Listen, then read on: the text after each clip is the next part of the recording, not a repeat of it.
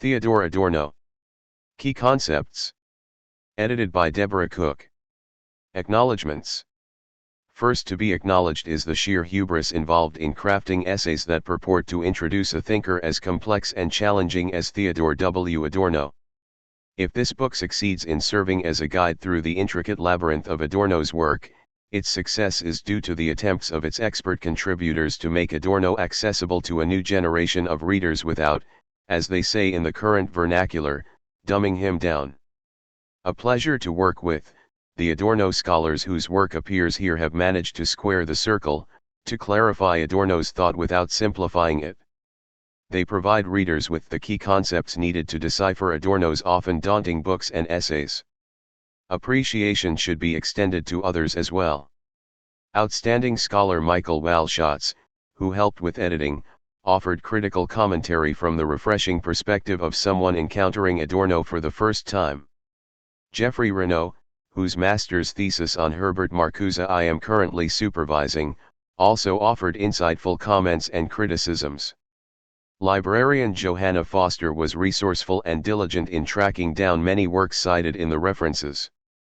Colleagues Catherine Hundleby and Marcello Garini afforded me the luxury of several weeks in Toronto to work on editing when they agreed to serve in my place as acting head of the philosophy department. For his part, Tristan Palmer at Acumen was always helpful and encouraging in a quietly unobtrusive way. Finally, the spirit of our own troubled age, the zeitgeist, which deeply informs the essays in this volume, must be acknowledged. Adorno remains relevant because the issues he explored are as pressing now as they were when he first began to subject them to his uncompromisingly critical gaze. Deborah Cook. Abbreviations. The following abbreviations refer to frequently cited texts written by Theodor W. Adorno. Full bibliographical details are given in the references. AE Against Epistemology, a Metacritique. Studies in Husserl and the Phenomenological Antinomies, 1983. At Aesthetic Theory, 1997. CLA Can One Live After Auschwitz? A Philosophical Reader, 2003. CM Critical Models, Interventions and Catchwords, 1998. The Dialectic of Enlightenment, 1972, c. Translated by John Cumming, Dialectic of Enlightenment, Philosophical Fragments, 2002, J. Translated by Edmund Jeffcott. DLM Democratic Leadership and Mass Manipulation, 1986. M. Essays on Music, Theodor W. Adorno, 2002.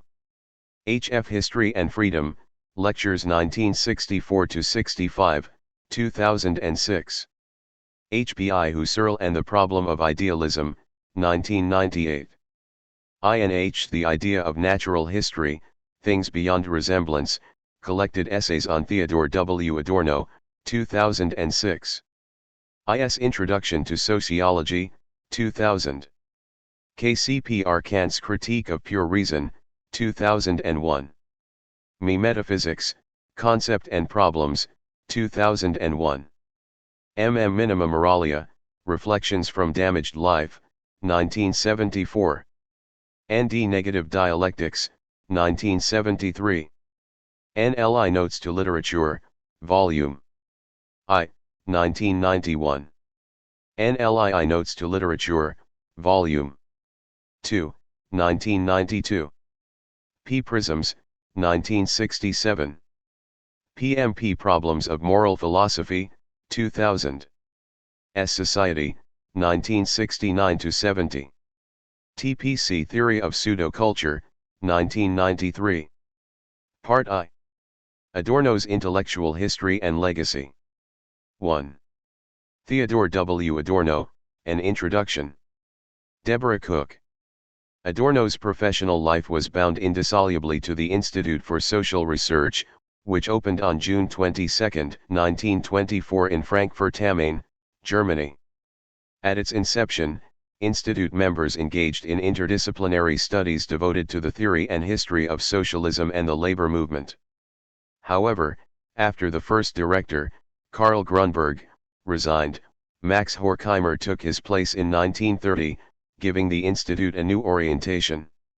In his inaugural address, Horkheimer stated that the work undertaken by the institute would examine the connection between the economic life of society, the psychical development of individuals, and the changes in the realm of culture in the narrower sense, to which belong not only the so-called intellectual elements, such as science, art, and religion, but also law, customs, fashion, public opinion, sports, leisure activities, lifestyle, etc. One using both empirical research and philosophy, the institute would develop a theory of contemporary society by analyzing its prevailing tendencies, with the ultimate goal of transforming society along more rational lines. Point 2. However, with the victory of Hitler's National Socialist Party in 1930, the institute nicknamed Café Marx III would not remain in Frankfurt much longer.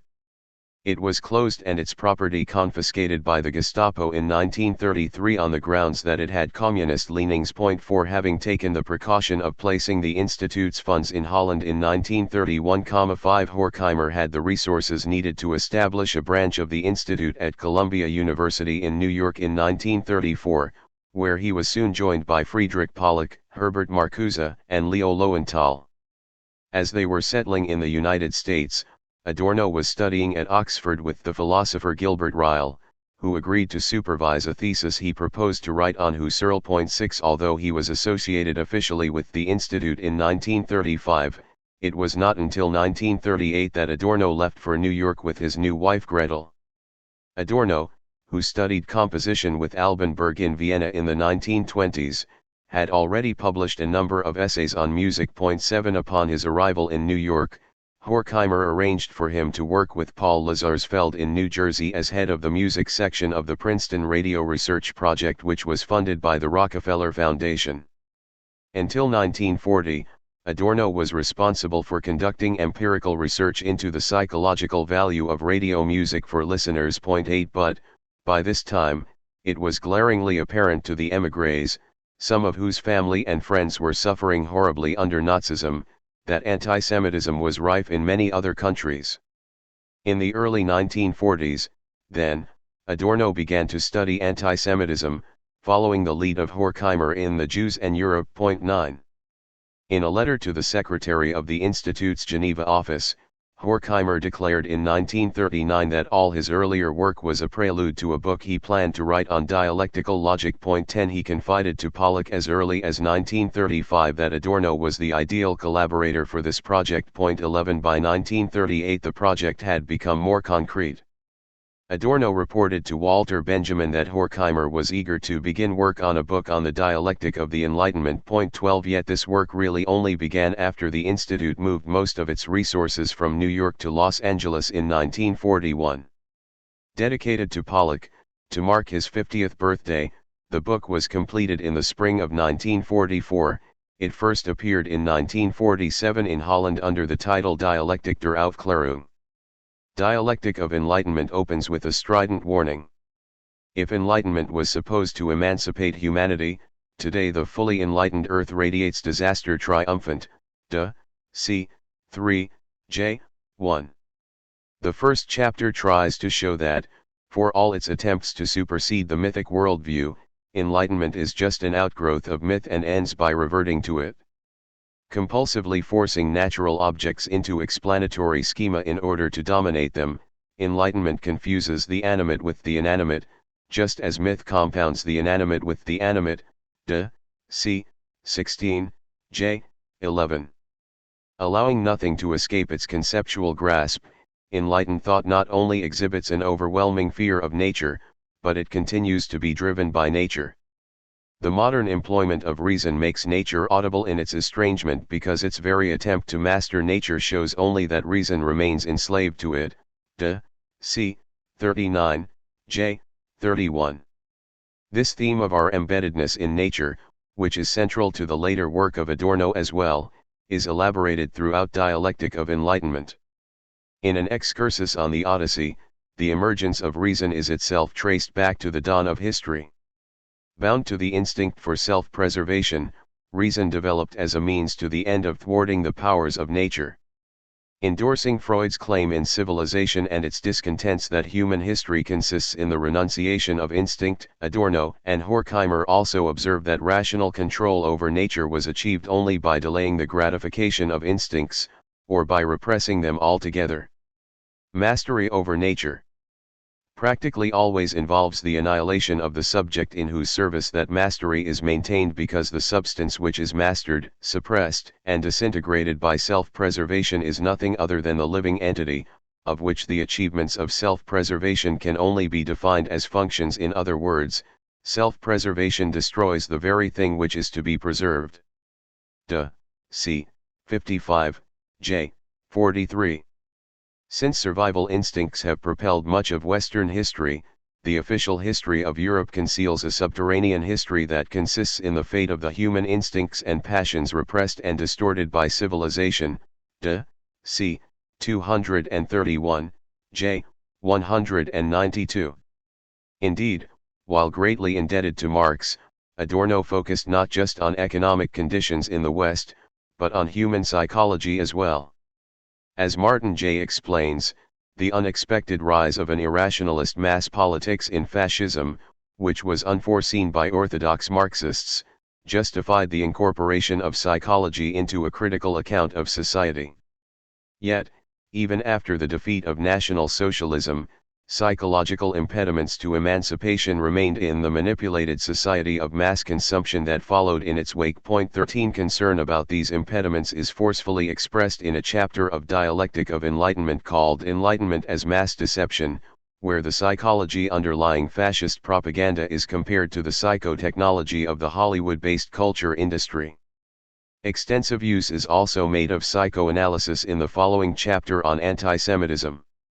Nevertheless, it was not just the attempt to understand fascism and the culture industry that made Freud indispensable. What particularly recommended Freud to Adorno was his endorsement of the idea that nature and history are dialectically entwined. Originally advancing this idea in a 1932 lecture called The Idea of Natural History, INH 260, Adorno later supported it by citing the German ideology, where Marx declared that nature and human history would always qualify one another, ND 358. But Adorno points out that Freud too described history as natural. On the one hand, Freud derived even complex mental behaviors from the drive for self-preservation and pleasure. On the other hand, he never denied that the concrete manifestation of instincts may undergo the most sweeping variations and modifications throughout history. 14 Consequently, Freud's instinct theory not only helped Adorno to explain phenomena such as Nazi Germany and the culture industry, but also to elaborate in psychological terms on Marx's dialectical view of the relationship between nature and history. Admittedly, Adorno was neither an orthodox Marxist nor an orthodox Freudian, and he never fully addressed the problem of reconciling Marx and Freud. Yet he examined the impact of capitalism on the psychological development of individuals in most of his work. According to Adorno, the rise of capitalism had fostered widespread social and psychological pathologies such as authoritarianism, narcissism, and paranoia. And, as early as 1927, Adorno argued that these pathologies can be overcome, not by psychoanalysis, but only by completely transforming capitalist society. 15 Since psychopathologies have social roots, often connected to the predominance of exchange relations in human life, they can be dealt with effectively only by abolishing this predominance. Yet Adorno distanced himself from both Marx and the orthodox Marxism of the former Soviet Union in his 1942 essay Reflections on Class Theory. Since Marx's prediction about the concentration and centralization of capital was realized, capitalism had changed, particularly with respect to the composition of classes. Consisting of relatively independent entrepreneurs during the earlier phase of liberal capital, the bourgeoisie forfeited much of its economic power as monopoly conditions developed. The economically disenfranchised bourgeoisie and the proletariat now form a new mass class distinct from the class comprising the dwindling owners of the means of production, CLA, 99. In a Hegelian remark about the Aufhebung, the preservation and sublation of classes under monopoly capital, Adorno states that Marx's concept of class must be preserved because the division of society into exploiters and exploited, not only continues to exist but gains in force and strength. But the concept must be sublated because the oppressed who today, as predicted by Marxist theory, constitute the overwhelming majority of humankind, are unable to experience themselves as a class, CLA, 97, TR mod. So, while class stratification persists, classes themselves have changed, and the subjective awareness of belonging to a class has evaporated. Marx's theory is no longer straightforwardly applicable to conditions today precisely because he was right about the emergence of monopoly conditions. Adorno also takes issue with Marx's theory of impoverishment, arguing that impoverishment can be understood only in a metaphorical sense because workers today have far more to lose than their chains. Compared to the situation of workers in 19th century England, the standard of living of workers in the West has improved owing in part to the establishment of the welfare state. The workday is now shorter, and workers enjoy better food, housing, and clothing, protection for family members and for workers in their old age, and an increase in average life expectancy. Hunger no longer compels workers to join forces and make a revolution, CLA, 103, TR mod. Borrowing a phrase from the Communist Manifesto, Adorno argues that, with the welfare state, the ruling class effectively secures for slaves their existence within slavery in order to ensure its own. Impoverishment now refers to the political and social impotence of individuals who have become pure objects of administration for monopolies and their political allies, CLA, 105. Survival depends on adaptation to a constantly changing and inherently unpredictable economic system. Adaptation is reinforced by the sophisticated psychotechnology of the culture industry and the prevailing positivist ideology which glorifies existing states of affairs. By these means, the needs of the new mass class are made to harmonize with commodified offers of satisfaction. Conformity to socially approved models of behavior now appears more rational than solidarity, CLA, 97.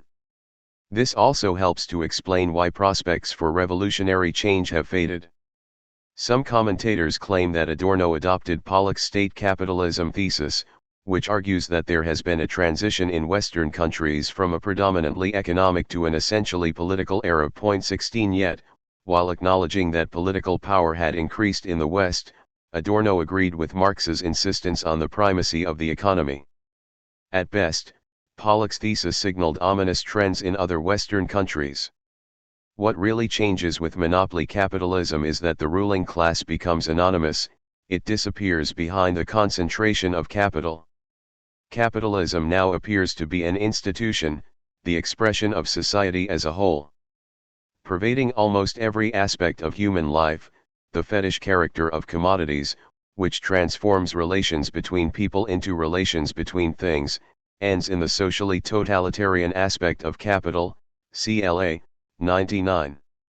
As Stefan Mullerdum remarks, the pervasiveness of reification today provides an answer to a question posed in the preface to Dialectic of Enlightenment, namely why humanity is sinking into a new kind of barbarism, rather than entering into a truly human state. 17. The urgency of this question did not abate when Adorno returned to Frankfurt in 1949. Until his death, much of his work including books and essays on music and literature dealt with the problems of fascism and monopoly capitalism. What concerned Adorno above all is that conditions similar to those accompanying the rise of Nazism in Germany persist in the West. He believed that little had changed since the end of World War II, the economic order, and to a great extent also the economic organization modeled upon it, now as then renders the majority of people dependent upon conditions beyond their control and thus maintains them in a state of political immaturity. In the interest of survival, individuals must negate precisely that autonomous subjectivity to which the idea of democracy appeals. They can preserve themselves only if they renounce their self, cm. 98. Upon his return to Germany, Adorno's empirical study of personality traits in the United States, The Authoritarian Personality, was published, along with other volumes in a series entitled Studies in Prejudice. During the 1950s, Adorno also wrote articles dealing with research methodology in the social sciences. 18 Indeed, while criticizing empirical social research on the grounds that social science must be guided by the normative idea of a true society. 19 Adorno engaged in empirical studies throughout the 1950s. In 1952, for example, he drafted a qualitative analysis of astrology columns in the Los Angeles Times, as well as 2 studies of television. 20 Back in Germany, he worked on a project examining the relationship between the manifest political opinions of Germans from different social strata and their latent attitudes. 21 Part of the study focused on how German citizens attempted to deny their recent past.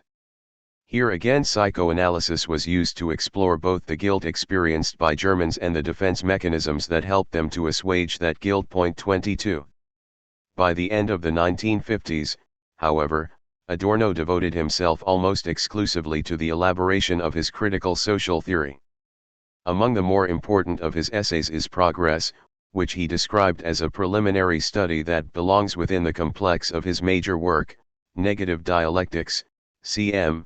125.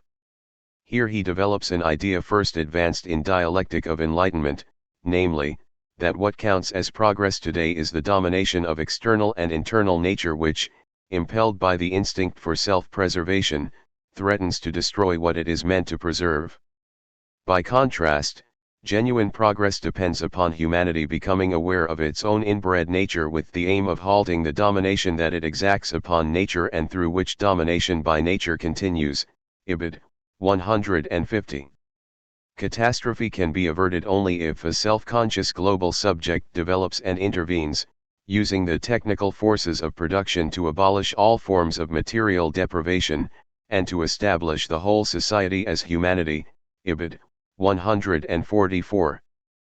But Adorno continued to develop his ideas. Among the more important of these are his notions of identity and non-identity thinking. As J. M. Bernstein remarks, identity thinking was discussed as early as dialectic of enlightenment, even if it was not given that name. What is called the principle of immanence in dialectic of enlightenment was later called identity thinking. This principle entails that an object is known only when it is classified in some way, or when it is shown, via subsumption, to share characteristics or features with other objects. Similarly, an event is explained if it can be shown to fall within the ambit of a known pattern of occurrence, if it falls within the ambit of a known rule or is deducible from, subsumable by, a known law. In turn, concepts, rules, and laws have a cognitive value only when they are subsumed under or shown to be deducible from higher-level concepts, rules, or laws. 23 Bernstein resumes, see omission is subsumption is necessarily reiterable, and reiteration occurs through cognitive ascent from concrete to abstract, from particular to universal, from what is relatively universal, and thereby still in some respect particular, contingent, and conditioned, to what is more universal. 24. By subsuming objects under concepts and concepts and laws under explanatory systems, we try to dominate nature in the interest of survival. In so doing, we wrongly substitute unity for diversity, simplicity for complexity, permanence for change, and identity for difference. Once particulars are effectively identified with universals, there is allegedly nothing more to be said about them. Identity thinking consists in the claim that diverse objects fall under concept X, it thereby obliterates the particularity of objects, their differences from one another, their individual development and histories, along with other unique traits. To counter identity thinking, Adorno proposed a new cognitive paradigm, non-identity thinking. He had already broached this idea in his lectures on Kant's Critique of Pure Reason. Kant implicitly endorses non-identity by insisting on the obstacle, the block, encountered by the subject in its search for knowledge. Non-identity appears in the idea that our affections not only arise from things in themselves, but that these things are irreducible to our concepts and categories of them, KCPR, 66-7. Adorno devotes his magnum opus, Negative Dialectics, to exploring this alternative cognitive paradigm. Claiming that identity thinking merely says what something falls under, what it exemplifies or represents, and what, accordingly, it is not itself. Adorno contrasts it to non-identity thinking, which seeks to say what something is. By saying it is, non-identity thinking does identify, it even identifies to a greater extent than identity thinking. But non-identity thinking identifies in other ways because it is not content merely to subsume objects under universal concepts with a view to manipulating and controlling them. Rather, non-identity thinking tries to make concepts consonant with non-conceptual particulars. In so doing, it reveals elements of affinity between the non-conceptual object and our concepts of it, ND 149. This affinity exists because concepts are thoroughly entwined in non-conceptuality, they are moments of the reality that requires their formation, primarily for the control of nature, Ibid. 11. In non-identity thinking, then, the direction of conceptuality is turned back towards non-conceptuality because concepts are generated in our embodied contact with material things, and they continue to refer to things by virtue of their meaning in which their relation to the non-conceptual survives, ND 12. Yet concepts have a dual relation to objects. On the one hand, they depend on the non-conceptual matter that provides their content and is the source of their power to name. To convey full, unreduced experience in the medium of conceptual reflection, then, non-identity thinking must immerse itself in things, Ibid. 13.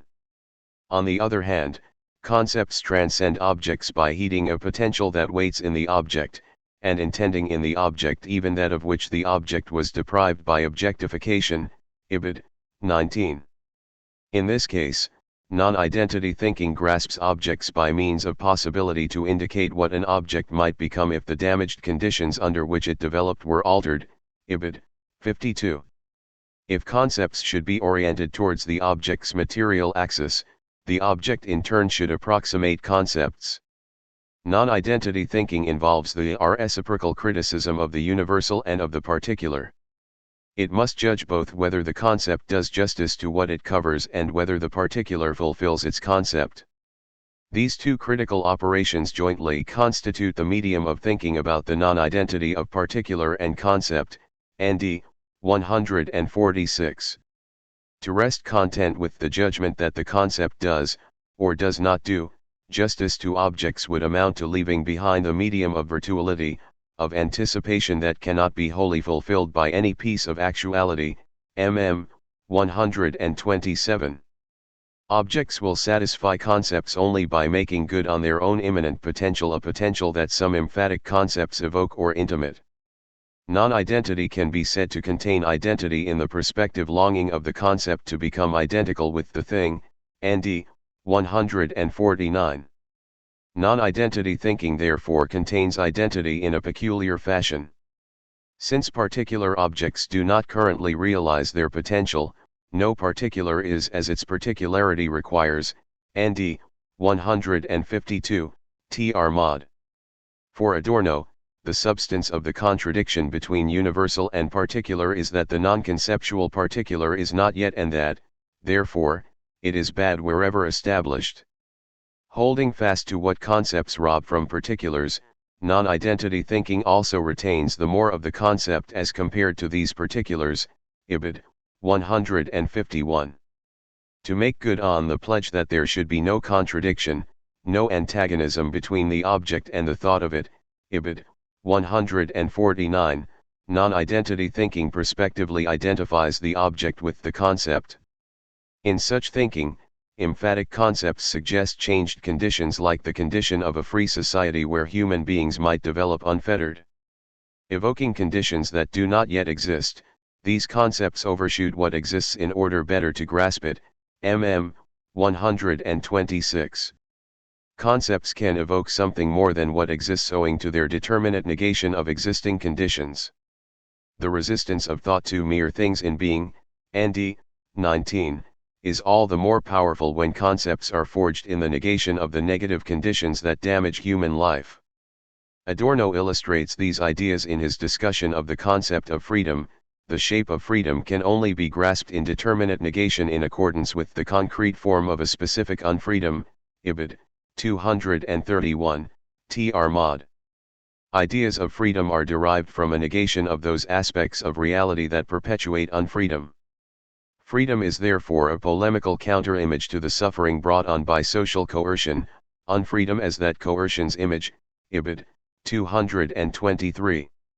Here Adorno invites us to think of emancipatory movements such as abolitionism and women's liberation, in which the unfree conditions that cause suffering point to their possible reversal by giving rise to the idea of a condition in which oppression would end. Ideas such as that of freedom arise within oppressive situations as resistance to repression, Ibid. 265. Freedom arises historically in experiences of combating unfreedom. Although he claims that determinate negation is the only form in which metaphysical experience survives today, me. 144, Adorno rejects Hegel's view that it necessarily yields something positive. Since our conceptions of freedom are rooted in the very negativity they strive to overcome, they are also contaminated by that negativity. If critique indicates what is right and better, it does so only obliquely. The negation of negative conditions remains negative because positivity is only indirectly outlined by critique, ND 158-9. A resolutely critical negation of existing states of affairs, determinate negation discloses something equally negative: what exists is not yet what it ought to be, and what ought to be does not yet exist. In other words, a double negation yields only more negativity. Emphatic concepts must be employed with other concepts in what Adorno describes as a constellation.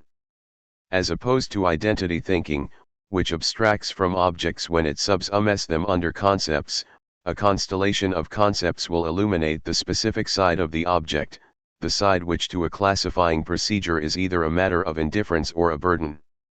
In this context, Adorno praises Max Weber's employment of ideal types, or of concepts gradually composed from individual parts, taken from historic reality, ND 164. To illustrate this procedure, Adorno turns to Weber's discussion of capitalism in the Protestant Ethic and the Spirit of Capitalism, where Weber gathers diverse concepts such as acquisitiveness, the profit motive, calculation, organization in order to express what capitalism aims at, not to circumscribe it to operational ends, Ibid.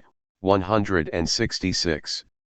Conceding that constellations are subjective constructs, Adorno nonetheless argues that this subjectively created context is readable as a sign of objectivity, or of the spiritual substance of phenomena, Ibid.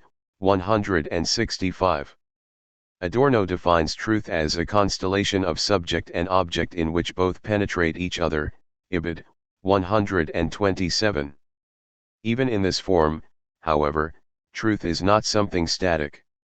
Instead, thought must constantly renew itself in the experience of the subject matter, and that matter, for its part, is first determined by subjective concepts.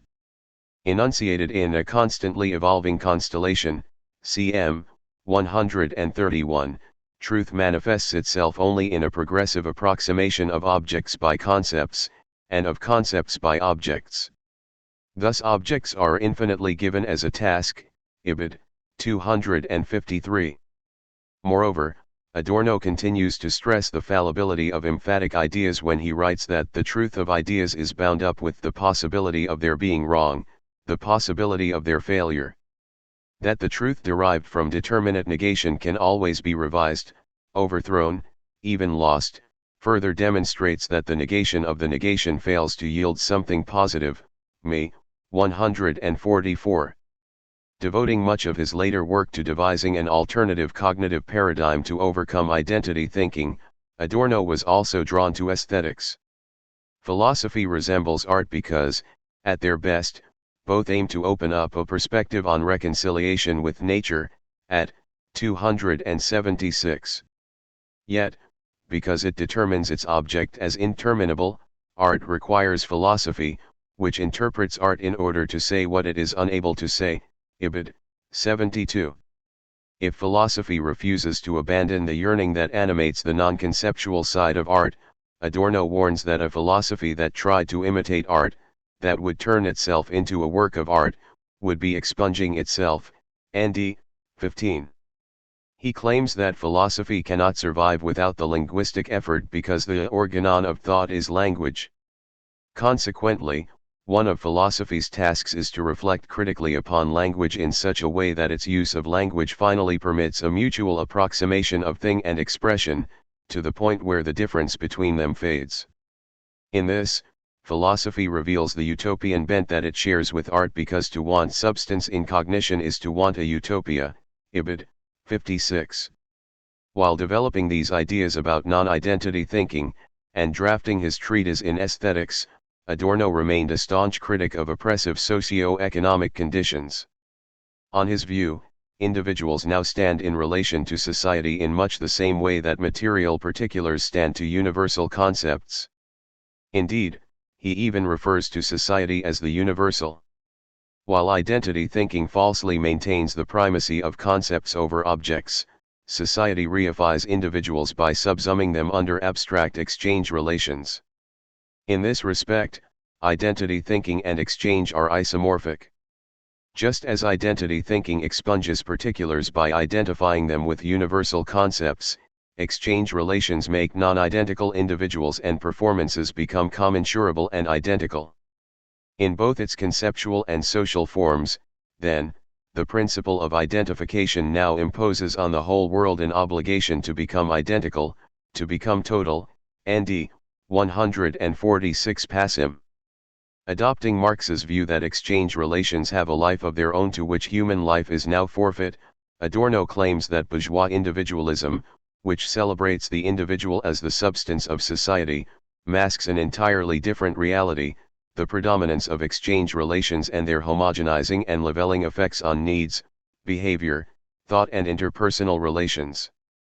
Although individuals have always been obliged to submit to economic conditions that determine whether they work, when, where, and how they work, today even their needs and instincts are manipulated to correspond to available offers of commodified satisfaction, and their behavior is molded to fit socially approved models. In fact, exchange relations now encroach upon areas of life that were formerly unaffected by them. Forced to adapt to a world whose law is universal individual profit, we submit to forms of integration so complete and far-reaching that Adorno even compares them to genocide. ND 362. Individuals measure their own self-worth and the worth of others in terms of the value of the goods they possess and the places they occupy within the economic system. Their possessions and occupations serve as social markers that position them within groups and distinguish them from other individuals and groups. In other words, individuals relate to one another as mere agents and bearers of exchange value. S. 148-9. At the same time, they are isolated and alienated from one another precisely because their interpersonal relations are often cemented by nothing more substantive than exchange. Indeed, Adorno is especially worried about prospects for social solidarity today. As the exchange principle degrades relations between people to relations between things, the solidarity needed to surmount these relations has evaporated. In other words, exchange relations undermine the very solidarity that is needed to overcome them. Economic conditions also severely impair the autonomy of the family and the public sphere. Since individuals are completely dependent for their survival on the often fickle largesse of the state and the economy, it is far easier for public and private institutions to usurp the role the family once played as the primary agent of socialization. As the media and other institutions replace authority structures within the family, ego development suffers because individuals no longer measure their strength against their parents through rebellion and resistance. Now weakened, the ego's defenses against the instinctual energy of the ID and the superego are also weak. This ego weakness contributes to the marked increase in narcissistic pathologies, which Adorno was among the first to diagnose. Owing to the psychic economy of the reified and narcissistic personality, society extends repressively into all psychology in the form of censorship and the superego. 25 Regressive forms of solidarity have emerged in movements, such as Nazism, where leaders attract followers by reanimating narcissistic superego introjects. Of course, Adorno borrows from Freud in his analysis of phenomena such as Nazism. As Freud explained in Group Psychology and the Analysis of the Ego, Once individuals identify with a leader and become members of a group, they behave instinctually rather than according to their egocentric interests. Point 26 in his 1951 essay, Freudian Theory and the Pattern of Fascist Propaganda, Adorno also adopted Freud's view that groups often act as a negatively integrating force. Negative emotions towards outgroups, Jews, blacks, communists etc., offer a narcissistic gain for followers because they believe that simply through belonging to the in-group they are better, higher, and purer than those who are excluded. Point 27 Collective narcissism compensates for social powerlessness by allowing people to turn themselves either in fact or imagination into members of something higher and more encompassing to which they attribute qualities which they themselves lack and from which they profit by vicarious participation. TPC 32-3. While the family no longer serves as the primary agent for socialization, the public sphere fails to fulfill its role as the most important medium of all politically effective criticism because it has become so commodified that it currently works against the critical principle in order to market itself. cm. 283. Public opinion is imposed from above by the overall structure of society and hence by relations of domination. Ibid. 121. Opinions disseminated by the culture industry merely reflect those of the prevailing economic and political powers. Public opinion today is indissolubly entangled with private interests in profit and power that only masquerade as universal. Ibid. 117. Truth is replaced by statistically generated opinions, and the public has lost the capacity for the sustained reflection required by a concept of truth. Ibid. 114. The loss of individuality, autonomy, and freedom, which Adorno charts throughout his work, can be traced to the surrender of the task of self-preservation to the welfare state and the capitalist economy. Admitting that this surrender was necessary to enable individuals to survive in more highly developed social conditions, Adorno nonetheless observes that, to survive under capitalism, individuals are compelled to become the involuntary executors of the law of exchange, ND 312. For their part, however, Western societies neglect their living human substratum in their relentless pursuit of profit. As Simon Jarvis puts it, the more obvious it becomes that the economic basis of any individual's life is liable to annihilation, and the more real economic initiative is concentrated with the concentration of capital, the more the individual seeks to identify with and adapt to capital. For capital, however, the individual's self-preservation is not in itself a matter of any importance. Point 28. Adorno complains that even reflective people, capable of taking a critical perspective on society, have little choice but to make an alien cause their own. ND 311. But most individuals remain the unconscious and largely impotent pawns of an economic system that uses and abuses them with the sole aim of promoting its particular interests in profit and power. Once the self-preserving function of their egos was split off from that of consciousness and subordinated to economic and political agents and institutions, their attempts to preserve themselves effectively surrendered to irrationality. Point 29. Since individuals are wholly dependent on society for their survival, capitalism can dispense with the mediating agencies of ego and individuality it had fostered under the earlier stage of liberal capitalism. It now arrests all differentiation, while exploiting the primitive core of the unconscious. Point 30. Substantially weakened, few individuals can resist the manipulation and exploitation of their instincts. Openly admitting that he was exaggerating the somber side of our current predicament, cm. 99, Adorno tried to describe objective tendencies in the West where the immense concentration of economical and administrative power leaves the individual no more room to maneuver, that is, where society tends toward totalitarian forms of domination. Ibid. 298. Still, individuals are not doomed to remain oblivious to the ways in which they perpetuate their own powerlessness. Although survival instincts have led us to do destructive things both to ourselves and to the nature on which our survival depends, things might have gone, and may yet go, differently. It may yet be possible to direct self-preservation consciously to the goal that it implicitly contains, the preservation of the species as a whole. In fact, Adorno argues that reason should not be anything less than self-preservation, namely that of the species, upon which the survival of each individual literally depends. Ibid. 273. Reason can never be split off from self-preservation, not only because it owes its own development to this drive, but because the preservation of humanity is inexorably inscribed within the meaning of rationality. Self-preservation has its end in a reasonable organization of society, Ibid. 272, or in a society that preserves its subjects according to their unfettered potentialities, Ibid. 272-3. The goal of establishing a rational society that preserves and enhances the lives of each one of its members without exception was championed by all first-generation critical theorists.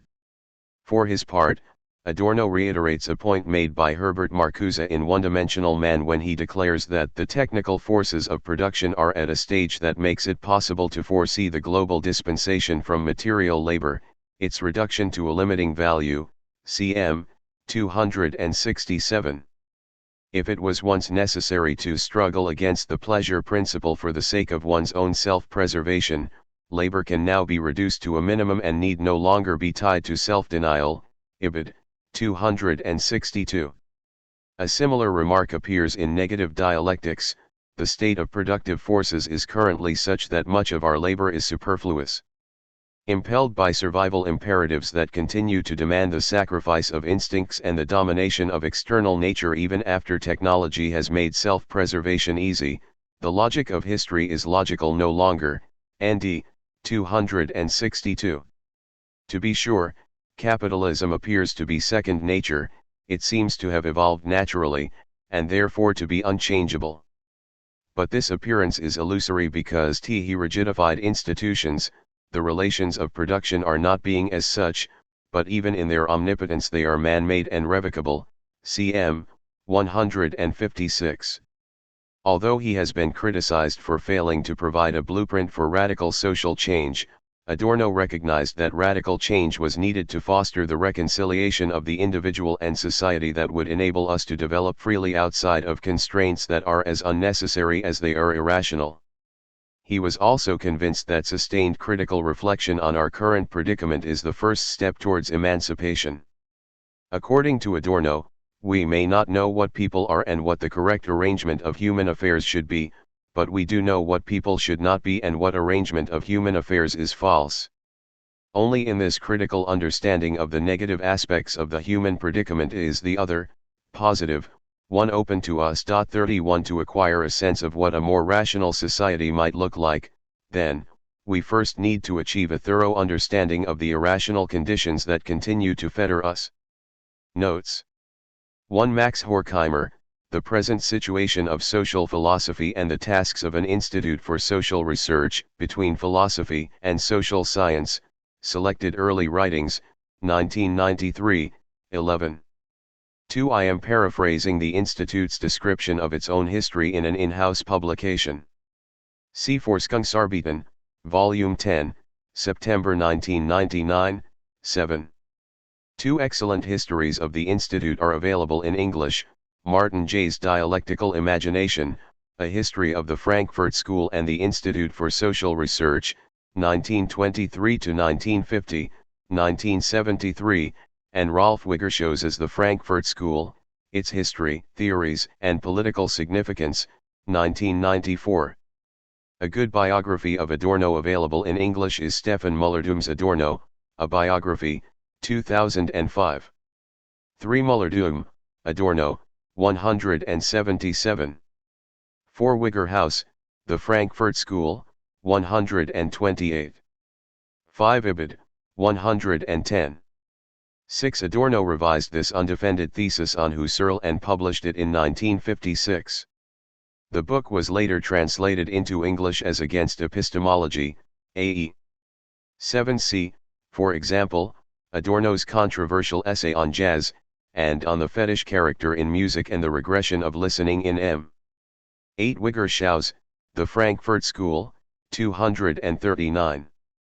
9. Horkheimer, Die Juden und Europa, Zeitschrift für Sozialforschung 8, 1-2, 1939, 115-37. In 1941, the Institute published a series of articles on National Socialism in the successor to the Zeitschrift, called Studies in Philosophy and Social Science. 10 Wigger Schaus, The Frankfurt School, 177. 11 Ibid, 160. 12 J, Dialectical Imagination, 254. 13 J, Adorno, 85. 14 Adorno, Die Revidierte Psychoanalyse, Tr. Rainer Kohn, Gesammelschriften 8, 1972, 22. This essay was originally given as a lecture to the Psychoanalytic Society in San Francisco in 1946, it was first published in Psyche 6, 1, 1952. 15 Muller-Duhem, Adorno, 105. 16 Friedrich Pollock, State Capitalism, Its Possibilities and Limitations, The Essential Frankfurt School Reader, 1978, 78. See also Pauline Johnson's reading of Pollock's thesis in this volume, Chapter 7. 17 Muller-Duhem, Adorno, 267. See Horkheimer and Adorno, de, c. 11, j. 14. 18 C, for example, The Positivist Dispute in German Sociology, 1976, which contains presentations that Adorno and Karl Popper gave at a workshop in Tübingen in 1961. 19 Adorno, et.al., The Positivist Dispute in German Sociology, 27. 20 C. Adorno, The Stars Down to Earth, The Los Angeles Times Astrology Column, The Stars Down to Earth and Other Essays on the Irrational in Culture, 1994, 34-127. See also Prologue to Television, and Television as Ideology, cm. 49-57, 59-70. 21 Muller-Duhem, Adorno, 380. See Friedrich Pollock, ed., Gruppenexperiment, Einstudienbericht, 1955. 22 Muller-Duhem, Adorno, 381-2. 23 J. M. Bernstein, Adorno, Disenchantment and Ethics, 2001, 87. 24 Ibid, 88. 25 Adorno, Sociology and Psychology, New Left Review 47, 1968, 79. 26 Sigmund Freud, Group Psychology and the Analysis of the Ego, The Penguin Freud Library, Volume 12, Civilization, Society and Religion, 1985, 100. 27 Adorno, Freudian Theory and the Pattern of Fascist Propaganda, The Essential Frankfurt School Reader, 1978, 130. 28 Simon Jarvis, Adorno, A Critical Introduction, 1998, 83. 29 Adorno, Sociology and Psychology, 88, Tr. Mod. 30 Ibid, 95. 31 Adorno, Individuum und Organisation, Gesammelschriften 8, 1972, 456. 2. Influences and Impact. Deborah Cook. Introduction. Two figures took center stage on the philosophical scene in Germany in the 1920s, Edmund Husserl and Martin Heidegger. Focusing on Husserl in his 1924 doctoral thesis, Adorno continued to engage with his ideas in later work as well. Point 1 However, Adorno was neither a Husserlian nor a Heideggerian. He first criticized Heidegger's work in The Idea of Natural History, INH, 260-61, where he rejected Heidegger's notion of historicity, opting instead for a Marxist perspective on history.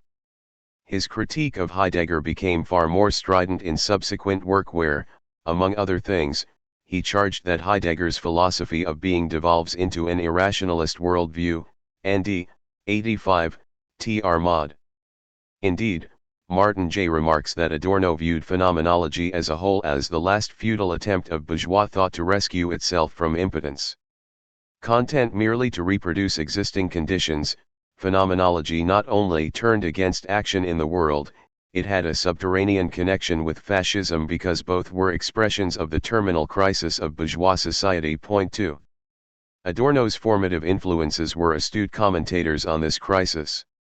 They included the culture critic Siegfried Kracauer, whom Adorno met towards the end of World War I, acquainting him with the work of Immanuel Kant. Kracauer taught Adorno to interpret all philosophical works as coded texts from which the historical condition of the mind could be read. NLII, 59. Kracauer also introduced Adorno to Walter Benjamin, who remained a close friend until Benjamin's death in 1940.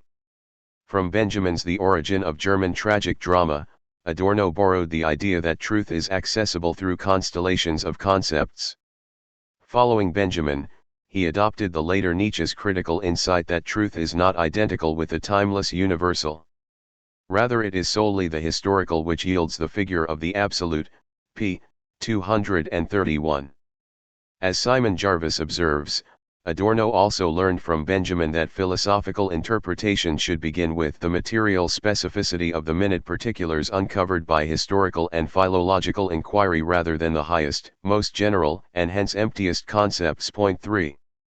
In the early 1920s, Adorno was greatly impressed by Ernst Bloch's spirit of utopia as well as by George Lukács's theory of the novel, which, as Kracauer taught him, kept alive the longing for vanished meaning in a world bereft of gods. Point 4. Even more important for Adorno's critical social theory was history and class consciousness, where Lukács extends Karl Marx's critique of commodity fetishism to disparate aspects of human life.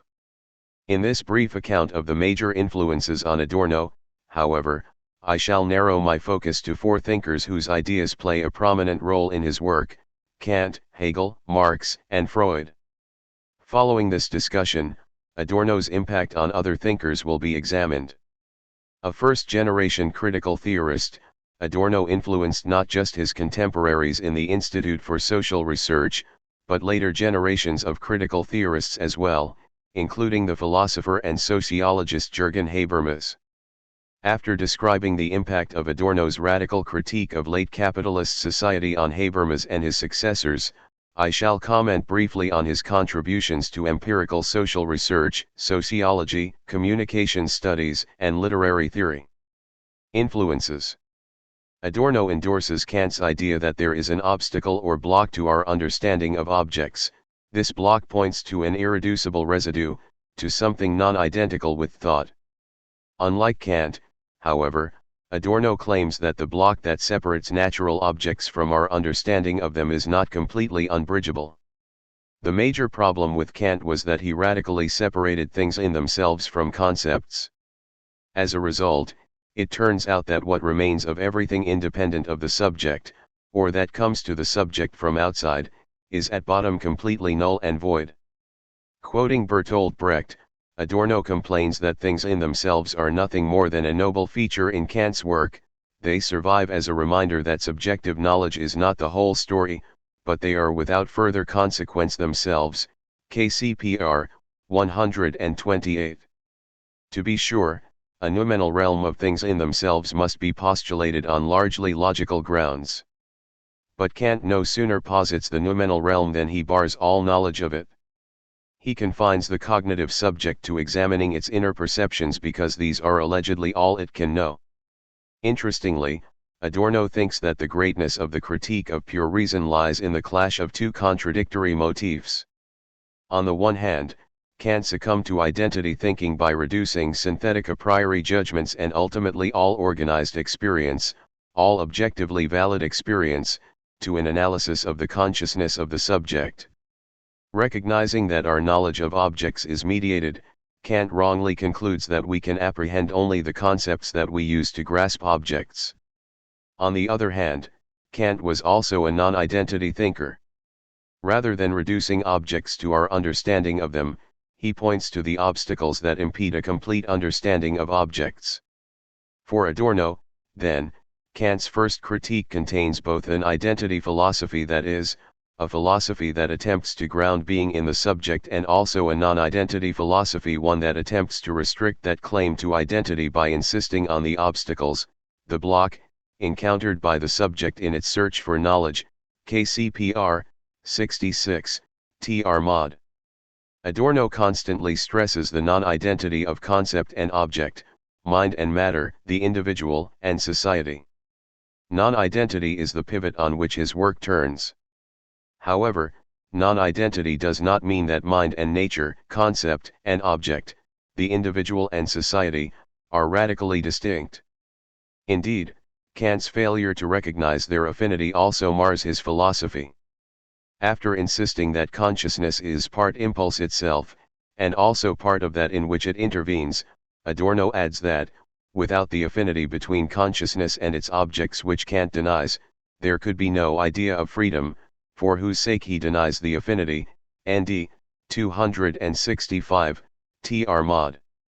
Freedom requires action, but we can act only because we are ourselves physical, non-conceptual objects, part of the natural and social worlds. Against Kant, who thought that reason alone motivates practical activity, Adorno counters that practice also needs something else, something physical which consciousness does not exhaust, something both conveyed to reason and qualitatively different from it, Ibid, 229. Still, Adorno greatly admired Kant's discussion of the antinomy of freedom and causality. On Adorno's view, the doctrine of determinism, which states that all human action is causally determined, implicitly endorses commodification and reification. Determinists act as though dehumanization, the totally developed commodity character of labor power, were human nature pure and simple. But the champions of free will are equally wrong because they completely disregard the effects of commodification and reification on human behavior. For Adorno, then, each extreme thesis is false because both proclaim identity, ND, 264, TR Mod. His lectures on moral philosophy end with the claim that the highest point to which moral philosophy can rise today is that of the antinomy of causality and freedom which figures in Kant's philosophy in an unresolved and for that reason exemplary fashion, PMP, 176. The antinomy of freedom and causality is instructive because it reveals the contradictions in which reason is entangled. Although Kant thought he could resolve this antinomy, Adorno claims that it actually reveals a contradiction in reality itself, Ibid, 30. In fact, he gives this antinomy a social interpretation while using it as model to clarify his dialectical practice. Since we can discover neither a positive freedom nor a positive unfreedom in ourselves, the truth content in Kant's antinomy consists in its disclosure of this ambivalent state of affairs, ND, 223. Adorno further argues that because there can be no answer to the question of whether freedom or unfreedom of the will exists, Ibid, 263, the antinomy indicates that the universal in the form of existing socio-economic institutions and practices and the particular individuals who make up its living human substratum have not yet been reconciled. But Adorno also argues that the social conditions that currently obstruct freedom point dialectically to their own reversal. Moreover, he traces this idea back to Kant, who taught that the entanglement of progress, in the realm of unfreedom, tends by means of its own law toward the realm of freedom, cm. 149-50.5. Progress is dialectical because historical setbacks also provide the condition needed for humanity to avert them in the future, Ibid, 154. Calling this reversal of fortune the dialectic of progress, Adorno contends that experiences of oppression encourage some individuals to conceive of conditions under which oppression will end. In other words, oppression is actually the prerequisite for settling the antagonism, Ibid, 150, TR Mod. Adorno thinks that Hegel borrowed his own notion of progress, the cunning of reason in history, from Kant's idea that the conditions of the possibility of reconciliation are its contradiction, and the conditions for the possibility of freedom are unfreedom, Ibid, 150. Applying Spinoza's famous dictum all determination is negation to the trajectory of spirit, Geist, Hegel shows that at each stage of its development, spirit determines itself and its objects more adequately and concretely when it acknowledges its own limitations, thereby enabling it to surpass them. On Adorno's own interpretation of Spinoza, a critical understanding of the negative aspects of the human predicament today makes it possible to conceive of an improved state of affairs. Although we shall never have a completely positive sense of what the correct arrangement of human affairs should be. 6. Adorno frequently argues that the false, once determinately known and precisely expressed, is already an index of what is right and better, cm. 288. Nevertheless, while Hegel thought that determinate negation allowed spirit progressively to acquire knowledge of the absolute, Adorno denies that it necessarily advances the human condition. Emerging in the negation of negative social conditions, our ideas about what is right and better are often flawed owing to their derivation from these very conditions. Although he employs these ideas himself in his trenchant and sustained critique of capitalist society, Adorno emphasizes their fallibility in his lectures on metaphysics when he states that critics have no choice but to work their way through the darkness without a lamp, without possessing the higher, i.e. Hegelian concept of the negation, by immersing themselves in the darkness as completely as possible. Me. 144. Moreover, where Hegel thought world spirit was the motive force underlying history, Adorno views it as a cipher for permanent catastrophe because it implicitly discloses real antagonisms between the individual and society. ND 320. Just as Kant's antinomies reveal real contradictions in society, so too Hegel's idea of a supra-individual spirit which determines the course of human history ultimately shows that individuals are dictated by the principle of perverted universality. Ibid. 344.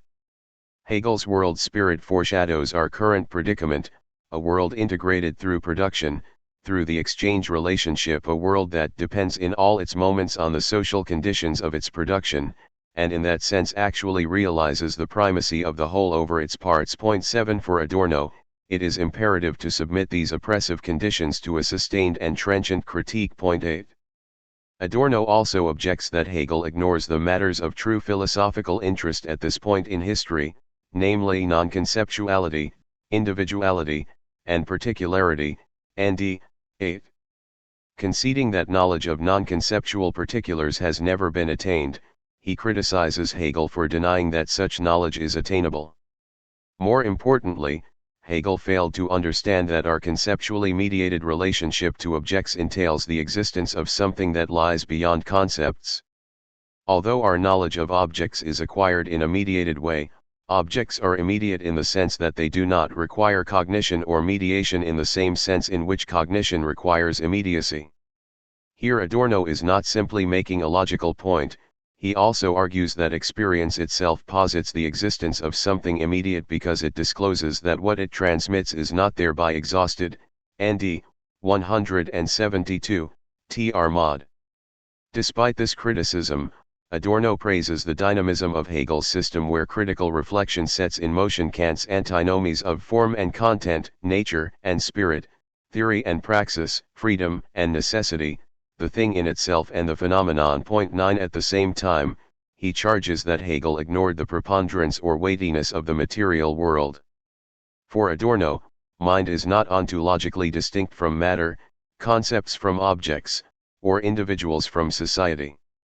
While they cannot be reduced to them, concepts are inextricably entwined in non-conceptuality, mind in matter, and the individual in society. If Kant's antinomies implicitly reveal both their affinity and their heterogeneity, Hegel failed to recognize that these antinomies register the very moment of non-identity that is an indispensable part of his own conception of the philosophy of identity. Adorno's negative dialectics consists in a concerted attempt to surpass Hegel's dialectics by transforming it into a consistent sense of the non-identity of subject and object, individual and society, while simultaneously stressing that both are material in character. 10. Neither reductive nor dualistic. 11. His negative dialectics is materialist because it reveals that both nature and history preponderate over human beings. At the start of a lengthy account of the history of materialism, Adorno states that there have always been two types of materialism, a social type, which focuses on society, and a scientific one, which focuses on nature.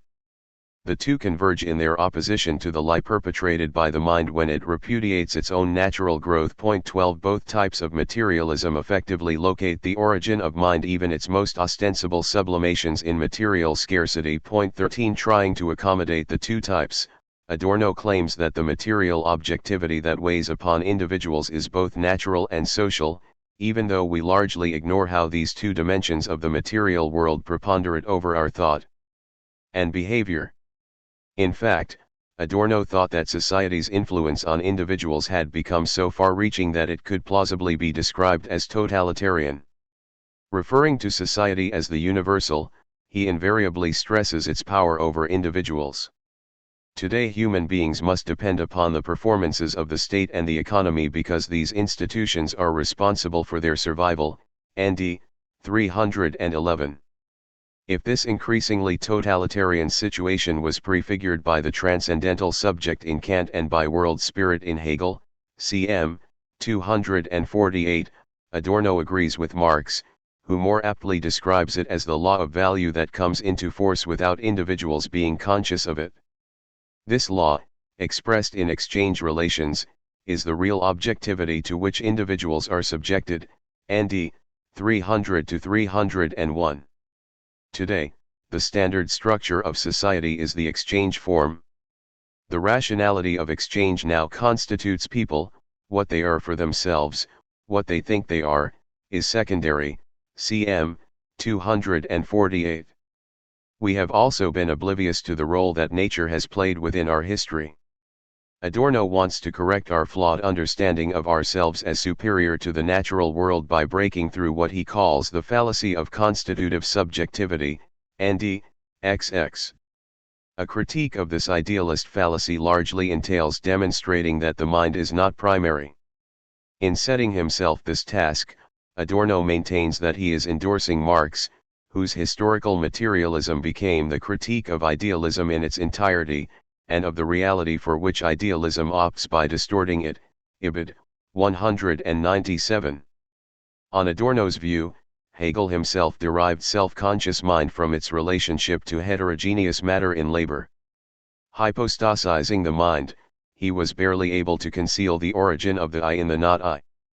Even for Hegel, then, mind implicitly originates in the real life process, in the law of the survival of the species, of providing it with nutrients. Ibid. 198, Tr. Mod. Again, this real life process is both instinctually driven and shaped by the capitalist mode of production with its rapacious and exploitative relationship to nature. Citing a famous passage of the German ideology, Adorno declares that in it, Marx stressed the unending entwinement of nature and history with an extremist vigor bound to irritate dogmatic materialists. For Marx, we know only a single science, the science of history. History can be conceived from two sides, divided into the history of nature and the history of humankind. Yet there is no separating the two sides. As long as human beings exist, natural and human history will qualify each other. Adorno follows this quotation with the claim that the traditional antithesis between nature and history is true in one respect and false in another. It is true insofar as it expresses what happened to the natural element, namely, that nature has been concealed to such a degree that what now appears to be natural is actually social. However, the antithesis is false because it apologetically repeats the concealment of history's natural growth by history itself. ND 358, Tr. Mod.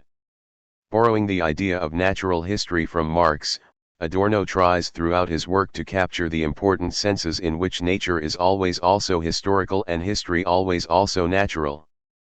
To avoid misunderstanding, however, he does not adopt the goal of naturalizing human beings and humanizing nature. Instead, as Lambert Z. Weidervart insightfully remarks, Adorno actually thought that human beings already are natural, all too natural, and nature is unavoidably human, all too human. Human beings are all too natural because they carry out domination as if they were beasts of prey, oblivious to the fact that survival instincts motivate their behavior. For its part, nature has become thoroughly historical to the extent that it has become a mere object of human control. Point 14. To be sure, Adorno wants us to acknowledge both that we are inextricable parts of nature and that nature has always been, and always will be, entwined in human history. But, to adopt a controversial formulation, he simultaneously wants to dehumanize nature and denaturalize humanity. For even as he underscores both our natural creatureliness and our humanization of nature, he aims to foster the partial transcendence of nature by human beings, and of human beings by nature. If it is crucial for our self-understanding to acknowledge our affinity with nature, it is also the case that the non-identity of nature and human history must be given equal weight.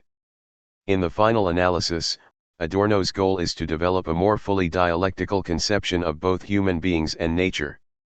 To say that nature is always also historical does not authorize the reduction of nature to history. Conversely, the naturalness of human history does not mean that history can be reduced to nature.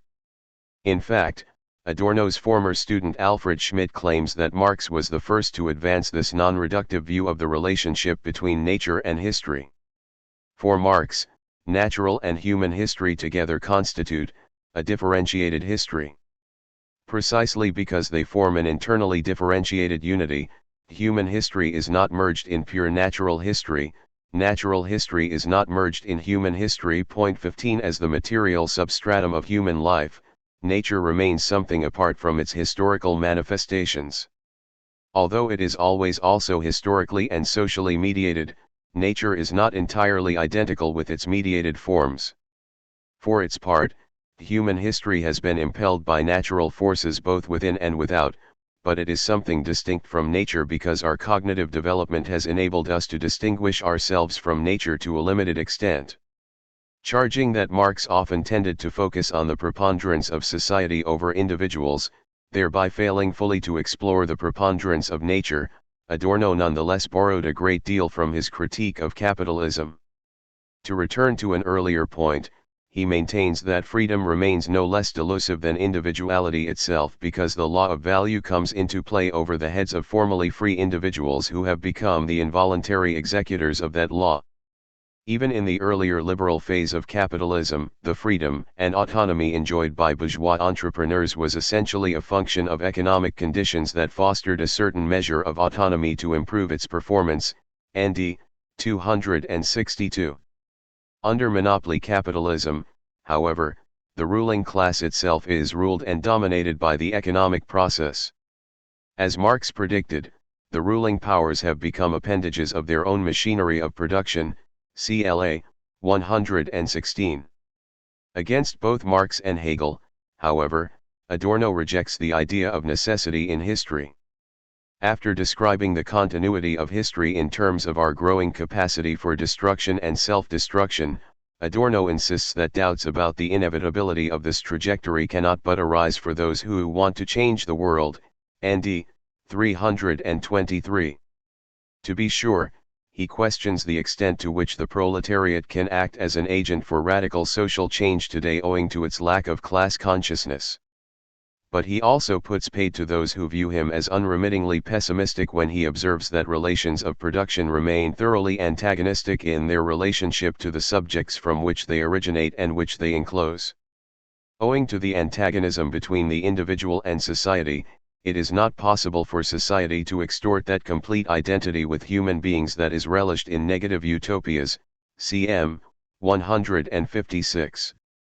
While Marx tended to focus on the preponderance of society over individuals, Freud was obviously more concerned with the impact of instincts on human behavior.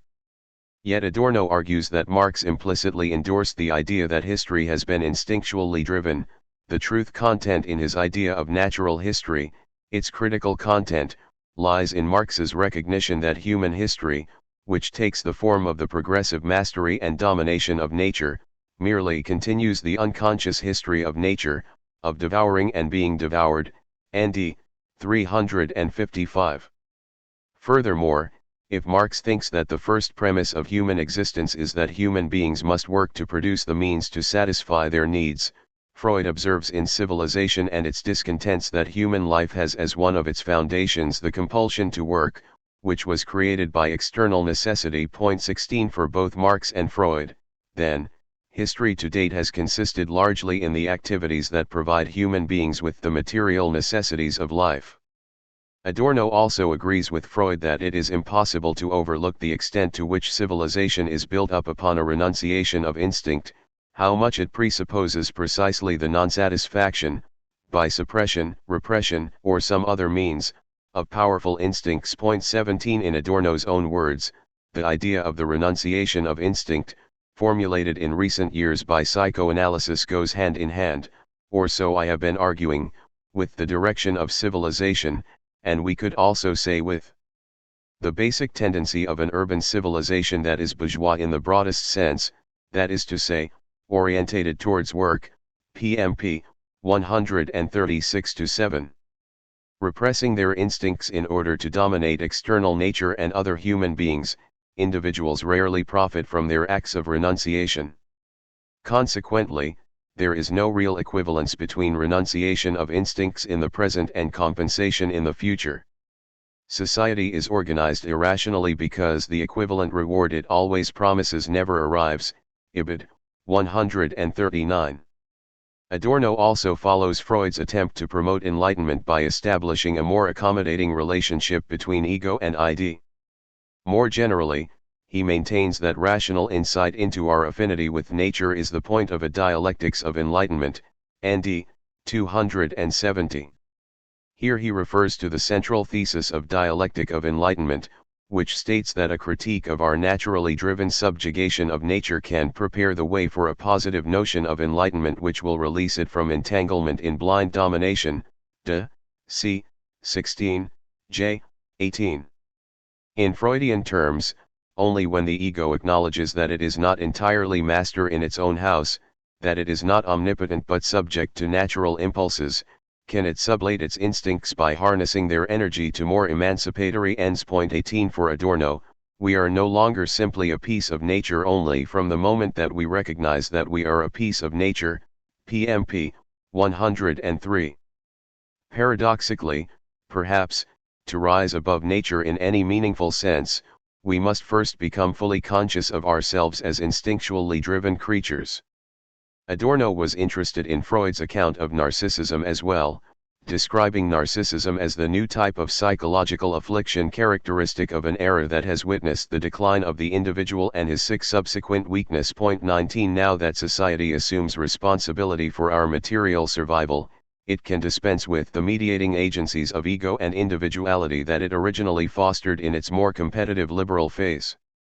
It encourages the formation of weak and submissive egos by arresting all differentiation and exploiting the primitive core of the unconscious. 20 In so doing, it fosters narcissistic pathologies where the self-preserving function of the ego is, on the surface at least, retained but, at the same time, split off from that of consciousness and thus lost to rationality. 21 Since the narcissistic ego is too weak to accommodate its instincts, these can be exploited easily by politicians and the mass media. Given this ego weakness, effective resistance to society has all but disappeared. Unlike Freud, however, Adorno thought that psychopathologies such as narcissism would be overcome, not by psychoanalysis, but only by completely transforming society. He also objected that Freud vacillates between criticizing the renunciation of instinct as repression contrary to reality, and applauding it as sublimation beneficial to culture, mm. 60. Still, Adorno developed a remarkably sophisticated psychoanalytic account of antisemitism and Nazism based on his discussions with Freudian social psychologists. 22 He gave pride of place to psychoanalysis in his criticisms of the culture industry and in much of his empirical work as well. 23 If he famously declared that nothing in psychoanalysis is true but the exaggerations, Ibid. 49, he also insists that what is essential to thought is just this element of exaggeration, Ibid. 126. Readily admitting that he too is exaggerating the somber side of the human predicament, Adorno defends himself by stating that he is simply following the maxim that only exaggeration per se today can be the medium of truth, cm. 99. Exaggeration can play an important role in critical social theory by highlighting the destructive and self-destructive tendencies in contemporary society. Impact. In keeping with the profoundly ethical thrust of first-generation critical theory, Habermas also orients his work towards the goal of a more rational society that would permit individuals to enjoy greater freedom and autonomy. Just as Adorno believed that a deep understanding of the present situation is needed to bring such a society to fruition, Habermas too endorses the view that only undiminished, critical insight into our current predicament can provide the basis for positive change. Like Adorno, he offers penetrating analyses of life in the West, examining problems such as the crises that periodically afflict capitalism, reification, civil privatism, democratic deficits in the West, and globalization. While far less critical of Western institutions, procedures, and practices than Adorno was, Habermas continues to sound a distinctly Adornian note in between facts and norms when he observes that, more than any other, the 20th century has taught us the horror of existing unreason. To banish that horror, reason must put itself on trial. 24. Following Adorno, Habermas agrees with Marx's claim that reason has always existed but not always in a rational form. 25. Moreover, in their respective critiques of Western reason, Adorno and Habermas declare themselves partisans of the Enlightenment tradition described by Kant in What is Enlightenment? 26. Each sees himself as advancing this tradition with its emphasis on rational, autonomous, and critical thought. For his part, Adorno claims that his work contributes to enlightenment by promoting the self-critical spirit of reason, nd. 29. Like Kant, he wants individuals to gain greater political maturity, to become capable of independent and critical judgment, cm. 281-2. Situating his own work within the Enlightenment tradition, Habermas too wants individuals progressively to free themselves from superstition and authoritarian belief systems in order to submit to the unforced force of the better argument alone. Although he denies that the proletariat can ever play the role of the universal subject of history, Habermas is indebted to Marx's critique of capitalism and the commodity form. In fact, he links his critical idea of the colonization of the life world to the problem of reified social reality that Marx first targeted in his critique of commodity fetishism, and which Lukács subsequently adopted. As he told an interviewer, "When I was writing the theory of communicative action, my main concern was to develop a theoretical apparatus with which the phenomena of reification, Lukács, could be addressed." 27. Furthermore, while criticizing the Marxist claim that the economy determines the political, social, and cultural superstructure, Habermas accepts Marx's view that capitalism defines the development of Western society as a whole. 28. Adorno constantly stresses the catastrophic tendencies in Western societies. For him, the complete reification of the world is indistinguishable from an additional catastrophic event caused by human beings, in which nature has been wiped out and after which nothing grows anymore. NLI 245. By contrast, Habermas believes that the trajectory of Western society is double-edged.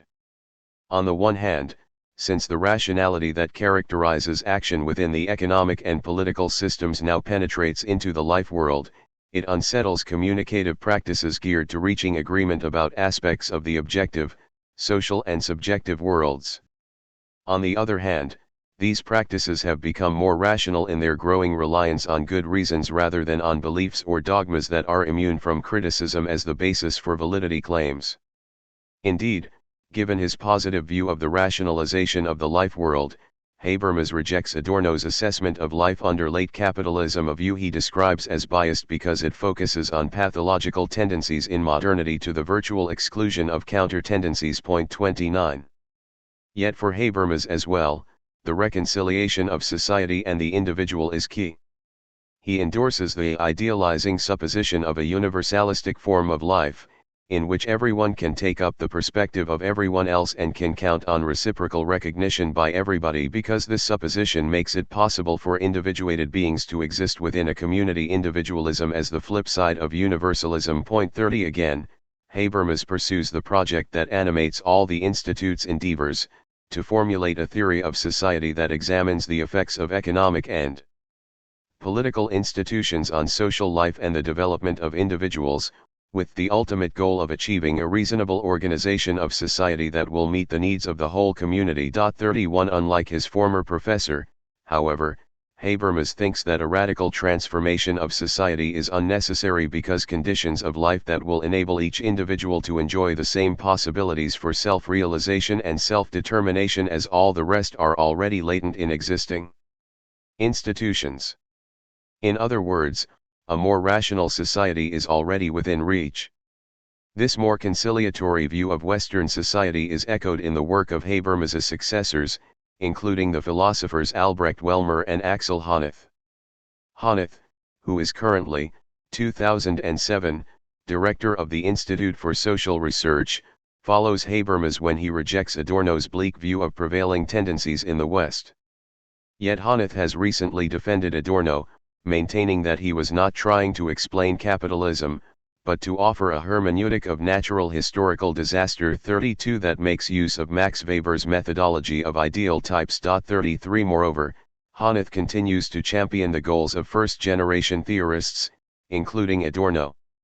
In a recent brochure, the Institute commits itself to examining contradictory tendencies in Western society, tendencies that have led both to greater freedom, in new familial arrangements, for example, or in the legal recognition of the equality of women, and ethnic and racial minorities, and to lesser freedom owing to the deregulation of labor markets and the arms race. Never conceived as an exclusively theoretical enterprise, the Institute has also contributed enormously to the development of empirical social research. In fact, Adorno's own empirical work, as well as his many essays on empirical research methods, are exemplary in this regard. To be sure, projects such as the authoritarian personality came under critical fire, but this criticism by no means detracts from Adorno's pioneering role. As Jay rightly insists, to dwell on the problems with the methodology and conclusions of the authoritarian personality would miss the tremendous achievement of the work as a whole. Jay also remarks that one astute reviewer described the 8 volumes of Studies in Prejudice as an epoch-making event in social science. These studies, which included the authoritarian personality, unleashed an enormous flood of research. 34 Moreover, the impact of this work on the social sciences was felt both in North America and Europe because Adorno brought back to Germany the research methodology that he helped to develop in the United States. Adorno not only contributed to the development of the social sciences, his work on the culture industry had a significant impact on research in the field, initially influencing analysts such as Paul Lazarsfeld and Elihu Katz. Examining radio and the recording industry in the late 1930s, Adorno continued to study the mass media throughout his life, offering a highly critical account of the commodification of culture. In free time, written in the 1960s 35, he commented on the leisure activities of individuals in the West, offering a nuanced assessment of their reception of television. His assessment was based in part on an empirical study he conducted at the Institute in 1966, which showed that television viewers were more critical of what they watched than might otherwise have been expected. However, the importance of these studies of mass culture is largely overshadowed by the impact of Adorno's theoretical work on writers as diverse as Guy Debord and Stuart Ewan. Here too Adorno pioneered the exploration of many problems now treated in media studies and communications departments in Western countries. If disciplines such as sociology and media studies have felt the impact of both Adorno's empirical and his theoretical work, it should also be noted that Adorno influenced the study of literature and music as well. Contemporary literary theorists, such as Terry Eagleton and Frederick Jameson, have certainly been drawn to his work. Indeed, Adorno's many essays on literary topics are taught with some frequency in departments of literature. 36 Still, Adorno was a far more prolific critic of modern music. His many essays and books on composers as diverse as Arnold Schoenberg, Ludwig van Beethoven, Igor Stravinsky, and Richard Wagner continue to interest critics and musicologists alike. Surprisingly, perhaps, given Adorno's denunciation of many aspects of mass culture, Max Pattison points out that some of his aesthetic ideas have been taken up by writers who study rock music, including Michael Coyle, John Dolan, Alan Moore, and Simon Frith. 37. Given the breadth of Adorno's impact, it is difficult to mention even briefly all the areas in which his influence has made itself felt. However, one thing remains to be said. Despite all the interpretive work that has been done on Adorno, Adorno scholarship is still very much in its infancy. No one can claim to have deciphered completely what Adorno described in Dialectic of Enlightenment as his message in a bottle. Indeed, Adorno remarks that, to ensure that it does not perish, his message about the hellishness of conditions here on earth is bequeathed, neither to the masses, nor to the impotent individual, but to an imaginary witness capable of turning his theoretical insights into emancipatory social practice. De c. 256, J. 213. Since this witness has not yet materialized, a definitive discussion of Adorno's impact is woefully premature.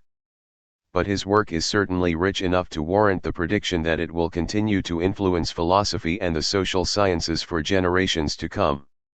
Notes 1c, for example, Against Epistemology, A.E. See Stale-Finca's essay in this volume, Chapter 5, for an extensive consideration of Adorno's engagement with Husserl. 2j, Dialectical Imagination, 70. 3 Simon Jarvis, Adorno, Marx, Materialism, The Cambridge Companion to Adorno, 2004, 83-4. 4 Wigger-Schaus, The Frankfurt School, 67. 5 See Kant's fourth proposition in Idea for a Universal History with a Cosmopolitan Purpose, Kant's Political Writings, 1971, 44, emphasis in the text. The means which nature employs to bring about the development of innate capacities is that of antagonism within society, insofar as this antagonism becomes in the long run the cause of a law-governed social order. 6 Adorno, Individuum und Organisation, Gesammeltschriften 8, 1972, 456. 7 Adorno, Hegel, 3 Studies, 1993, 27. 8 Ibid, 87-8. 9 Ibid, 8. 10 See Alison Stone's discussion of Adorno's logic in this volume, Chapter 3, for a more detailed discussion of the relationship between Adorno's and Hegel's dialectics.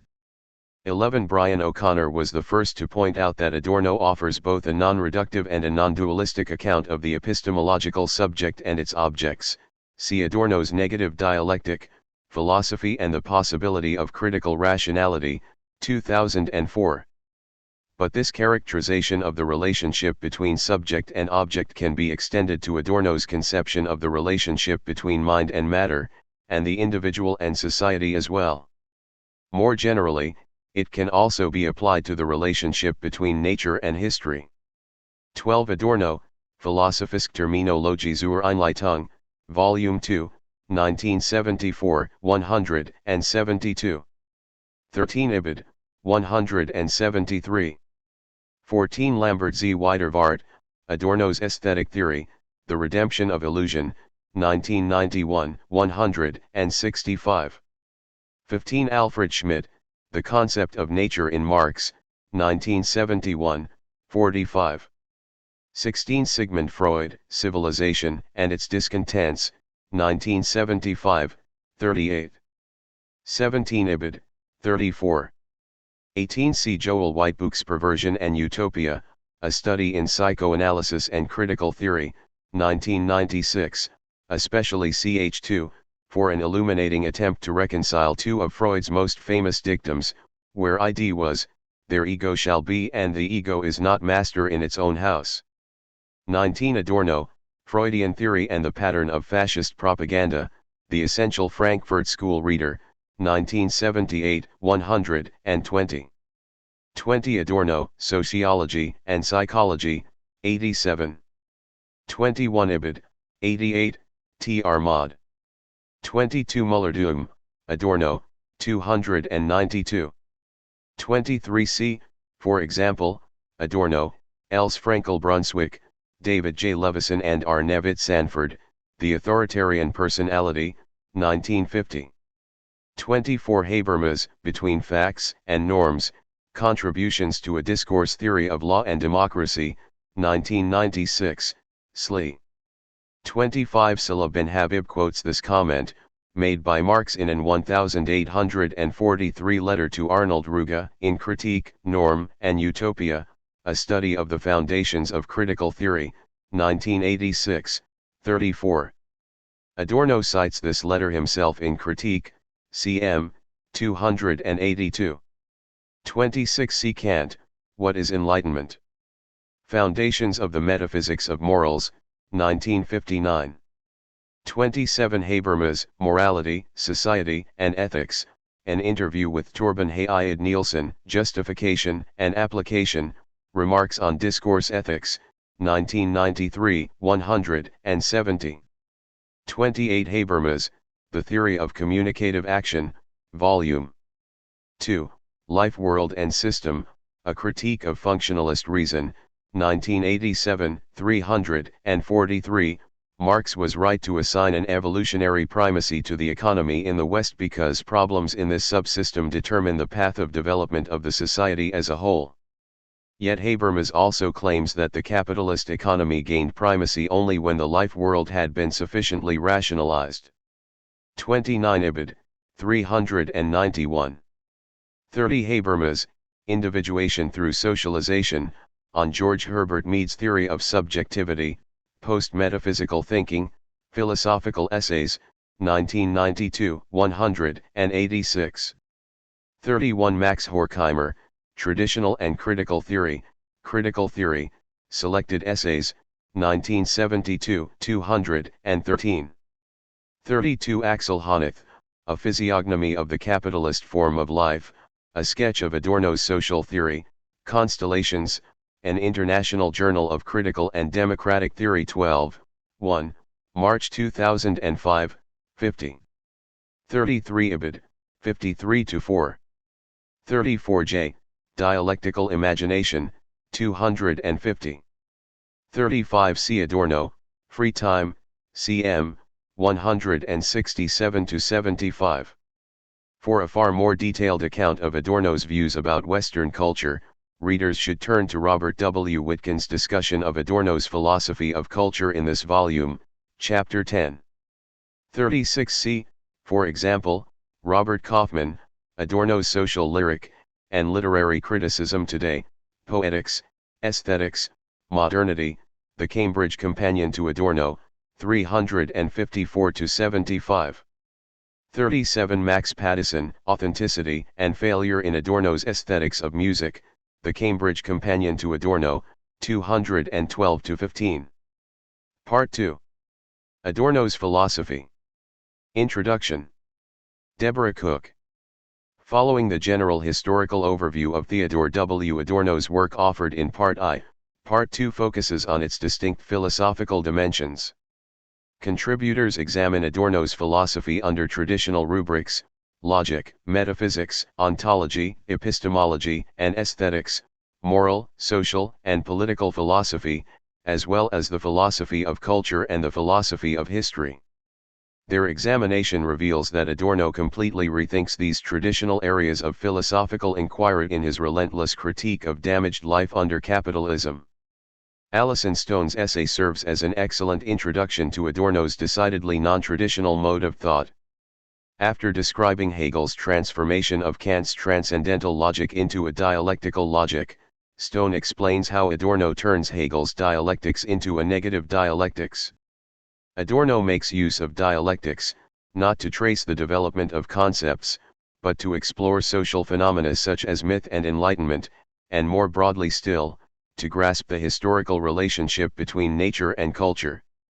Although nature and culture have been entwined throughout human history, negative dialectics reveals that our historically conditioned ideas about nature do not exhaust it. Nature remains stubbornly non-identical with respect to all our conceptions of it. Stone's account of Adorno's dialectically inflected non-identity thinking issues in an analysis of his employment of constellations of concepts to apprehend objects that are at one and the same time bound up with concepts and fundamentally heterogeneous with respect to them. Stone concludes that, while it does not accord with the traditional idea of logic, Adorno's negative dialectics has a logic of its own that attempts to do justice to nature, including human beings insofar as they are part of the natural world, while pointing to the prospect of a future reconciliation of concepts and objects, culture and nature. Oppenheimer begins his thoughtful essay by contrasting traditional metaphysics with Adorno's conception of it. Adorno criticized the affirmative character of traditional metaphysics, its ideological legitimation of the existing world, when he argued that horrific events, such as the Holocaust, give the lie to the metaphysical claim that this world is, at bottom, morally good. For this very reason, however, Adorno wants to retain the idea of something that transcends this world. More surprisingly still, perhaps, Adorno contends that the metaphysical idea of transcendence can be retained only by adopting a materialist perspective, that is, by focusing on singular experiences of our fragmentary, transient world. Borrowing from Walter Benjamin as he develops his idea of metaphysical experience, Adorno thinks that such experience can offer a glimpse of transcendence only within immanence. Based on experiences of evil in this world, as well as on intimations of our own mortality, metaphysics as Adorno understands it may give rise to the idea of a condition in which human beings would eventually be reconciled with nature. Although he concedes that Adorno's conception of metaphysical experience is vulnerable to criticism, Hammer further argues that the alternative to it would be tantamount to accepting the view that life today is utterly meaningless and hopeless. Finke addresses the thorny issue of the tension between ontology and epistemology in Adorno's thought. This issue is especially difficult because, for Adorno, reality is very much a function of the ways in which we think about it.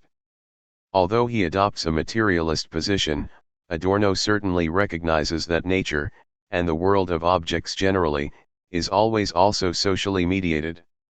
Focusing first on Adorno's extensive critique of Edmund Husserl, Finke shows that, among other things, Adorno targets his idea of subjectivity as pure intentionality and his idealist conception of objects.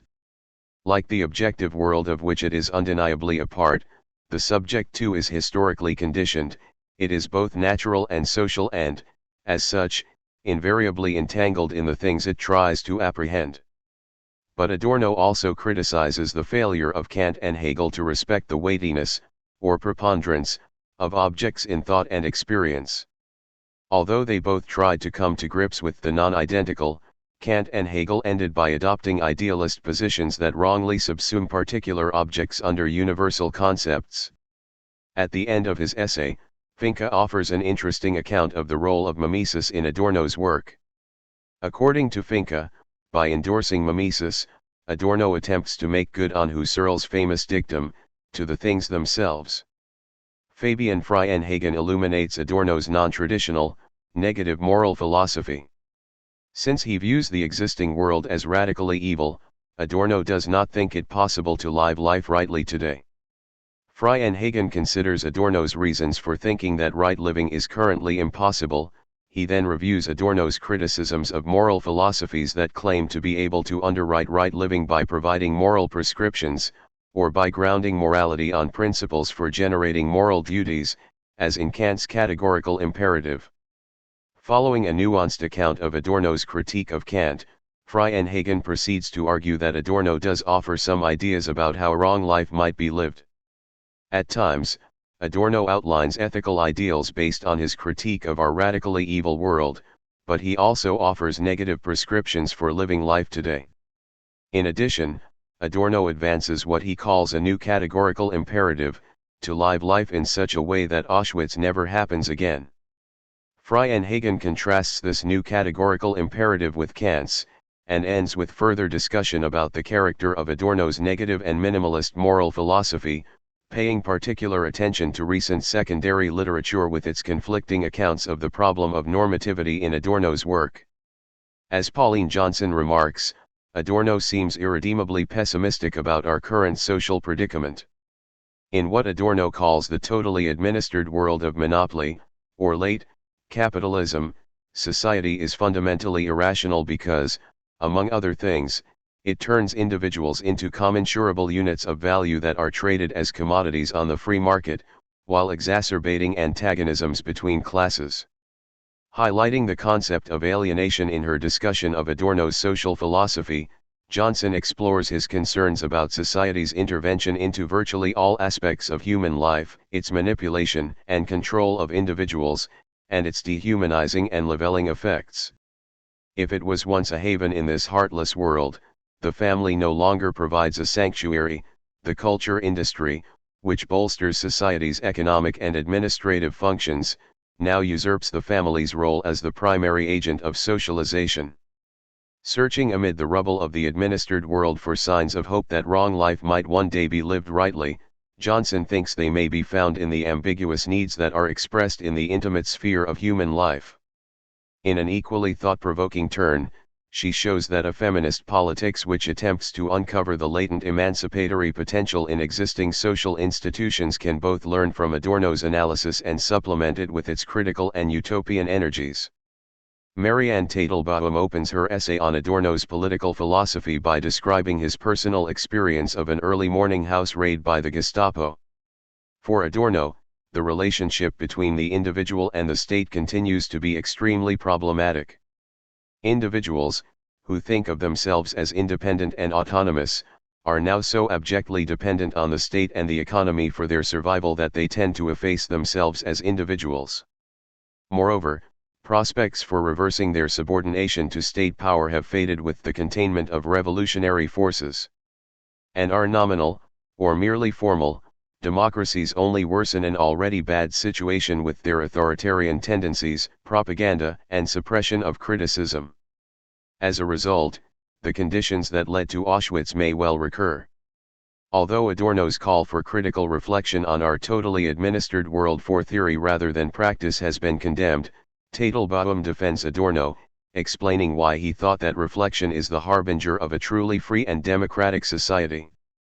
Criticizing traditional ideas about freedom camps in particular for their complicity in perpetuating unfreedom, Adorno contends, as Frey and Hagen also notes, that only the essentially negative freedom of resistance to existing conditions is possible today. Indeed, Teitelbaum ends by discussing the role that education may play in preparing individuals to think critically about the world around them, thereby fostering political maturity. Adorno is also well known for championing the role of art in developing a critical consciousness of society. At the same time, however, as Ross Wilson insightfully observes, Adorno problematizes the traditional categories of art and aesthetics when he questions whether aesthetics can stand alone as an independent area of philosophical inquiry, and challenges the category of art itself. Beginning with a historical gloss on Adorno's aesthetic theory, Wilson describes his attempt to move beyond both Kant's subjective aesthetics and Hegel's objective aesthetics by showing that the subject is inextricably entwined with the object, or artwork. Given this entwinement, philosophers may play an important role in the interpretation of art as well. Wilson also addresses the contentious issue of socially critical tendencies in artworks. Rejecting Bertolt Brecht's and Jean-Paul Sartre's contention that art should serve explicitly political ends, Adorno believes that art is already indirectly critical of our contemporary predicament owing to its very existence as art, and to its refusal to succumb to the pressures of the capitalist marketplace. To be sure, art has an ideological dimension insofar as it legitimates existing conditions. But art also has a truth content when it points to conditions that transcend damaged life, to the prospect of a world that is no longer sullied by the antagonisms that rend society today. Wilson's essay is complemented by Robert W. Witkin's evocative account of Adorno's philosophy of culture. Contrasting pseudo-culture to a more emancipatory culture that fosters the spiritual dimension of human life, Witkin reveals that Adorno based this distinction on George Simmel's views about objective culture and subjective culture. While all culture is entangled in material conditions, pseudo-culture differs from a culture that serves spiritual needs because it reinforces adaptation and conformity to these conditions by targeting regressive social and psychological tendencies in individuals. Moreover, because pseudo-culture does not develop dialectically from its elemental parts, it lacks a historical dimension that would nurture the human spirit. After remarking on Adorno's adoption of Max Weber's thesis that culture has succumbed to the disenchantment of the modern world, Witkin describes pseudo-culture as a fetishized, commodified culture that fails to participate in living relationships. He illustrates these ideas concretely by examining Adorno's critique of an astrology column in the Los Angeles Times, and by contrasting popular music, which is geared to producing effects that make it marketable, with serious music. Finally, Wittgen situates Adorno's work in the context of other critiques of contemporary culture, while observing that his ideas about culture are themselves caught up in a historical dynamic which ceaselessly recasts and renews them. Brian O'Connor examines Adorno's challenge to Hegel's idea of a progressive, universal history. Rather than simply rejecting this conception and asserting that history is discontinuous, Adorno tries to bring both ideas of history together, while holding them in dialectical tension, when he claims that history is characterized by constant disruptions. Following an engaging discussion of some of the problems with Adorno's view of history, O'Connor goes on to show that Adorno also fashions an idea of progress. As negative as his idea of freedom, progress would consist in preventing or avoiding catastrophe by disrupting the domination of nature that has characterized much of human history.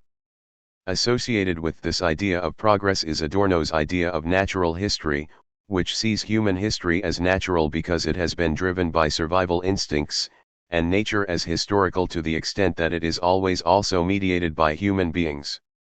Although society continues to veer towards totalitarianism as it intervenes, with increasing efficiency, into every aspect of life in its ceaseless attempts to dominate nature, Adorno did not think that its historical trajectory was written in stone. As O'Connor argues, the direction of history can be changed by acting collectively to reconcile history and nature in such a way that the dualism of nature and history is finally overcome without summarily reducing one to the other. Readers will discover that a single thread connects all the essays in this volume. Adorno engages with traditional philosophy while challenging many of its central claims to find ways to stem or reverse the damage done to life under late capitalism. In this respect, the contributors to this volume reveal that Adorno renews the philosophical tradition even as he radically contests and revises many of its premises. Indeed, few philosophers have been as uncompromisingly critical as Adorno was. Since thought itself, including philosophical thought, is shaped and conditioned by an increasingly irrational society, Adorno develops a new mode of thinking to counter historical tendencies that appear to be leading rapidly to a dead end, in more than just a metaphorical sense. Non-identity thinking, metaphysical experiences of transcendence which foreshadow new forms of intimacy, maturity, and social solidarity, unwavering resistance to forces of integration and domination, the resolute critique of damaged life not just in philosophy and social theory, but in art and culture as well, the disruption of prevailing societal tendencies, all these represent prospects for averting catastrophe. 3. Adorno and Logic. Alison Stone. Introduction. Adorno and logic might seem to be a combination as unpromising as Nietzsche and democracy, or Sartre and Hinduism. Adorno has no logic in the sense of a theory of valid forms of argument and inference. He is also deeply hostile to any attempt to formalize thinking because, he believes, formal thinking disguises the complexities and ambiguities inherent in any subject matter, making it impossible to reflect on them. Cm. 245-6.1. To encourage genuinely reflective thought, Adorno writes in a fragmentary and elusive style far removed from the logically formalized style of much 20th-century analytic philosophy. Yet Adorno does engage with an alternative tradition in logic which Kant and Hegel developed. Kant's transcendental logic studies the basic concepts such as reality and causality by which, Kant thinks, we structure our experience. Hegel transformed this transcendental logic into dialectical logic. Hegel's logic deeply influenced Adorno's approach to the study of socio-historical phenomena, especially his account of how enlightenment turns into its opposite, myth. But Adorno also criticizes Hegel, transforming his dialectical logic into a negative dialectic. In its most general form, negative dialectics applies to relations between concepts and objects, or between what Adorno calls identity thinking and the non-identical. To understand Adorno's thinking about logic in this Kantian Hegelian sense, we need to examine a cluster of concepts, those of negative dialectics, of concept and object, of identity and the non-identical, as well as Adorno's concept of constellations, which forms part of his account of negative dialectics. To make sense of these concepts, we must first reconstruct Kant's and Hegel's conceptions of logic. Kant to Hegel, from transcendental to dialectical logic. In Critique of Pure Reason, Kant distinguishes between general and transcendental logic. General logic sets out the rules of thought, without regard to the objects to which the understanding may be directed. Point 2. That is, general logic is purely formal and describes rules for how one must think regardless of what one is thinking about, if one's thinking is to be valid. Thus general logic is what we ordinarily mean by logic. By contrast, transcendental logic has meaning only within the framework of Kant's transcendental idealism, or his view that we cannot know objects as they are in themselves, but only as they appear to us when subjected to the forms of representation that we necessarily bring to experience. These forms are, 1. Forms of pure intuition, space and time, by which we structure our sensory impressions, and, 2. Concepts of understanding, by which we organize the disparate materials of sensation into structured objects that interrelate in orderly ways. Point 3. For Kant, forms of inquiry are transcendental if they investigate the conceptual and intuitive conditions that we necessarily bring to experience. Transcendental logic tries to identify which concepts structure any thinking at all about objects, or any thinking in which we order the materials of sensation. Point 4. These concepts are the pure concepts of the understanding, or the categories. They are pure because they are not derived from experience. Indeed, we need to employ these concepts to have any experience of objects at all. So which concepts necessarily structure experience? For Kant, all concepts function to unify manifold impressions given in sensation. Concepts are functions of unity. Point 5. But judgments, such as the rose is red, also unify. They unite a subject, rose, with a predicate, red. Different kinds of judgment unite subjects and predicates in different ways. The rose is red unites them by affirming that the predicate belongs to the subject, while the rose is not red unites its terms by affirming that the predicate is opposed to the subject. Point 6. In Aristotle's logic, which was canonical in Kant's day, there are 12 kinds of judgment, 12 different ways of uniting subjects with predicates. Kant claims that this indicates what the categories are.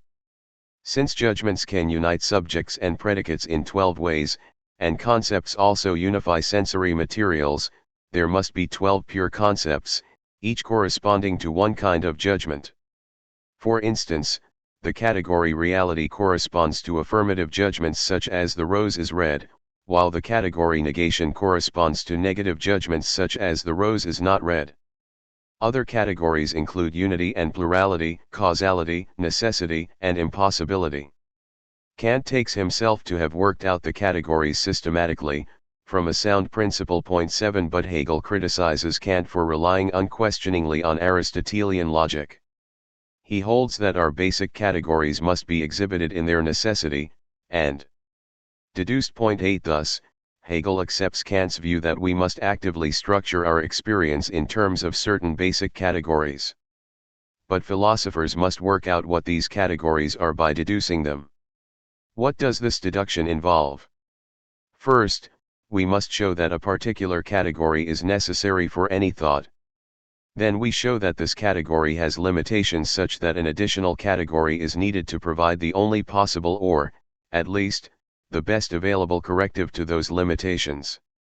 But this new category also proves limited, such that yet another category is required, and so on until we have deduced a complete chain of categories. Hegel sets out this chain of categories, or thought determinations, in his logic.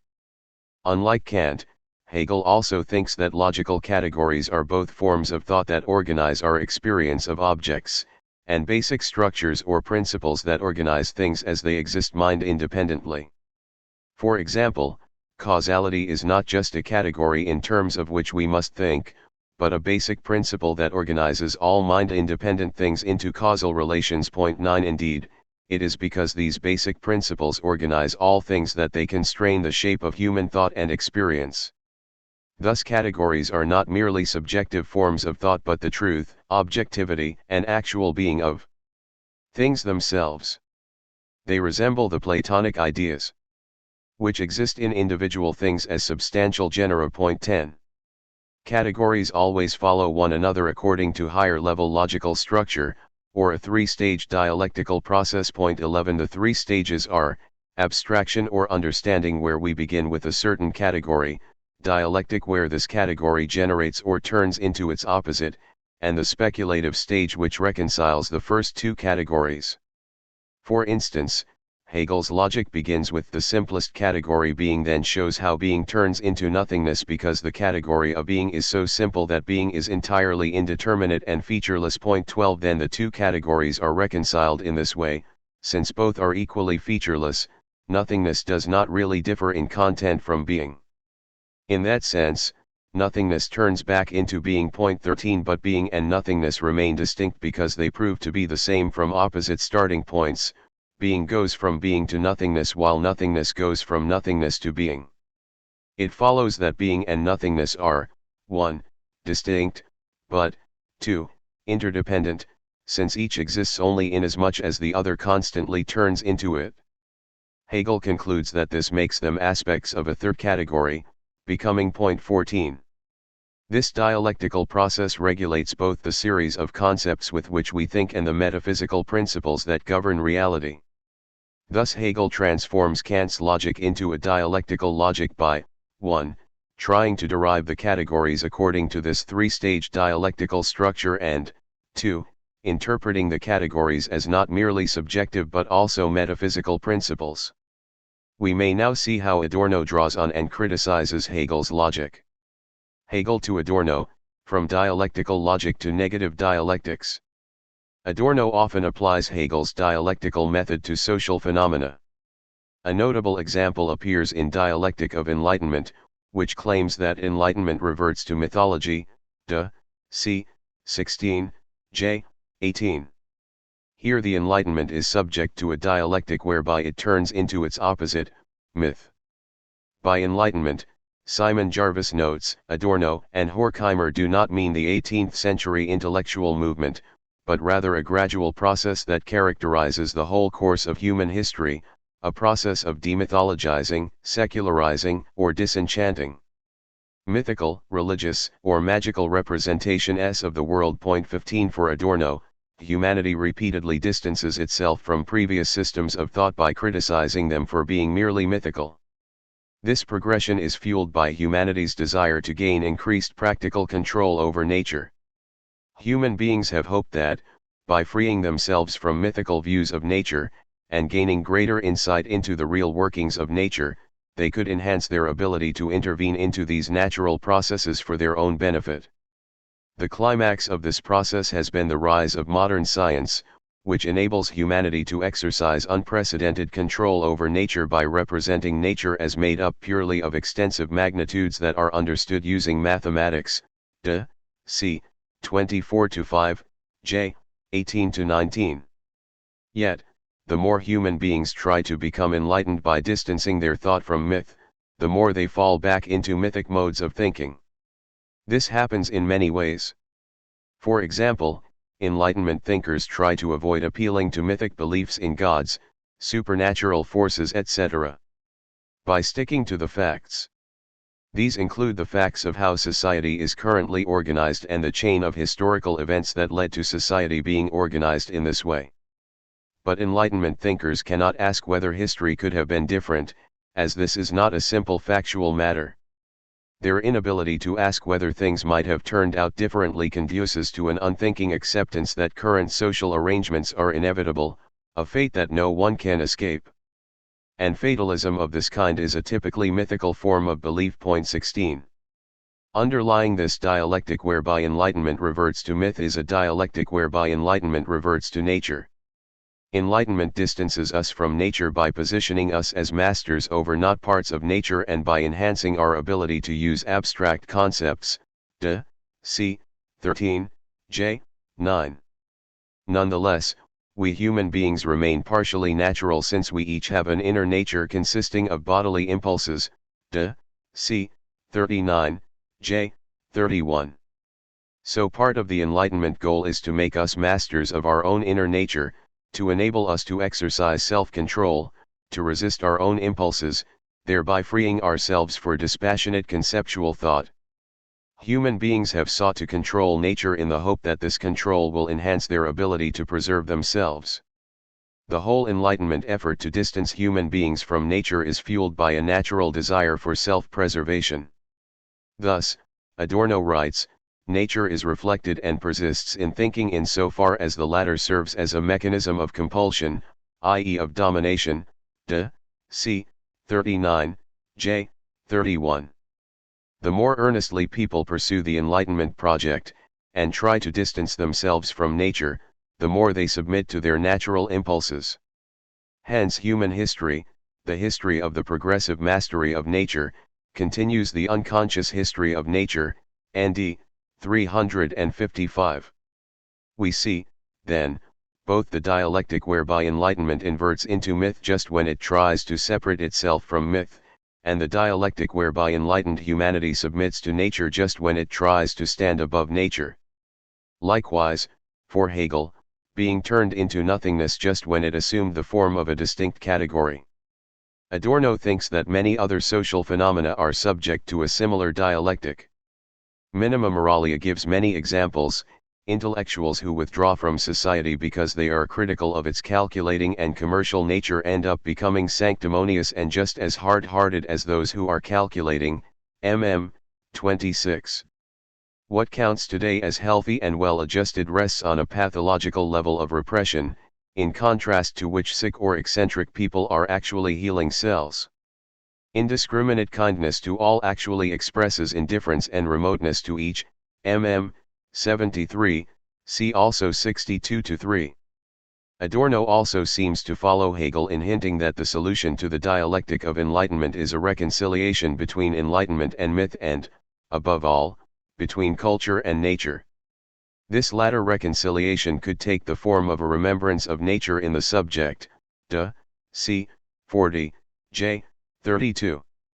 If we could acknowledge, or remember, that our pursuit of enlightenment is driven by instincts, then we could begin to free ourselves from subjection to them. Recognizing that these impulses have a hold over us, we could then ask whether we think it right to pursue them or whether other goals are more desirable. In other words, we could deliberate about what values to adopt, thereby gaining some independence from impulses. Yet the paradox is that we can truly free ourselves from our instincts only by acknowledging that our thinking depends on them in the first place, and by admitting that the Enlightenment project has expressed and grown out of them. But perhaps Adorno is simply following Hegel's idea that two opposed categories are reconciled by proving to be distinct but interdependent. By acknowledging that our thinking is not separate from but depends on grows out of nature, we truly distinguish ourselves from nature for the first time, whereas if we insist that our thinking is separate from nature, it remains driven by the impulses whose influence we are refusing to recognize. However, Adorno's faithfulness to Hegel should not be overstated. A first obvious difference is that Adorno is studying dialectical processes within the historical and social world, not within basic categories. So when he suggests solutions to these dialectical processes, such as the reconciliation of nature and culture, he sees these solutions only as possibilities that humanity might but may well never realize in practice. There are two further differences between these models of reconciliation. In Hegel, reconciliation occurs whenever a second category proves to be essentially the same as the first. Its difference from the first is relatively superficial, e.g. being and nothingness. Culture and nature become reconciled when modern scientific and philosophical modes of inquiry establish nature as essentially rational. 17 Hegel therefore implies that when human beings use reason to control and transform natural things, they do no wrong but are actually helping nature to realize its inner rational essence. 18. Adorno would object that Hegel disguises the fact that domination over nature does wrong nature. So his reconciliation of nature and culture takes a different form. We must acknowledge that our thinking depends on and grows out of impulses that are not wholly rational and cannot be understood exhaustively in rational terms. Even if nature and instincts can be partly understood through reason, they always have an additional non-rational aspect that resists understanding. Thus, by recognizing that our thinking depends on instinct, we see that thinking depends on a nature that differs irreducibly from rational thought, and which, therefore, is damaged when it is molded in line with human reasoning. A final difference between Hegel and Adorno is that Hegel thinks two items are reconciled when they prove to be interdependent. Just as being and nothingness depend on one another, reason depends on the nature out of which it grows, while nature depends on the rational principles that structure it. For his part, however, Adorno stresses that culture, rationality, and enlightenment depend on nature to a greater extent than nature depends on reason. He encapsulates this point by speaking of the primacy vorrang of the object, i.e. nature, over thinking, and 192. Any thinking, reasoning subject is always a particular object, a particular body, brain, and set of impulses, but not all objects are reasoning subjects. Although objects have an intelligible structure, and in that respect depend on reason, they also have a non-rational element and so do not wholly depend on reason. By contrast, reasoning activity does wholly depend on objects. These 3 points show how Adorno transforms Hegel's dialectics into a negative dialectics. Hegel's dialectics is positive because it reconciles two opposed items by showing that the second is essentially the same as the first, e.g. nature is rational, like culture, and that the first and second items depend on one another. Adorno's dialectics is negative because, 1. It suggests only possible not actual forms of reconciliation, and because reconciliation occurs when a first thing, e.g. culture, that tries to separate itself from and to dominate something else, e.g. nature, acknowledges both, 2. That the other thing is irreducibly different from it, 19, and 3. That it depends on that other thing to a greater degree than the other depends on it. Why does Adorno say that this dialectics is negative whereas Hegel's is positive? He does so because, from 2, above, two items are reconciled when they remain, and are acknowledged to remain, different from one another to be not the same as, but the negation of, one another. Dialectics as Adorno practices it, is the consistent sense of non-identity, and 5. In its most general form, his negative dialectics obtains between concepts and objects. So, to better understand negative dialectics, we need to look at his ideas about relations between concepts and objects. Concept and object, identity and non-identity. Concepts are such that they each apply to many different things. For example, the concept dog applies to all those things that are dogs. Thus, each concept grasps the things to which it applies as instances of a universal. If I conceive something as a dog, then I understand it as an instance of the universal kind dog. Adorno therefore says that conceptual thinking is both, 1. Classificatory thinking, which says what kind something falls under, what it exemplifies, and 149, and 2. Identity thinking. Why identity thinking? When I conceptualize something as an instance of a kind, I see it as identical to all other instances of the same kind. This means that conceptual thinking gives me no knowledge about what is unique in a thing, for example, about what is special about this dog as distinct from all other dogs. Having no access to what is unique, conceptual thinking sees it only as an instance of a kind. In that sense, one identifies things with the universal kinds under which one takes them to fall. However, it is possible in principle to recognize that things are never simply identical to these kinds, or to the other instances of a given kind, but always have a unique side as well. Adorno does not assert that things are wholly unique. He believes that things can be brought under concepts. But falling under concepts is not all there is to things. Each thing is also unique. This aspect of things is the non-identical element in them, that element by virtue of which things are identical neither to the kinds they embody nor to other instances of those kinds. 20. Adorno criticizes identity thinking for disguising the fact that things have a unique side, and this is an ethical objection for being linked to domination. This link itself has at least two aspects. First, when we conceptualize things, we dominate them in thought. Because conceptual thinking suggests that things are merely instances of universal kinds, and because we can understand universal kinds using concepts, conceptual thinking suggests that things are reducible to what we can understand of them. Conceptual thinking portrays things as lying wholly within the reach of our intellects.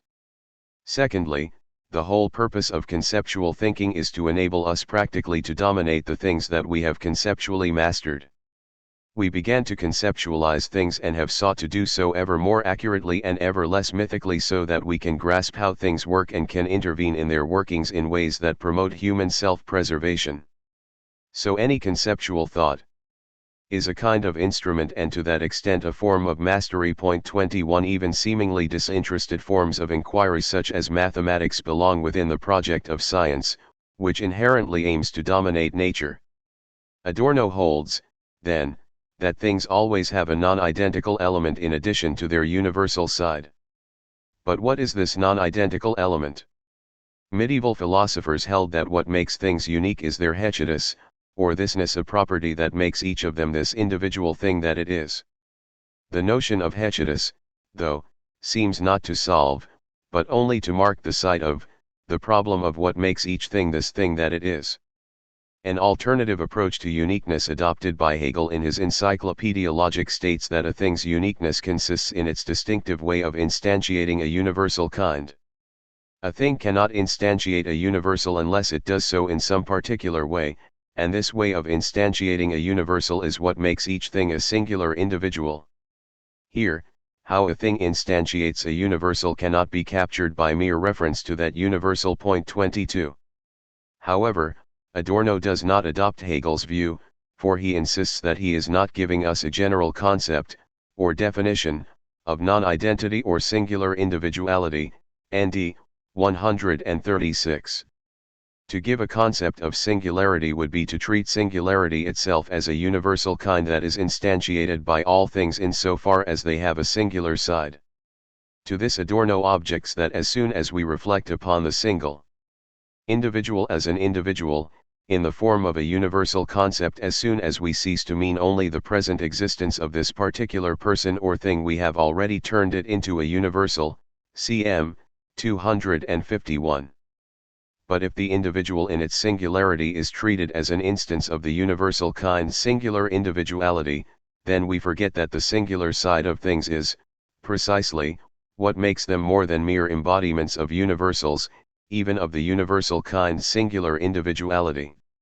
Since Adorno's references to the non-identical in things do not provide, or rely on, any general definition of non-identity or singular individuality, what status do these references have? Perhaps he believes that we can gain immediate access to a thing in its uniqueness by approaching it solely through our senses. But Adorno is well aware that this view that we can grasp what constitutes the unique essence of the thing as an individual only if we do not use concepts in knowing that individual. 23 was forcefully criticized by Hegel, who calls this view sense certainty in his Phenomenology of Spirit. Against sense certainty, Hegel argues that to know something we must be able to pick it out. 24 At the very least, we must refer to a thing as this, or as what is here and now, or as what I mean. Since even this, here, now and I are universal concepts that can refer to any number of things or people, one is still using concepts to try to know things. But these concepts cannot pick out the particular thing that I claim to know.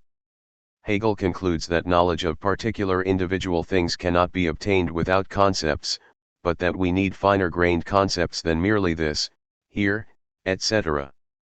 Adorno agrees with Hegel that objects cannot be known immediately, i.e. through the senses alone. We cannot apprehend objects without mediating them through concepts, ND 186. This seems to leave Adorno in a dilemma.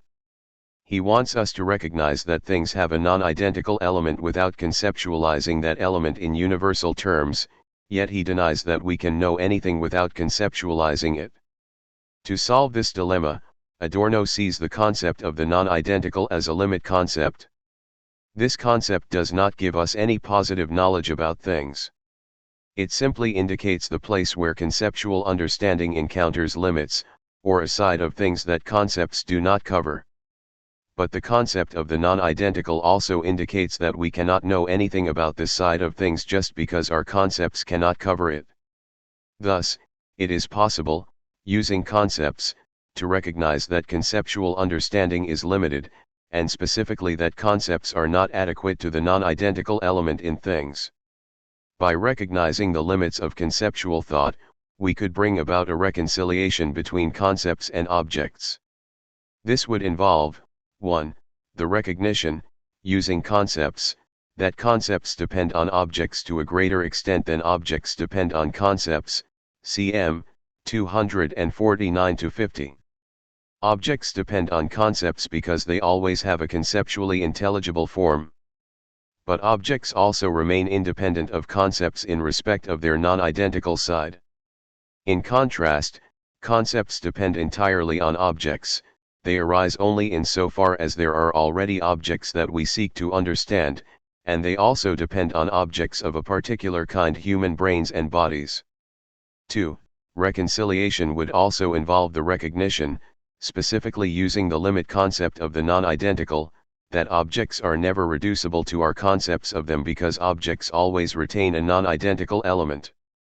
Indeed, it is because of this non-identical element that objects only ever depend on concepts partially and not to the same extent as concepts depend on objects. If concept and object were reconciled in this way, then their relation would have assumed a negatively dialectical form. The relation is dialectical in that the formerly antagonistic relation of concepts to objects would have been overcome, an antagonism manifested in our efforts to dominate and wholly understand things using concepts. It is negatively, rather than positively, dialectical because in the reconciled state objects would remain, and be acknowledged to remain, irreducibly different from not the same as concepts. So, reconciliation would release the non-identical, and would be the remembrance of the many, i.e. of items that are different from one another as no longer inimical, nd. 6. However, there are obstacles to recognizing the limits of conceptual thought and bringing about a reconciliation. Whenever we recognize that a concept is limited, we shall inevitably try to produce a new, improved, concept to overcome this limit. This is where Adorno introduces the concept of constellations. Constellations. For Adorno, once we recognize that our concepts are limited, we shall try to produce improved concepts to overcome those limits. This is inevitable because concepts enable us to control things practically by giving us accurate knowledge about them and about how they work. Thus, whenever a particular concept proves to give us incomplete knowledge about things, saying only what something falls under, and what, accordingly, it is not itself, nd. 53, we shall try to produce a better concept that will give us fuller knowledge about things and enable us to dominate them better. Since this concept will prove limited in turn, as all concepts are inherently limited, we shall produce yet another concept, itself limited as well, and eventually we shall end up with a large range of concepts. Adorno's claim that we inevitably strive to extend our concepts when they prove limited is indebted, again, to Hegel. In his Phenomenology, Hegel argues that when the concepts this, here etc. prove to give us no knowledge of particular things, we must turn to richer concepts, e.g. dog, desk, that can do so. Moreover, Hegel argues that to grasp a thing as particular we must conceptualize it using a range of these relatively rich concepts. To pick out a particular dog, I must classify it not merely as a dog but also as light brown, friendly, excitable, middle-aged etc. Since no one thing has exactly the same range of characteristics as any other, we can grasp a thing in its uniqueness by using a range of concepts to specify the complete set of characteristics unique to that thing. Adorno's idea of constellations may sound similar to Hegel's idea that we can grasp the uniqueness of a thing by using a range of concepts. Adorno suggests that the range of concepts that are gathered around a thing illuminates or gives insight into that thing. Setting concepts in constellation. Illuminates what is specific to the thing, to which the classificatory procedure is indifferent, ND 162. And since he expands on this point with the metaphor of unlocking something by using a combination of numbers rather than one single number, Ibid. 163, this suggests that he endorses Hegel's view. But Adorno's constellations are unlike Hegel's ranges of concepts for two reasons. First, Hegel thinks that a range of concepts enables us to know an object qua singular because an object's singularity consists in its embodiment of a unique range of universals. But, again, because Adorno refuses to define singularity, he cannot accept Hegel's definition that the uniqueness of things consists in their embodying distinctive ranges of universals. Secondly, Hegel's definition implies that objects can be exhaustively understood if we use a rich enough palette of concepts. But Adorno insists that there are inherent, inescapable limits to conceptual understanding. He speaks of the unavoidable insufficiency of thought, ND 5. For him all thought is unavoidably limited on account of being conceptual. Yet the idea that constellations of concepts can illuminate a thing qua unique suggests that only single concepts are inherently limited, but that groups of concepts are not, or not necessarily. To be consistent, Adorno must admit that constellations too can only ever give us partial, non-exhaustive, insight into things qua unique. The problem then becomes how constellations can illuminate the non-identical element in things while illuminating it only partially. Introducing a second sense of constellation, Adorno suggests that each object is itself a constellation of different past relations with other objects, all of which have shaped it. 25 On this account, an object is a constellation of historical processes, and a constellation of concepts is a range of concepts, each of which grasps one of the various historical relations that has left its mark on the object. Taken together, these concepts gather around the unique history of the object where this history makes the object the unique thing that it is. In contrast to Hegel's ranges of concepts, Adorno's constellations capture the particular historical relations that have shaped an object, rather than whatever universal kinds the object may embody. And a constellation of concepts can only ever capture some of these relations. This is because the history of the relations and influences that affect an object continues for at least as long as that object exists. These ongoing relations and influences do not merely add to an object's history, they also make it possible to see further aspects of its past history, not previously appreciable. So no constellation of concepts can anticipate all the future influences and relations that will mark an object, and no constellation can grasp all the relations that have previously affected the object because many of these cannot be recognized in advance of the further unfolding of the object's history. Constellations, then, can never completely understand their objects. When we construct constellations, we assume that objects are historically produced, and we use concepts to assemble narratives about aspects of these histories. This approach applies both to understanding human-made cultural and social artifacts, and to understanding natural things, insofar as these are all products of cosmic, geological, chemical, evolutionary, and other kinds of processes. An example of this approach to an object, a cultural object in this case, is Hannah Arendt's historical account of the elements which crystallized into totalitarianism. 26 Arendt sees totalitarianism as a constellation of elements which include Western imperialism and the collapse of Western moral standards, modern anti-Semitism, and economic, industrial and social changes that left people in a rootless, alienated, condition. 27 Arendt's account of totalitarianism gathers together a plurality of concepts. Each grasps one of these various elements, only some, not all, of the factors shaping totalitarianism. There are at least two potential objections to Adorno's second account of constellations. First, it presupposes a definition of singularity, namely that an object's singularity consists in the total set of historical interactions that has marked it. Even so, this definition implies that no object can ever be exhaustively understood, because the history of each object is constantly ongoing. But this brings us to the second objection. it seems that constellations can never exhaustively grasp an object because of the nature of objects, specifically the fact that their histories which make them the particular objects they are unfinished, ever ongoing. Concepts are incomplete because their objects are incomplete, embroiled in processes such that many aspects of their past histories are simply not available to be grasped. Thus, Adorno's second idea of constellations is in some tension with both his reluctance to define singularity and his tendency to stress that concepts are limited in regard to objects, rather than stressing that concepts are limited because objects are incomplete. Despite these tensions, the second idea of constellations is promising. It opens up the prospect that constellations may reveal something about the singularity of objects without relying on the false assumption that concepts can exhaust objects. Conclusion. This chapter has introduced two important aspects of Adorno's thinking about dialectical logic.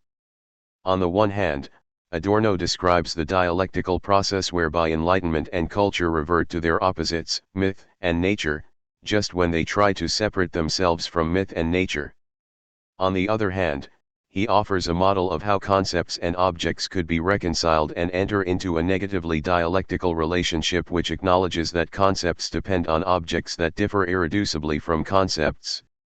Moreover, enlightenment and culture become subject to this dialectic because their reversion to their opposites manifests the relationship in which they actually stand to myth and nature. They may deny their dependence upon myth and nature, but since that dependence actually exists it must manifest itself, and it will do so all the more in proportion as it is denied.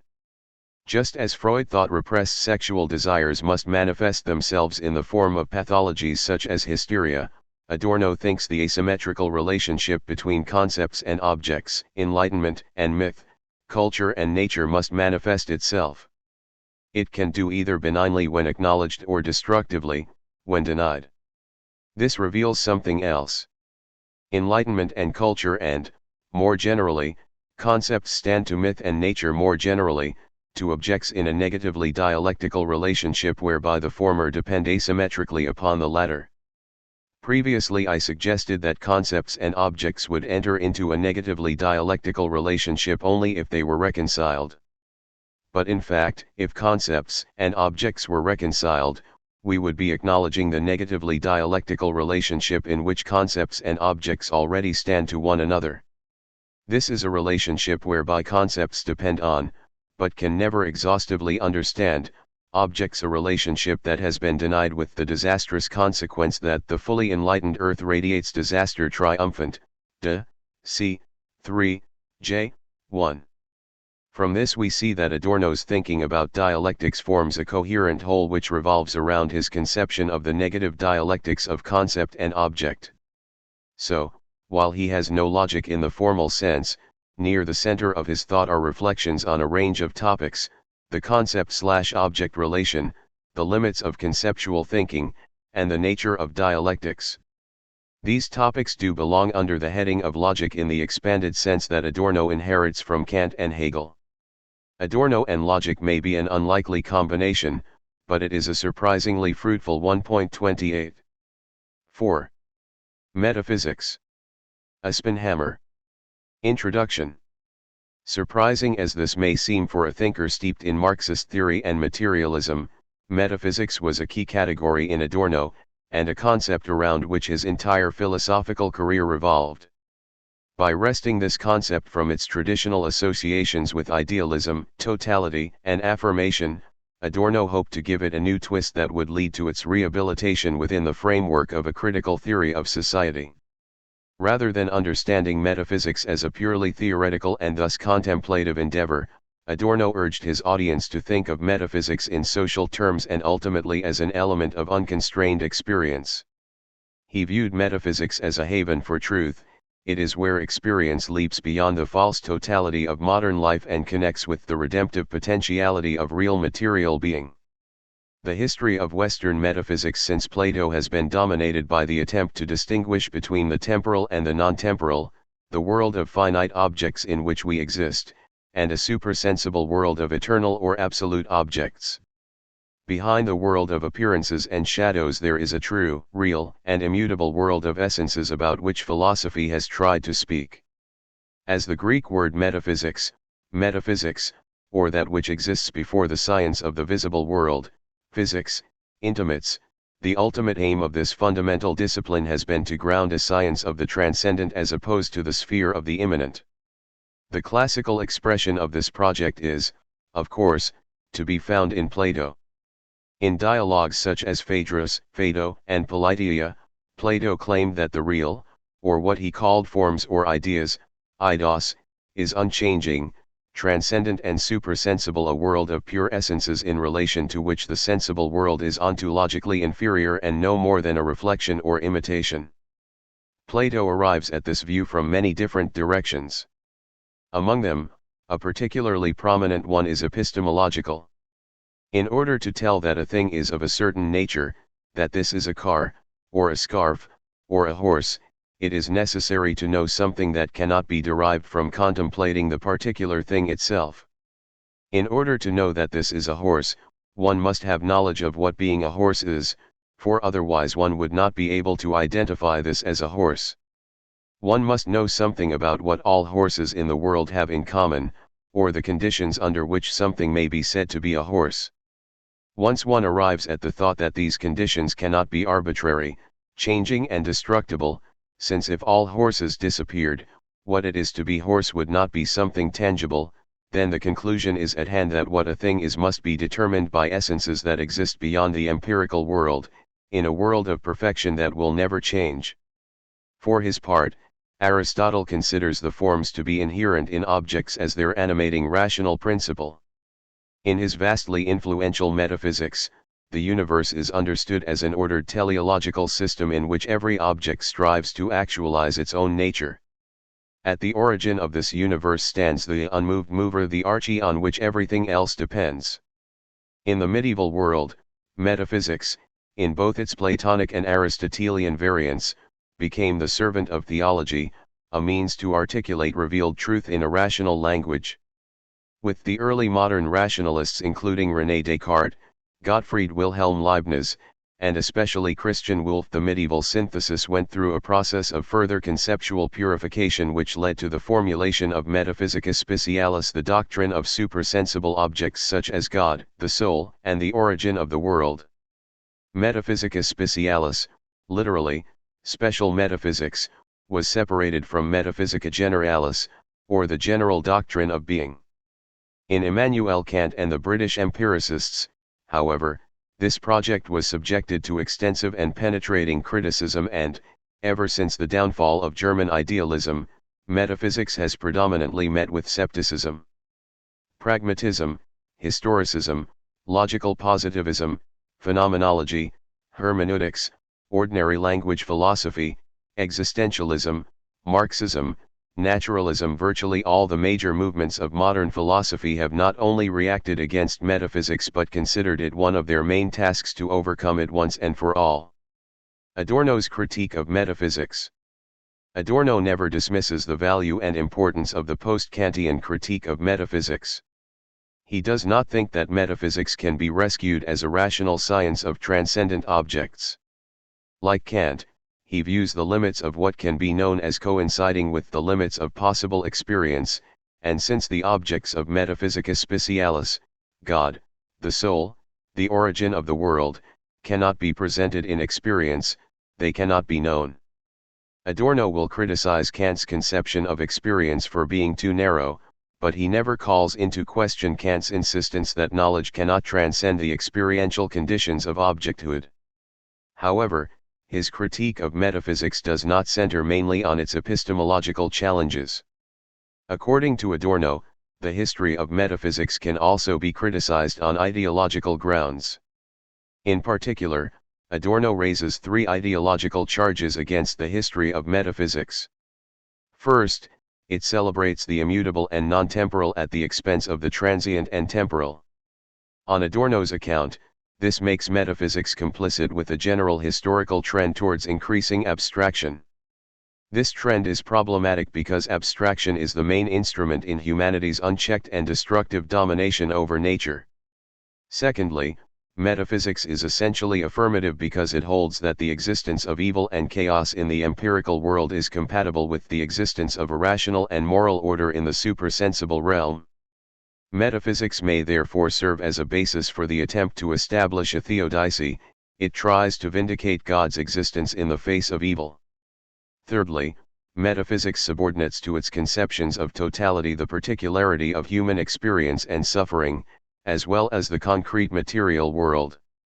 Adorno thinks that such conceptions should be criticized and exposed as expressing a disregard for everything that resists subsumption under categories and universals.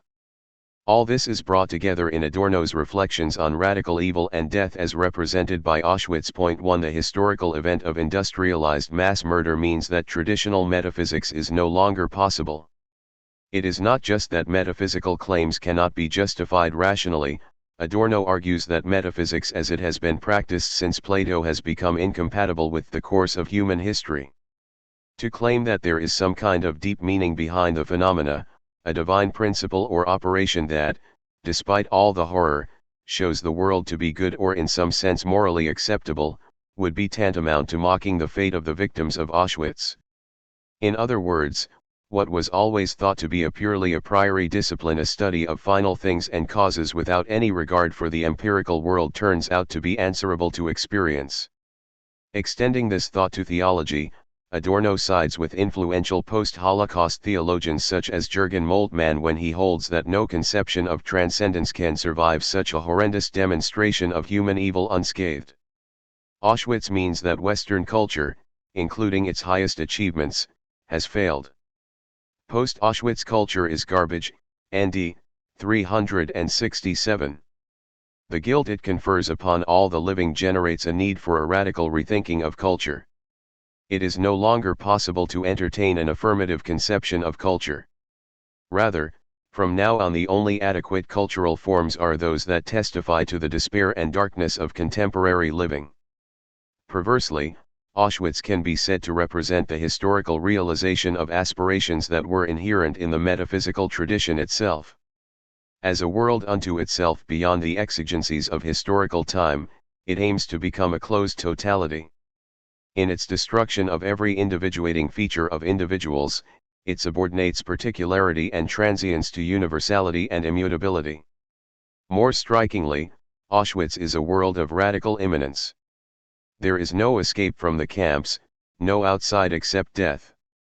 The notion of such a context of immanence, Adorno argues, may even be viewed more generally as the organizing principle of modern, secularized society as a whole. While people are not murdered systematically under late capitalism, they are enthralled to systemic forces that mold their self-interpretations and action orientations so as to correspond to its irrational imperatives. Every feature of the modern individual thoughts, senses, desires, body, actions has become commodified. Immanence and identitarian reason reign uninterruptedly. Rethinking metaphysics. We should now be in a position to see what the relevant considerations are for rethinking the notion of metaphysics. On the one hand, the immanence of the camps, and of modern, rationalized life generally, calls for the construction of some account of transcendence. More than anything else, what Adorno retains from the metaphysical tradition is its desire for transcendence, that is, the simple sense that this cannot be all. The only alternative to irredeemable despair must consist in the possibility of witnessing some form of alterity or otherness capable of resisting the closure effected by formal, instrumental rationality. On the other hand, for transcendence to be possible, metaphysics must be stripped of its traditional adherence to conceptions of the ideal, the immutable and the totalizing universal. For Adorno, this means that metaphysics must be given a materialist twist. Metaphysics can only survive, he argues, insofar as it accepts materialism as its ontological condition. The course of history forces materialism upon metaphysics, traditionally the direct antithesis of materialism. ND 365. Adorno hardly exaggerates when admitting that metaphysics has traditionally been a direct antithesis to materialism. In the tradition of materialism from Democritus and Epicurus to Thomas Hobbes, Julien de la Mettrie, Denis Diderot, and Baron de Holbach, as well as in Marxism and later elaborations of naturalism. To believe in the ontological primacy of matter has almost always implied a rejection of the metaphysics of transcendence. Exceptions to this trend are few and far between, but one such exception is Walter Benjamin, who deeply influenced Adorno's thinking about metaphysics. For Benjamin and Adorno, transcendence must be sought, not in the order of the immutable, but in the transient and fragmentary, in what interrupts the patterns of repetition that mark historical time and redeem phenomena in their sublime singularity. While both inheriting and transforming the concepts he finds in Benjamin, especially in his famous preface to The Origin of German Tragic Drama, Adorno starts to construct a thinking very early in his career that revolves around Benjamin's concepts such as mimesis, image, aura, name, and experience. Point 2. He uses these concepts, not in order to lapse into irrationalism, or to find a vantage point entirely beyond reason, but to expand the current notions of reason and experience to include confrontations of alterity and otherness. Adorno does not offer a theory of metaphysical experience. If anything, what he has to say in this regard should be read as remarks that, rather than seeking epistemological closure and completion, are meant to encircle and anticipate the event of such an experience. Many of them are negative, telling us what the antithesis to metaphysical experience might be. One particularly important concept is that of the name, or naming.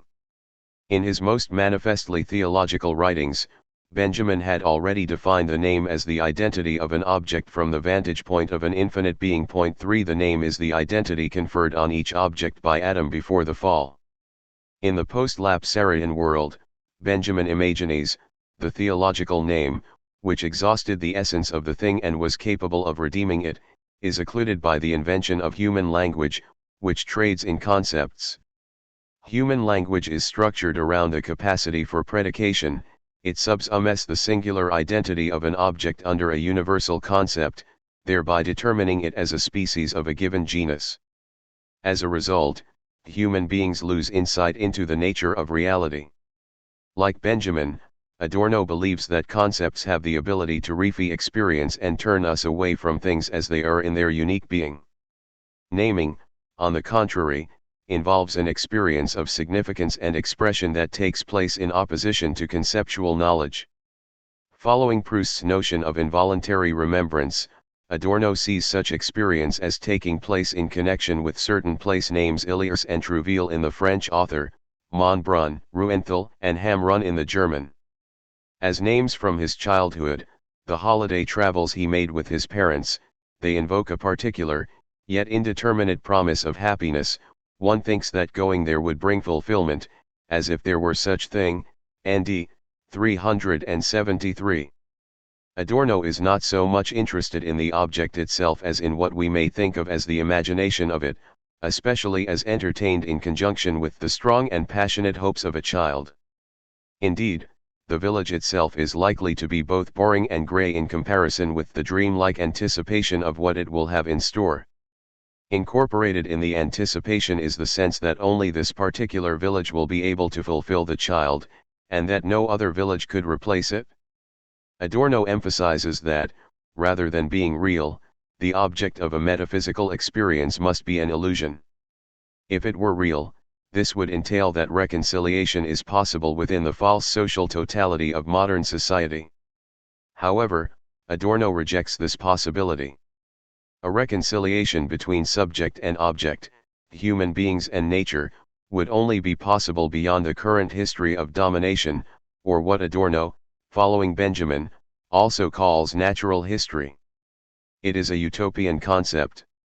On the other hand, the illusion that is apprehended in metaphysical experience points beyond itself. In German, the word Schein, which is often translated as illusion, means both something unreal and the appearance of the real. Following Hegel, Adorno understands truth as the negation of Schein. Truth cannot be had directly, it must be mediated. This view sets him apart from Benjamin, for whom truth permits no mediation and hence no rationality or conceptuality. Metaphysical experience provides a promise of something which is not a mere projection, it is a transcendence from within. It is important to realize that Adorno wants to position himself between two extremes. He is claiming neither that metaphysical experience involves an immediate, non-conceptual form of apprehension, nor that it calls for some kind of independent justification or determinate judging. Moreover, he is not claiming that for something to count as a metaphysical experience it must in some sense correspond to something that is real. Metaphysical experience is an intimation of transcendence, not its fulfillment. In Negative Dialectics, Adorno compares his account of metaphysical experience to Kant's thinking about the conditions and limits of human experience. On the one hand, Adorno clearly seeks to criticize Kant for imposing narrow limits on human knowledge. For Kant, objective experience is only attainable insofar as the given is presented as synthesized in accordance with a priori rules provided by the human mind. Like many critics before him, Adorno sees the kind of experience for which Kant's transcendental mind legislates as coextensive with scientific experience. Kant uncovers the a priori conditions for objective judging in natural sciences such as geometry and physics, but fails to account properly for other forms of objective experience. Indeed, Adorno goes further than this and argues that Kant ideologically posits as universal what is only a particular historical form of human experience. Thus, rather than achieving a genuinely universal account of experience, what Kant expounds as experience is modeled on the abstract and reified relations to the world and others in it that spring out of social relations under capitalism. Ultimately, our imprisonment in the immanence of appearances follows from the mind's function as a means to secure self-preservation. Kant's vision of experience is one of domination and control. On the other hand, however, Kant should be praised for his rescue of the intelligible sphere, ND 385. Outside the world of appearances, to which human experience is objectively and necessarily indexed, there is an intelligible sphere, a world that can only be thought or, as Adorno puts it, imagined, but not known. Despite the ideological nature of his theory of experience, there is a deep speculative truth in Kant's understanding of metaphysics. He is aware that there must be something which transcends the false order of appearances. Yet Kant also resists the temptation, so prevalent in later idealists such as Fichte and Hegel, to postulate some kind of philosophical route to reconciliation. While Adorno finds congenial this restrained show of awareness of something outside the world of appearances, or, for him, the social totality, he takes issue with Kant's ahistorical construal of it. For Kant, the distinction between the order of appearances and the order of things in themselves is impervious to social and historical change. It is an opposition that follows from the doctrine of a priori conditions of knowing or conditions that generate a world of appearances against which one must countenance a world of things in themselves. For Adorno, however, the delusive context, Verbalendungszusammenhang, of late modernity, which Kant's philosophy reflects, may seem to be eternal, but it must be understood as created by human beings. It is therefore contingent, rather than necessary. Kant is right in resisting an easy passage to the metaphysical object, yet wrong in hypostatizing the opposition between appearances and things in themselves. We have seen that Adorno attempts to obtain markers for providing a materialist account of transcendence, and that one of the ways he does so is by introducing a notion of metaphysical experience understood in terms of naming. Another important concept, however, is mimesis. Like that of naming, the concept of mimesis can be traced back to Benjamin, who uses it to designate a form of imitative behavior. 4 Before the acquisition of language, Benjamin argues, the infant responds mimetically to the environment. Rather than reducing, as Kant would have it, its experience such as to satisfy rational constraints, the infant assimilates itself to the object and takes part, as it were, in that object's own realization. For example, rather than stating that a bird sings, thereby turning the bird into an object, a baby will imitate the bird's song and communicate with the bird as a subject in its own right. It is this element of radical receptivity or receptivity which is prior to our everyday practices of objectifying the other that interests Adorno. He does not understand mimesis as the capacity to produce a copy of reality. Rather, mimesis is a form of apprehending the other which challenges the self-identical subject and exposes it to a sublime touch which effaces the distinction between touching and being touched. Adorno strongly emphasizes that metaphysical experience promises a fulfillment, not just of the intellectual powers, but of the bodily subject. In Freudian terms, it involves at least the illusion, shine, of a reconciliation between the ego principle and the ID or the unconscious. Indeed, Adorno takes very seriously the fact that human beings exist as radically embodied and therefore finite beings. The subject's normal relation to nature is dominated by the desire for self-preservation, which governs the ego's orientation in the world and translates into a relentless quest for dominion. Yet there are moments threatening or exhilarating when the repression is lifted and a remembrance may be conducted of the nature in the subject. In negative dialectics, Adorno also associates the fact that we are natural beings with death. Like Ernst Bloch, he sees death as the absolute antithesis to happiness and fulfillment, the anti-utopian par excellence. According to Adorno, a very distinctive fact about death in modern society is its total absurdity, its complete incommensurability with life. Death simply cannot in any way be viewed epically, i.e., as a meaningful end to an otherwise meaningful and full life. If society were such as to permit the existence of epic lives united around the pursuit of acknowledged forms of virtue, then death would appear to be meaningful.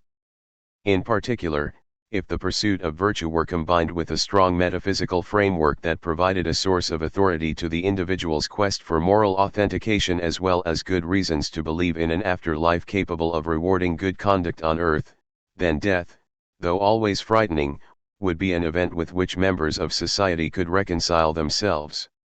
Contemporary society offers nothing of this. Instead, it leaves the individual with scant or no resources with which to integrate the fact of death in any comprehensive notion of a good and completed life. This is why Adorno thinks that any attempt to reconceptualize and reintroduce a conception of epic death would be ideological. He accuses Heidegger's metaphysics of death, to des Metaphysik, of doing precisely such a thing. On Adorno's reading, Heidegger offers a heroism of death. Being towards death is the heroic condition of complete authenticity whereby Dasein comes to terms with its own ungroundedness and finitude. It is thus capable of entering into a resoluteness which will make life as a whole meaningful.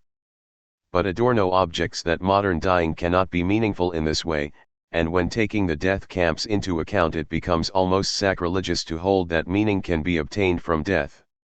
Adorno is much more sympathetic to Kant, who argued in his practical philosophy that, in contemplating death and the always existing possibility of evil triumphing over good, reason is inevitably led to postulate immortality and a benevolent God. Rather than suggesting that death can be a source of meaning, Kant held that the highest good, the unification of happiness and virtue, is made possible only if we suppose that the soul lives forever in a metaphysically just universe. But it would surpass possible experience to have knowledge in this area. So Kant argues that we can say only that it is in the interest of reason to suppose that we are immortal and that God exists because the highest good cannot be realized on earth with any certainty, yet must be able to motivate the moral will. In the same way, Adorno insists that the experience of negativity of death and radical evil, and indeed also of the utter loss of meaning which he thinks characterizes ordinary life in the rationalized social world, brings about a metaphysical need. If we are honest and reflective, we simply cannot avoid desiring transcendence. Indeed, even to recognize how bad things are, we need a contrasting vision, a concept or experience with utopian implications with which to oppose it. Adorno's thought here is that the dystopian and the utopian, immanence and transcendence, belong together, the one cannot be conceived without the other. Just as the idea of transcendence springs out of suffering, so grayness could not fill us with despair if our minds did not harbor the concept of different colors, scattered traces of which are not absent from the negative whole. ND 377-8. Conclusion. Adorno's vision of metaphysics in an evil world of radical immanence may appear to have much in common with Gnosticism. 5 Indeed, He seems at least indirectly to acknowledge this when, referring to his literary hero Samuel Beckett, he writes that to Beckett, as to the Gnostics, the created world is radically evil, and its negation is the chance of another world that is not yet, ND 381.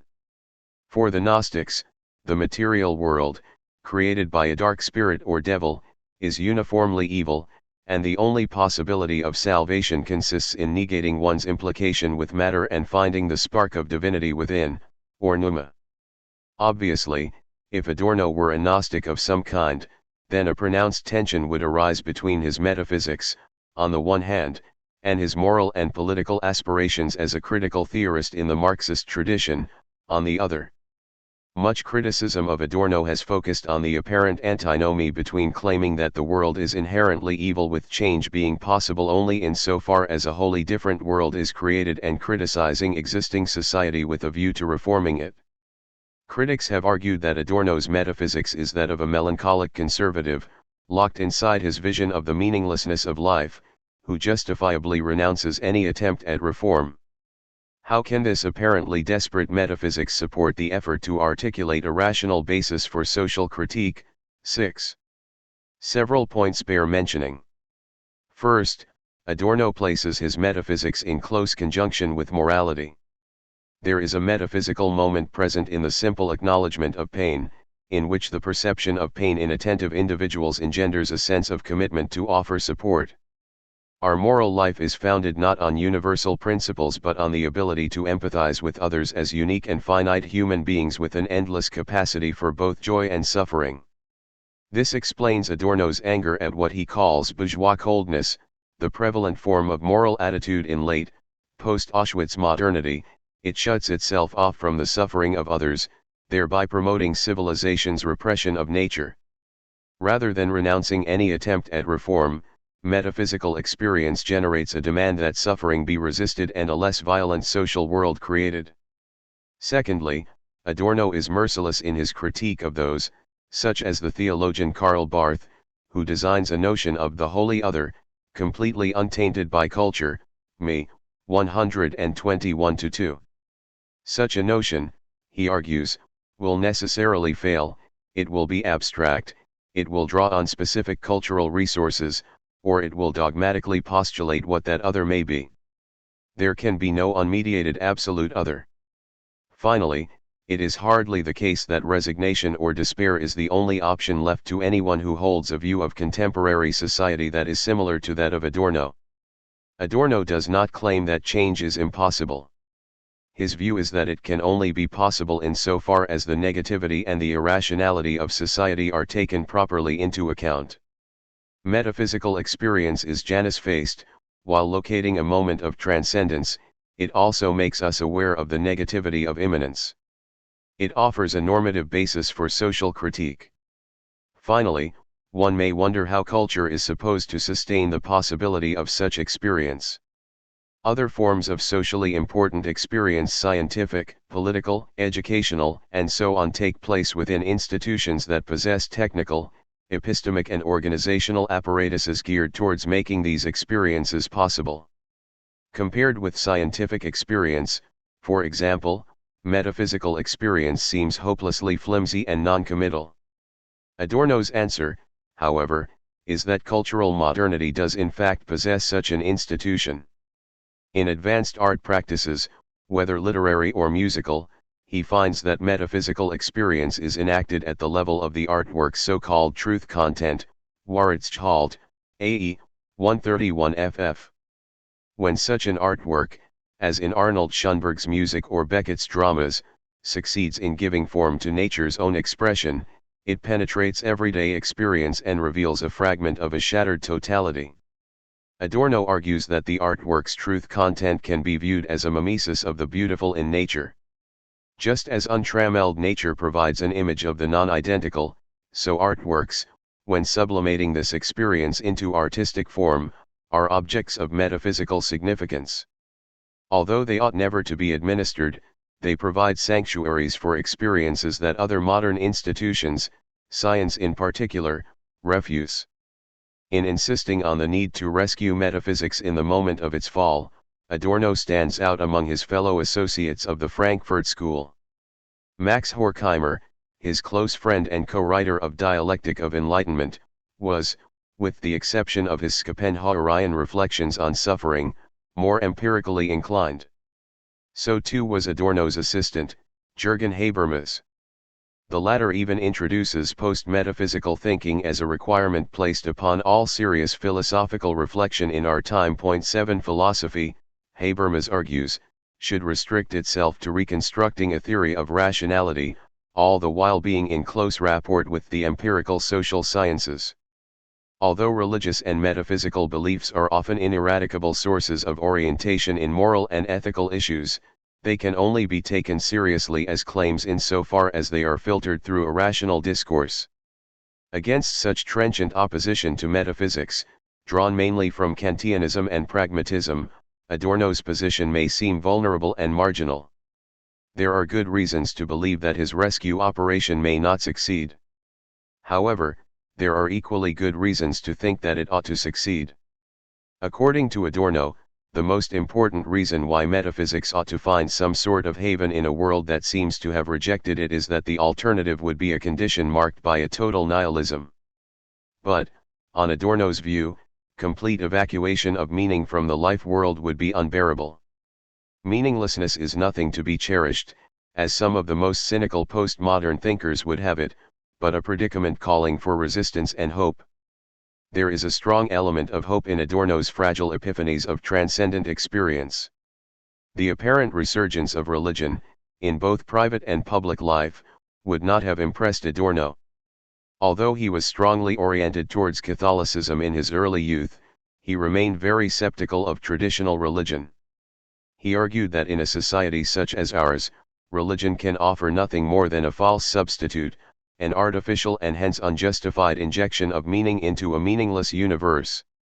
The danger, always, with the metaphysical impulse is its urge to affirm.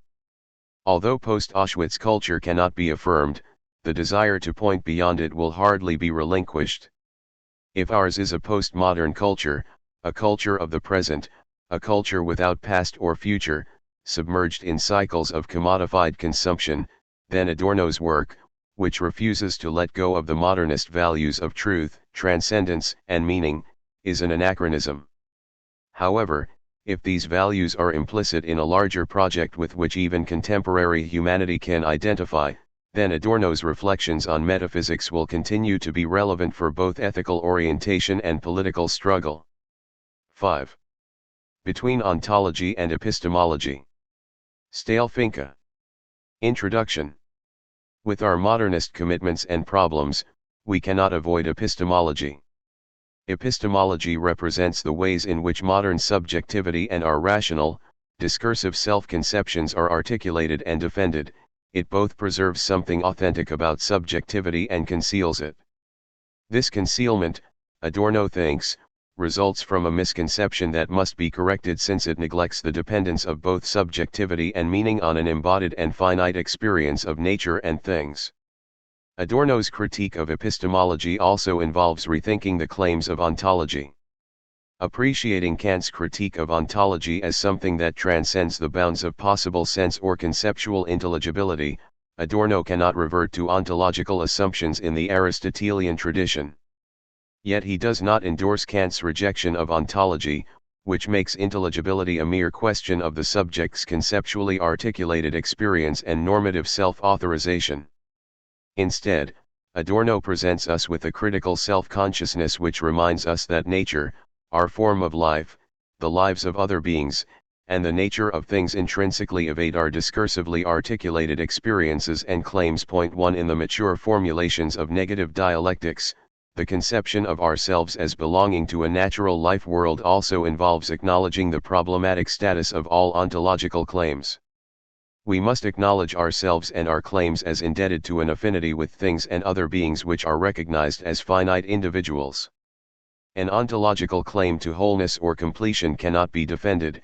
We can defend only individual expressions of particularity that invoke the whole without stating it. A tension exists between epistemology and ontology in Adorno's thought. This tension cannot be resolved, or even presented coherently, within philosophical systems since experience, and our discursive authorizations of it, are necessarily intertwined with nature. To balance the claims of thought and conceptuality with the unthought ontological assumption of nature's particularity, Adorno undertakes a critical reading of the premises of both epistemology and ontology in Immanuel Kant, G.W.F. Hegel and Edmund Husserl. These philosophers lodge a claim to systematic philosophy in the sense of prima philosophia, while simultaneously aiming to overcome the one-sidedness of the modern epistemological tradition. In their critique of epistemology and the philosophy of subjectivity, Kant, Hegel, and Husserl implicitly exhibit a sense for what Adorno calls the non-identical. The non-identical, however, is merely a placeholder for several critical intuitions and claims that can be understood only by examining how different philosophies have tried to overcome the non-identity of concepts and things within experience. In what follows, I shall address Adorno's arguments against epistemology, and his intention to both overcome and preserve it, by elaborating on the idea of the non-identical. We shall examine this idea in order to make sense of Adorno's attempt to recover a certain modified ontological claim, a claim for nature, or for individuals and their natural affinities. This reconstruction may rely upon arguments and conceptual resources that were somewhat alien to Adorno, not the least in order to make a case for his contemporary relevance. But, as I hope to make clear, we should not conceive Adorno's key concepts as fixed or analytically determined theoretical ideas. Instead, we should understand them by taking on the hermeneutic task of reinterpreting, or engaging in dialogue with, the central texts of the philosophical tradition so as to make these texts and Adorno's ideas our own, while at the same time disowning them, immersing ourselves in their ideas and ambivalent claims. In the first sections of this chapter, I shall deal with Adorno's metacritique of epistemology, with his attempt to recover, through a critical reading of Husserl's phenomenology, a conception of experience and subjectivity that is embedded in a linguistic form of life and practice. Thereafter, I shall turn to Adorno's epistemic claims for the non-identical, and the way in which this notion turns on a phenomenological sense of things and individual natures. Finally, I shall address his idea of a mimetic language of things, a language that expresses both subject and object, and the affinities between them prior to their conceptual form. Metacritique, epistemology, and language. Adorno's metacritique of epistemology is intrinsically related to his negative dialectics in a way that does not make the former a mere propedeutic to the latter. Metacritique, as Adorno states, is nothing other than the confrontation of judgment with the mediations inherent in it, AE 153. Epistemology, on the other hand, often takes the form of a philosophy of consciousness or subjectivity where the subject's inner givens, or ideas, are considered fundamental for knowing external objects. But what is mediation in Adorno's conception of metacritique? And how does it apply to Husserl's phenomenology?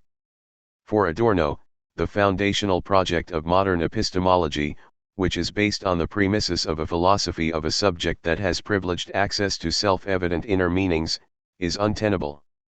Against this, he argues that the realm of mental representations is itself embedded in contexts of judging and conceptual inferences where subject and object are already interrelated and mediated through linguistic practices. Subjective meaning should be conceived as equiprimordial with intersubjective linguistic practices of expression and justification which provide for the intrinsic correctability of all meaning and claims to knowledge. This criticism also applies to Husserl's phenomenology, which fails to acknowledge the importance of the grammatical or language-specific determination of thought when it treats all meaning as equivalent to inner givenness and immediacy. For Adorno, mediation through language entails the mediate character of even the supposedly immediate.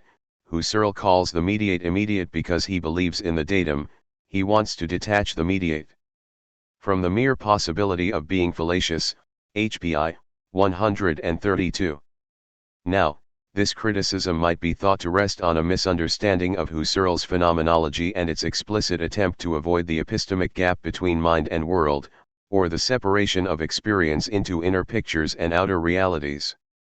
According to Husserl, despite its transcendence, the spatial thing we see is perceived, we are consciously aware of it as given in its embodied form. We are not given an image or sign in its place. 2. Thus phenomenological reflection does not retreat into an inner realm, but simply treats the outer realm as something in which consciousness always already participates, the objectivity of experience that is prior to subjective, inner, or private givenness. However, Adorno does not overlook this important dimension of Husserl's phenomenology. Instead, he objects to the epistemic or foundational character of Husserl's methodology. To reveal phenomena in their originary givenness, Husserl prescribes an epoche, that is, a withdrawal from all worldliness, or reality commitment in judgment. 3. This withdrawal is not sceptical, it does not deny or doubt the world, but attempts to recover its givenness for consciousness. To clarify how everything can simultaneously be withdrawn and yet recovered, Husserl appeals to an interesting analogy between theoretical experience and aesthetic experience. When participating in the play of aesthetic forms and lines, one brackets judgment, with its commitment to articulate things or objects as being thus and so, and turns towards subjectivity. 4. As aesthetic consciousness tears itself away from an intramundane reality orientation, and becomes theoretical in the sense of being reflexively occupied only with itself, an internal play of forms is disclosed.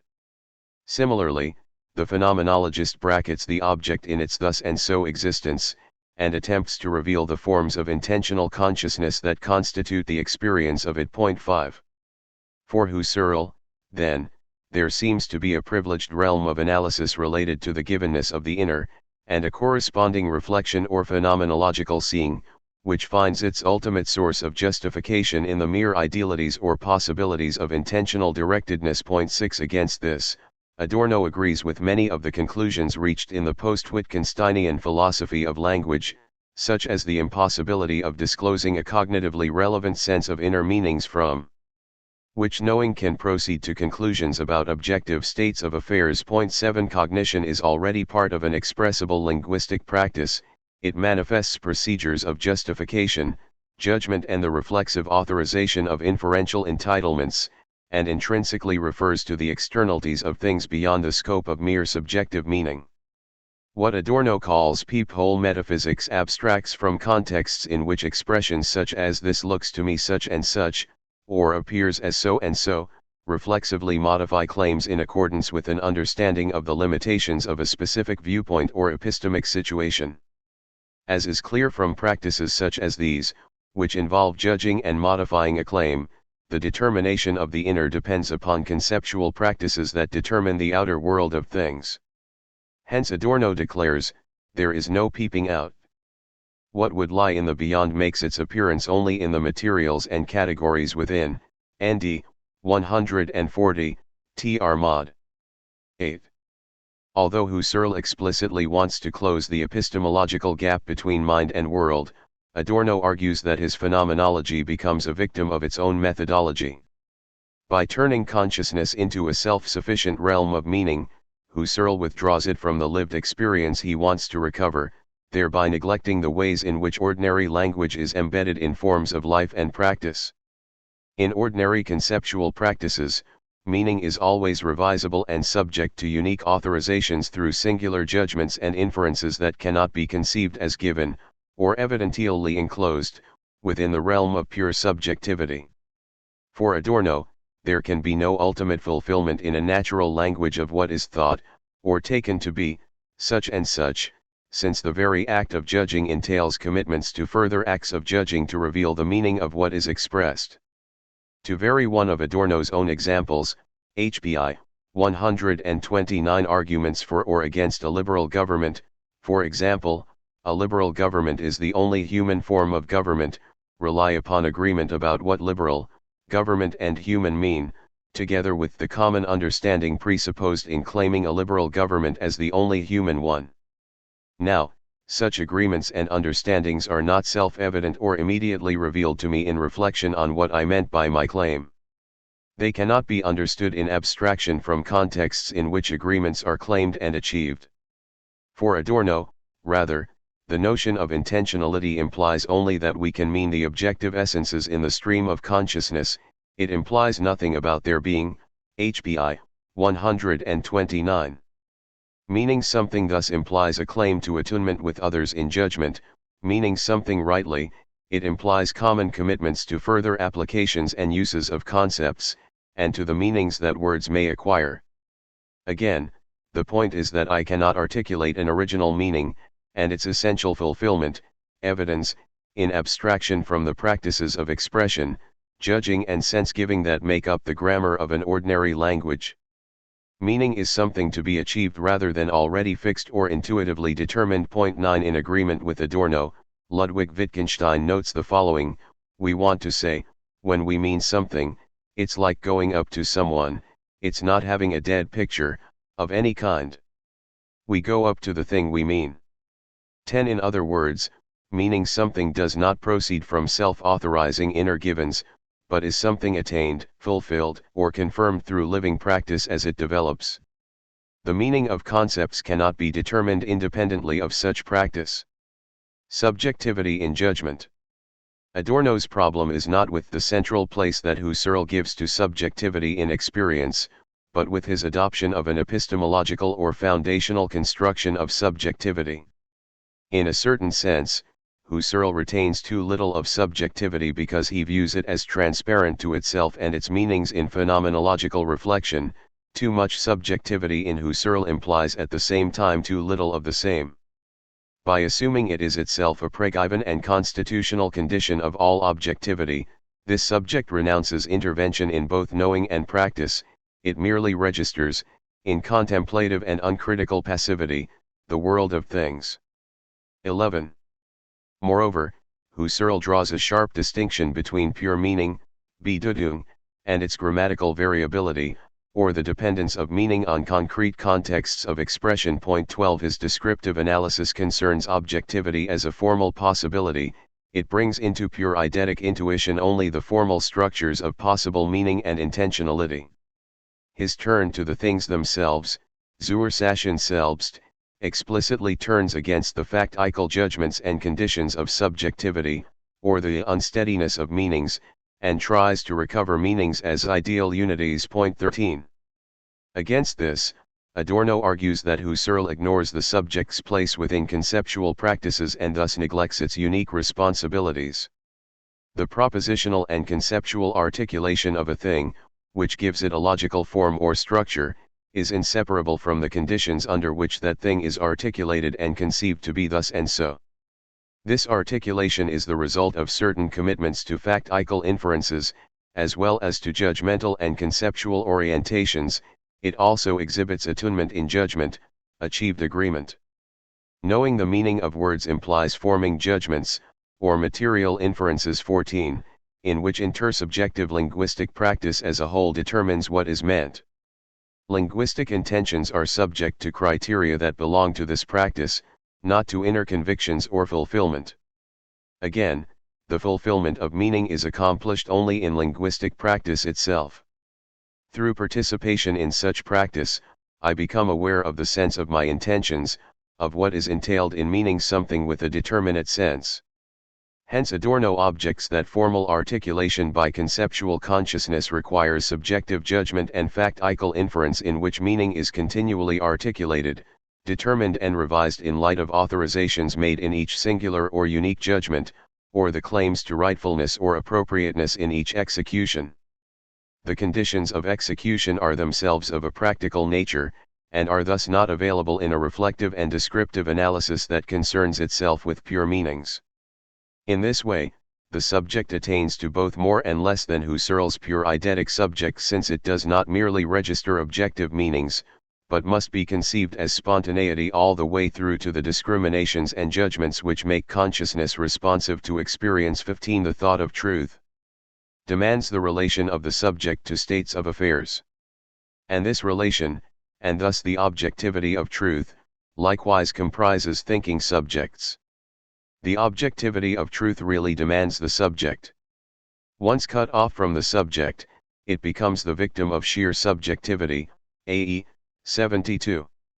Importantly, then, even if all inner modifications of subjectivity, that is, all its inner apprehensions, are mediated through the external constraints of an expressive form of linguistic practice, one cannot avoid subjectivity because the subject's orientation towards meanings and things expresses its unique responsiveness to things.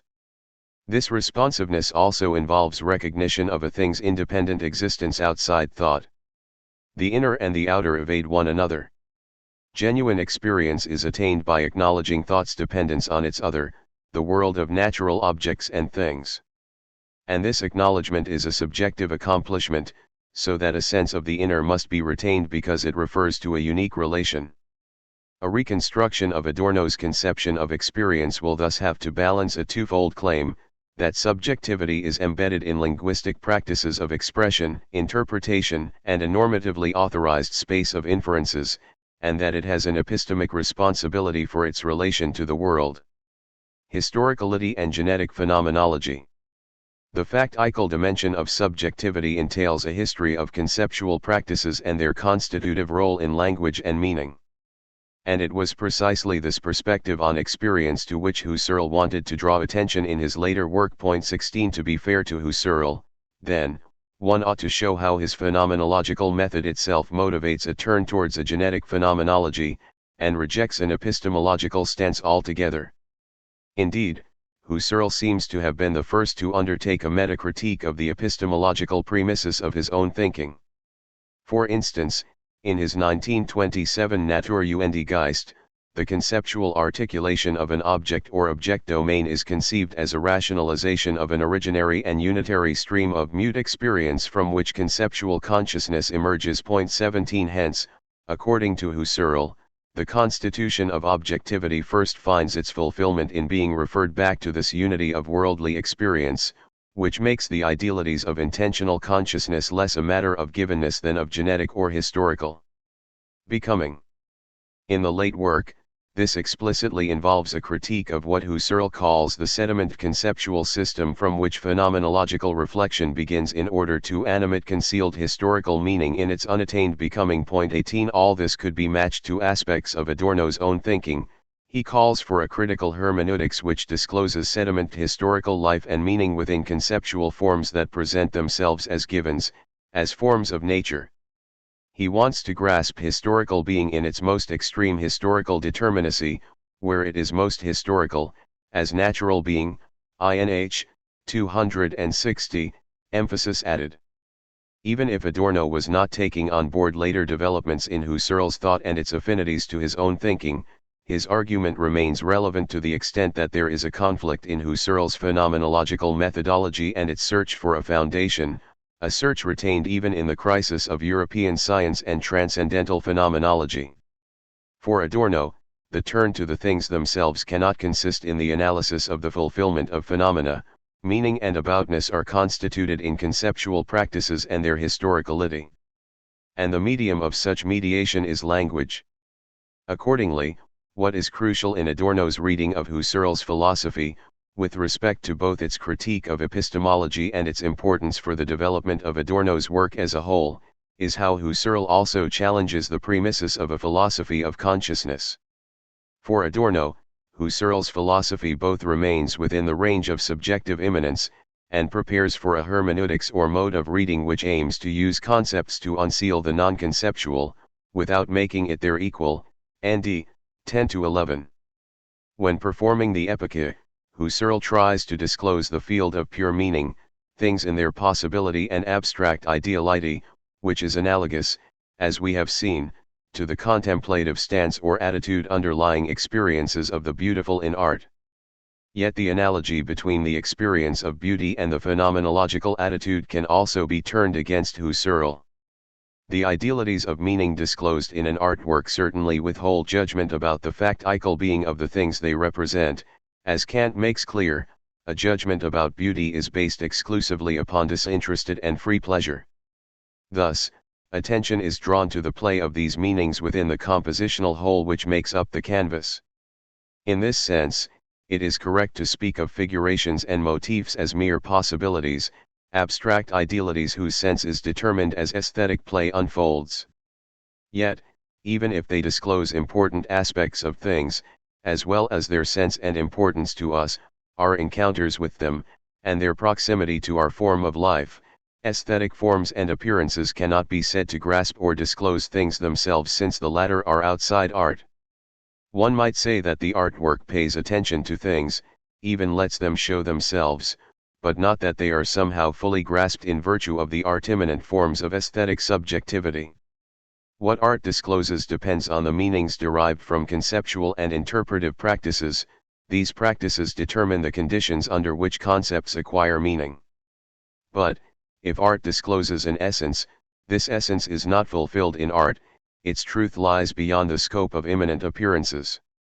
Similarly, the truth of phenomena is not revealed in pure phenomenological description. Truth manifests itself only when the phenomenological attitude is broken, that is, in the return to a linguistic form of life, to factical existence in language. In this sense, Husserl's epistemic ambition amounts to what Adorno calls an identity philosophy, in which the objects of philosophical explication are identified with an epistemically defined subject. Adorno writes, "The identity of spirit with itself and the subsequent synthetic unity of apperception, is projected on things by the method alone. This is the original sin of Prima Philosophia, AE 10. To heed Husserl's ambition to break through the walls of idealism, HPI 133, to continue his announced breakthrough to the things themselves, requires a different turn in thinking, an acknowledgement of things as determining thought from without. The preponderance of things, beyond Kant and Hegel." By now it should be clear that Adorno never subscribed to the premises of a philosophy of consciousness. 19 Indeed, the aim of Against Epistemology is precisely to show the limits of this sort of philosophy in the case of Husserl.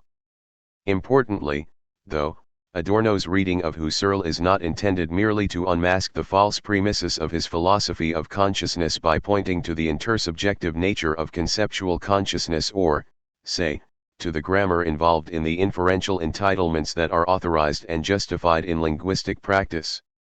Adorno thus cannot be said to agree with recent pragmatism in the philosophy of language, which exhausts the meaning of experience in a discursively articulated idea of objectivity. 20 For Adorno, the criterion of truth is not its immediate communicability to everyone.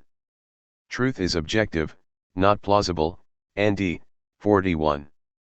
As already noted, Adorno was sympathetic to Husserl's ambition of recovering a sense of things themselves in experience.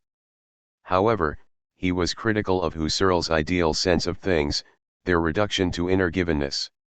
Adorno's turn towards things themselves is conceived as the need to acknowledge the preponderance of the object. Carried through, the critique of identity is a groping for the preponderance, Vorrang, of the object, nd. 183.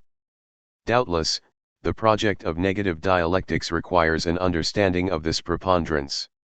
As we shall see, the development of Adorno's negative dialectics, and the very idea of non-identity as a placeholder for a retained epistemic claim, rest on the turn towards things themselves.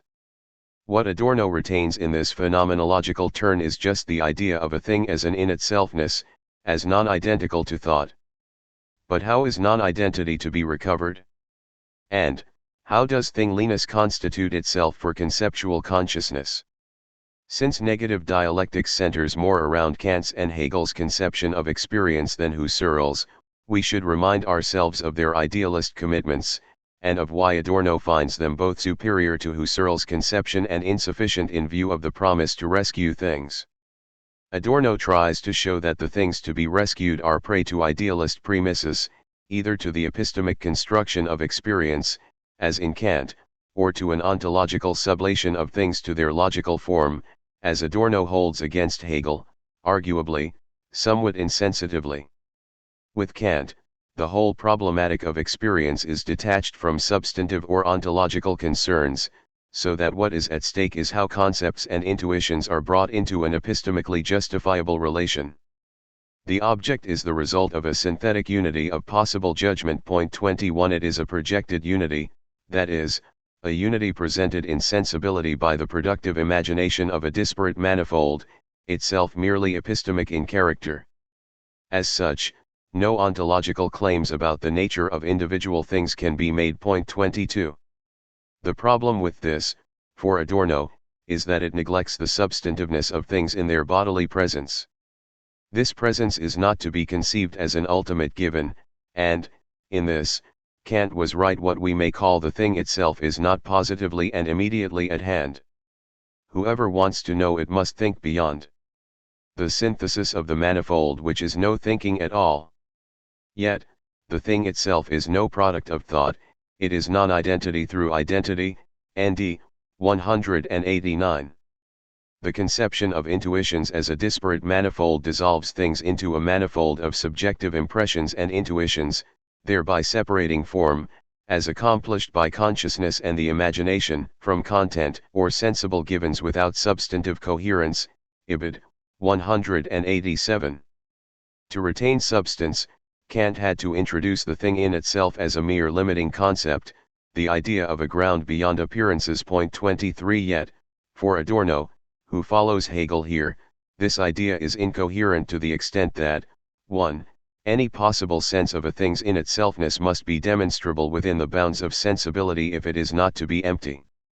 The idea of the noumenon thus entails only a formal recognition of something heterogeneous to thought, a recognition of non-identities in form, ND 26. Moreover, 2.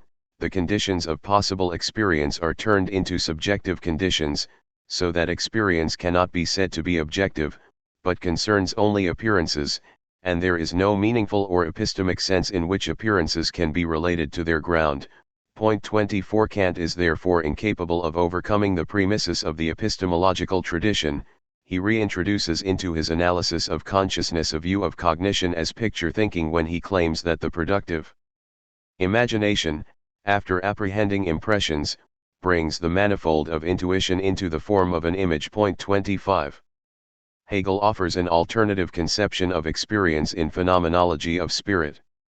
His idea of testing knowledge claims, their standards, as measured by the ideal of exhausting the conceptual and normative conditions under which possible experience and objectivity make sense, discloses objects as conceptual determinations which unfold through critical presentation.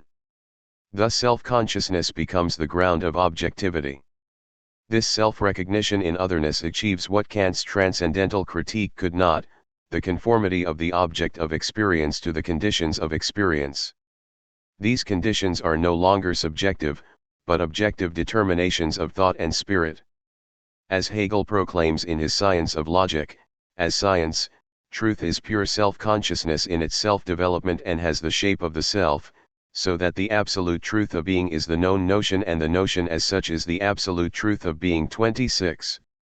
With Hegel, a thing's particularity is recognized as Dasein, der Ebing, sometimes rendered as being there, in its own right, and not merely as a manifold to be unified by conceptual consciousness. 27. However, as Hegel's idealist conception of discursivity and logic unfolds, particularity is not conceived in abstraction from conceptual determination, but is itself a moment or aspect of the concept. 28. By turning particularity into a logical moment, Adorno thinks that Hegel again repeats the idealist mistake, implicitly an epistemological one, of subordinating a thing under a conceptual form.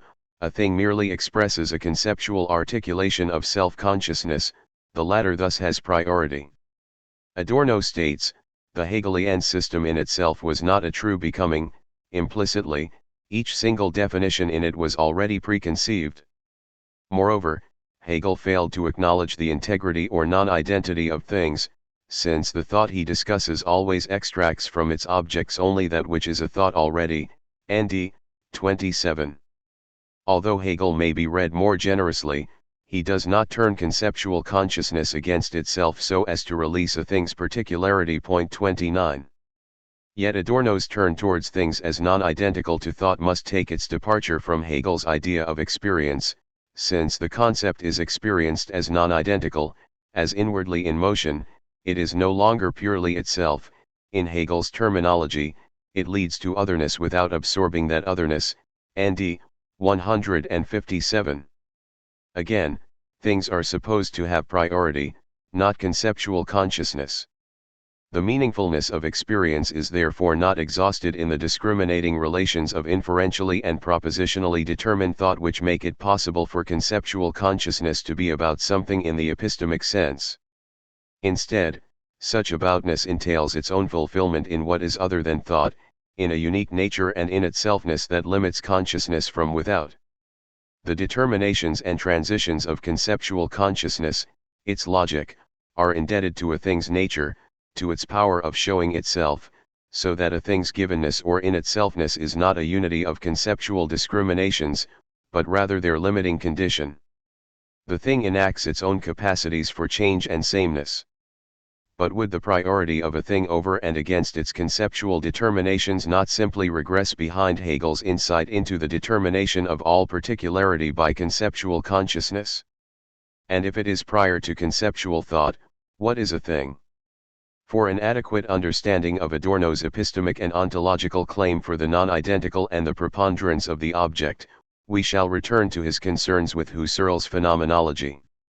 Non-identity and things themselves. Husserl attempts to preserve things in their givenness for consciousness. Hence a thing is not the result of a conceptual synthesis of the manifold, but an individual, an embodied presence. The spatial thing to which we attend is, in its transcendence, a perceived, corporeal given for consciousness. 30 Thus a thing is conceived both as an individual and in its mode of givenness. This corresponds to Aristotle's sense of a thing, its to ti, which involves its individual being there-ness, its thisness, and its whatness, that is, its being thus and so. The crucial question is whether the ti, or whatness, in tiina, is revealed adequately through its mode of givenness, or whether one must at the outset presuppose that the being of the thing is an individual nature prior to form, that is, a hypokaimonion, that which grounds. 31 In Husserl, this problem is conceived as involving a duality between the form of intentionality and the embodied presence of a thing. 32. Husserl's appeal to the difference between the mode of givenness of a thing and its transcendence is ambivalent.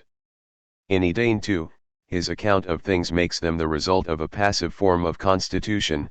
This involves the embodied interaction between a subject and things and the causal influences of things upon an experiencing subject. Reality, or what is the same, substantiality and causality belong together inseparably. Real properties are thus eo ipso causal ones. To know a thing therefore means to know through experience how it behaves in the nexus of its causalities. 33 A thing's mode of being is not exhausted in its ideality for consciousness, since it is constituted through the passive apprehension of causal capacities. A thing seems to be a self-presence in virtue of its causal coherence, or of a mode of being that is not brought about by intentional consciousness in the active sense. 34. An embodied thing experience also underlies Adorno's idea of non-identity. Non-identical moments show up as matter, or as inseparably fused with material things. Sensation is the crux of all epistemology. There is no sensation without a somatic moment. ND 193. In keeping with this, one might say that Adorno wants to take Husserl at his word by preserving the transcendence of things that is inherent in their embodied self-givenness. Yet Adorno objects that Husserl's retreat to the premises of a philosophy of consciousness undermines the recovery of things in their originariness, Ursprüglichkeit. For the unity of a thing as a transcendent object is understood as an accomplishment of consciousness that confers unity on an infinite manifold of adumbrations, abscatogen. A thing's transcendence is thus affected by consciousness, and is part of the sphere of what presents itself in evidential givenness. For Adorno, the phenomenological recovery of things must go all the way to express things in their integrity, or their mode of being. It must not rest content with abstract conceptions of things as intentional correlates of consciousness, as mere forms, or the result of a fulfillment of form, because such conceptions strip things of their dignity as absolutely existing entities.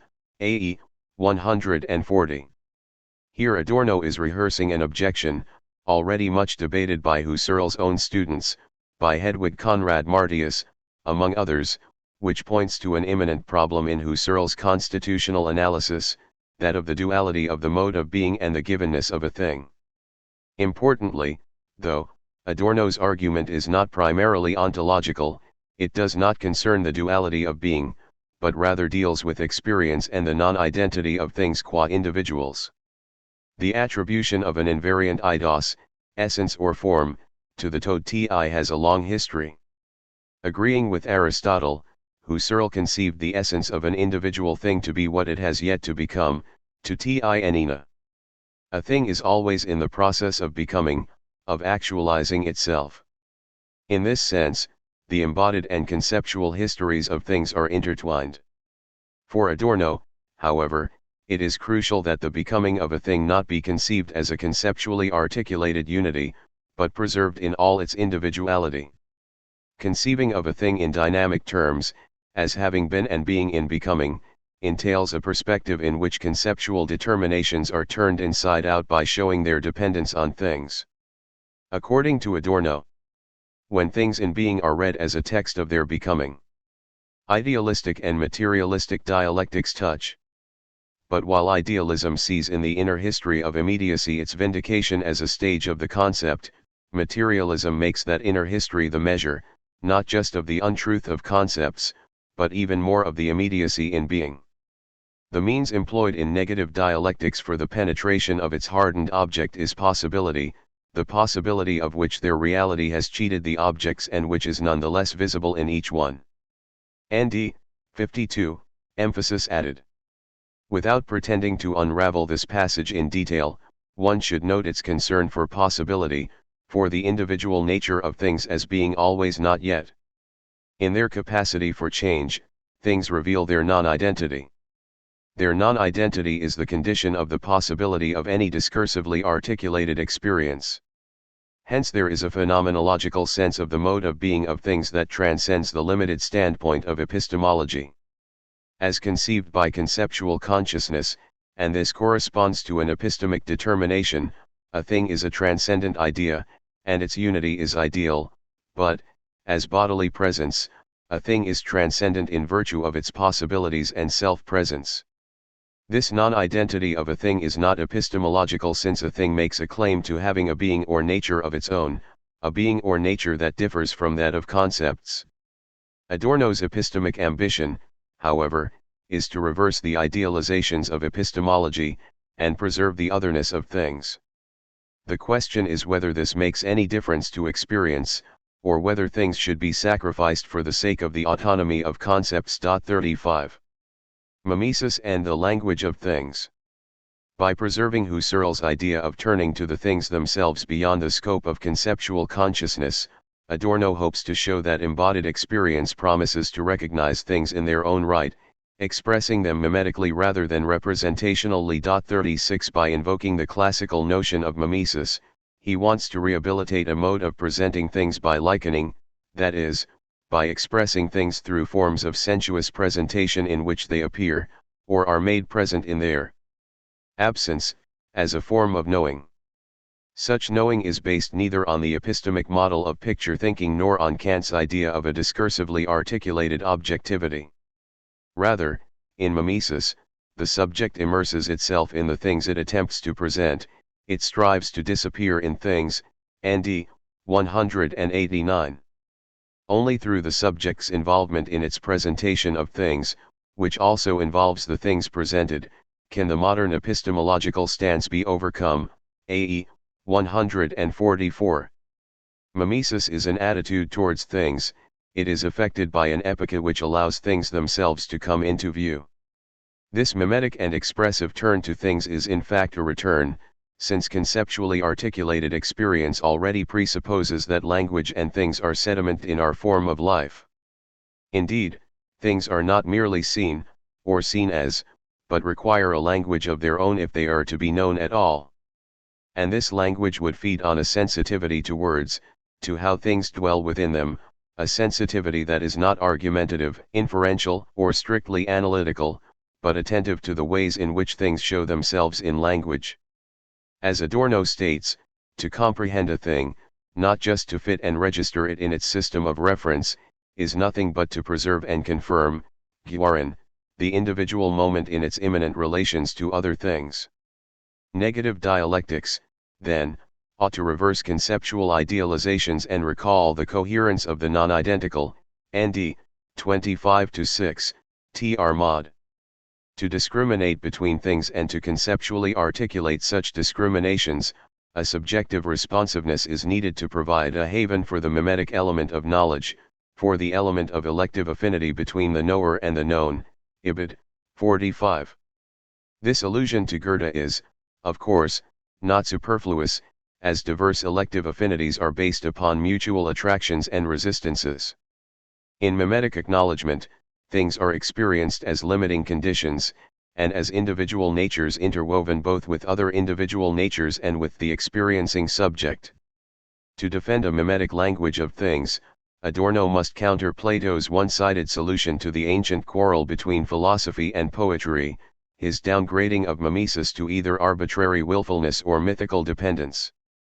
Surely a mimetic presentation of things has its originary form in mythical invocations of natural powers through rite and play. Released from its mythical context, however, and transposed into forms of artistic beauty, mimesis recovers an experience of things that has been displaced by logos. Natural beauty reveals things in their physiognomic aspects, values, and forms that recall or reinstate our dependence on them. 37 Hence Adorno pays special attention both to the expressive moments of art and to the subject's receptivity, which underlies the physiognomic nature in which things reveal themselves. Subjective expression makes things present and, as such, retains its significance for knowledge of objects, cm. 250. In artworks, things show themselves through a second nature, which consists in the logic of the materials inherent to the medium that reveals their physiognomic aspects. The artwork is thus a doubling of nature to the extent that it relies upon its own disclosive power to make the hidden visible. Mimesis is thus conceived as a form of participation in which the subject transcends itself towards things so as to release them in their otherness to subjectivity. Through mimesis, a thing both withdraws and reconstitutes itself. Only as absent, as determining the mimetic presentation by simultaneously withdrawing from it, are things present at all. As Aristotle also made clear, in poetry, things and figures are articulated as mere possibilities. Mimetic presentation thus has an ideality of its own. Kant, Husserl, and the Neo-Kantians showed that consciousness continually strives towards objects that are to be conceptually and mathematically grasped and articulated as ideas. However, Adorno argues that these formal idealizations of consciousness, while constitutive for an epistemically determined objectivity, neither exhaust objects, nor are they ontologically preponderant. 38 Instead, the object preponderates, it exists prior to form as a limiting condition, or their being, constituting the ground of all conceptual determination, and of the elective affinities between things. In natural beauty, itself a residual moment within artistic form, Adorno finds an original articulation of things, not as givens, but as possibilities, at 66. 39. The sensuous forms of physiognomic traits, which shift with the expressive attentiveness of the experiencing subject, reveal things in their otherness to conceptual consciousness. That is, they reveal things as conditioning appearances. In this sense, mimesis is a reminder of the mutuality of things and language. It also reminds us that language can never be entirely sublimated into pure forms. For Adorno, and this brings him close to thinkers such as Wittgenstein, Martin Heidegger, and Hans-Georg Gadamer, this limitation is not an obstacle to knowing but a salutary corrective to an epistemic, metaphysical, according to Wittgenstein, misconception. Whether Adorno transcends epistemology towards ontology is a difficult question. It cannot be answered fully without considering his criticisms of Heidegger's phenomenological ontology in some detail. Without pursuing this topic here, however, we may conclude by noting that Adorno, at least in his later writings, gradually seems to become more sympathetic to Heidegger's thought, in particular to his famous turn towards things in his essay on art. 40 Unlike Heidegger, however, Adorno does not infer ontological commitments from the nature or being of things. If being is historical, sediment historicality in concepts, the being of beings can neither be expressed as a whole, nor dissolved into a primordial stream of life. Rather, the elective affinity of things is based on their individuality, and non-identity demonstrated only in its individual manifestations. As such, nature is dappled diversity, not unity. 41. Consequently, Adorno's metacritique of epistemology cannot be conceived in ontological terms, either in the classical or the Heideggerian sense, since its aim is to avoid unity and dwell only with particularity. Still, as we have seen, Adorno cannot rest content with epistemology, as epistemology fails to do justice to things themselves. The turn towards things themselves obtains its evidential authority only through experience, and experience for Adorno is something to be achieved rather than something given, an achievement of togetherness in diversity, ND 150. Experience entails a promise to things of remembrance and acknowledgement. 6. Moral philosophy. Fabian Friedenhagen. Introduction. Moral philosophy used to be full of promises. In ancient times, it aimed at providing a guide to the good life that integrated moral matters with other concerns, such as our intellectual, aesthetic, and prudential interests. In modern times, it set out to present a supreme principle of morality, such as Kant's categorical imperative, or the greatest happiness principle of utilitarianism, from which a full-bound system of obligations and permissions was meant to be derived, guiding or constraining our conduct. However, if Adorno is to be believed, the promises of moral philosophy have not been fulfilled, neither the good life, nor even the moral life, is currently available. In this sense, his position can be characterized as a negative moral philosophy. What makes this position interesting is why Adorno thinks that both the good life and the moral life are blocked, and what implications he draws from this in terms of criticizing the dominant strands of modern moral philosophy and suggesting how we should live our distorted and deformed lives. In this chapter we shall look at each of these aspects and ask the following questions. Why can no one live the right life in our current social world? Why does the task of moral philosophy today consist essentially in the critique of moral philosophy? Does Adorno say anything about how we should live, or is his negative moral philosophy devoid of any practical guidance? The impossibility of right living today. Adorno is not alone in thinking that something is problematic about ethical practice and theory in the modern social world. For example, contemporary Aristotelians often lament the breakdown of traditional social practices which, supposedly, underwrote the exercise of the virtues. 1 Yet Adorno's thesis that wrong life cannot be lived rightly, mm. 39, is distinctive in a number of ways. First, Adorno's thesis is distinctive because of his particular conception of the modern social world. One way to describe this conception is to say that the modern social world, especially in the post-1930s stage of late capitalism, is radically evil. This is not to invoke theology, where talk of radical evil traditionally had its place, but to express this twofold claim: 1. Late capitalism is evil to the root, evil is not accidental to it, or only a surface phenomenon, and, 2. This evil is particularly grave, it does not get more evil than this. The clearest example of why Adorno thinks that late capitalism is radically evil is the genocide of the European Jews. For Adorno, this genocide was not an accidental relapse into barbaric times, or due to the fact that modern civilization had not fully taken root in Germany. Rather, these events mean that Enlightenment culture as a whole has failed in important respects, ND 366f. This culture, and the modern social world that gave rise to it, are deeply implicated in the moral catastrophe of Auschwitz. They constitute the objective conditions for its occurrence and, unless they are overcome, a moral catastrophe of the same kind is possible again, CLA 20f. More generally, what happened to the victims in the concentration camps is what late capitalism is moving towards: the liquidation of anything individual, the degradation of people to things, and the triumph of bureaucratic rationality at the expense of deeper reflection about ends and means. Here is a clear example in which late capitalism is radically evil in the two senses mentioned: Auschwitz was a moral catastrophe of the gravest kind, and its occurrence, and the threat of its recurrence, is systematically connected to our current social world.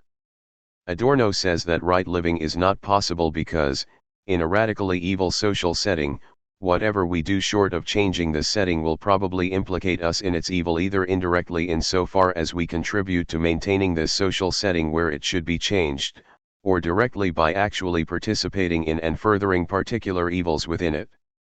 In other words, in most cases we can only hope that we do not participate actively and directly in evils. However, even if we do not participate actively and directly, to think that this would constitute right living would mistake a lucky and merely partial escape for more than it is. Even then, we would still be part of a guilt context, that is, we would still contribute to the continuity of an evil world. Point 2. Secondly, Adorno's thesis that we cannot live rightly in this social world is phrased in a distinctive way. Adorno always speaks of right life, richtiges Leben, rather than the more traditional good life, gutes Leben. Point 3. He does so deliberately. With the phrase right life, he can exploit an ambiguity between the normative sense of right which contrasts with wrong, as in this is not the right thing to do, on the one hand, and the factual sense of right which contrasts with false or counterfeit, as in this is a false beard, on the other. Exploiting this ambiguity allows Adorno to say both, a. that moral living is not possible today, and b. that no real living is taking place. While these two aspects are dialectically entwined, I shall begin by analyzing them separately before considering the underlying explanation for both. The possibility of morally right living is blocked, partly because we are caught in the guilt context of our evil society, but partly for further reasons.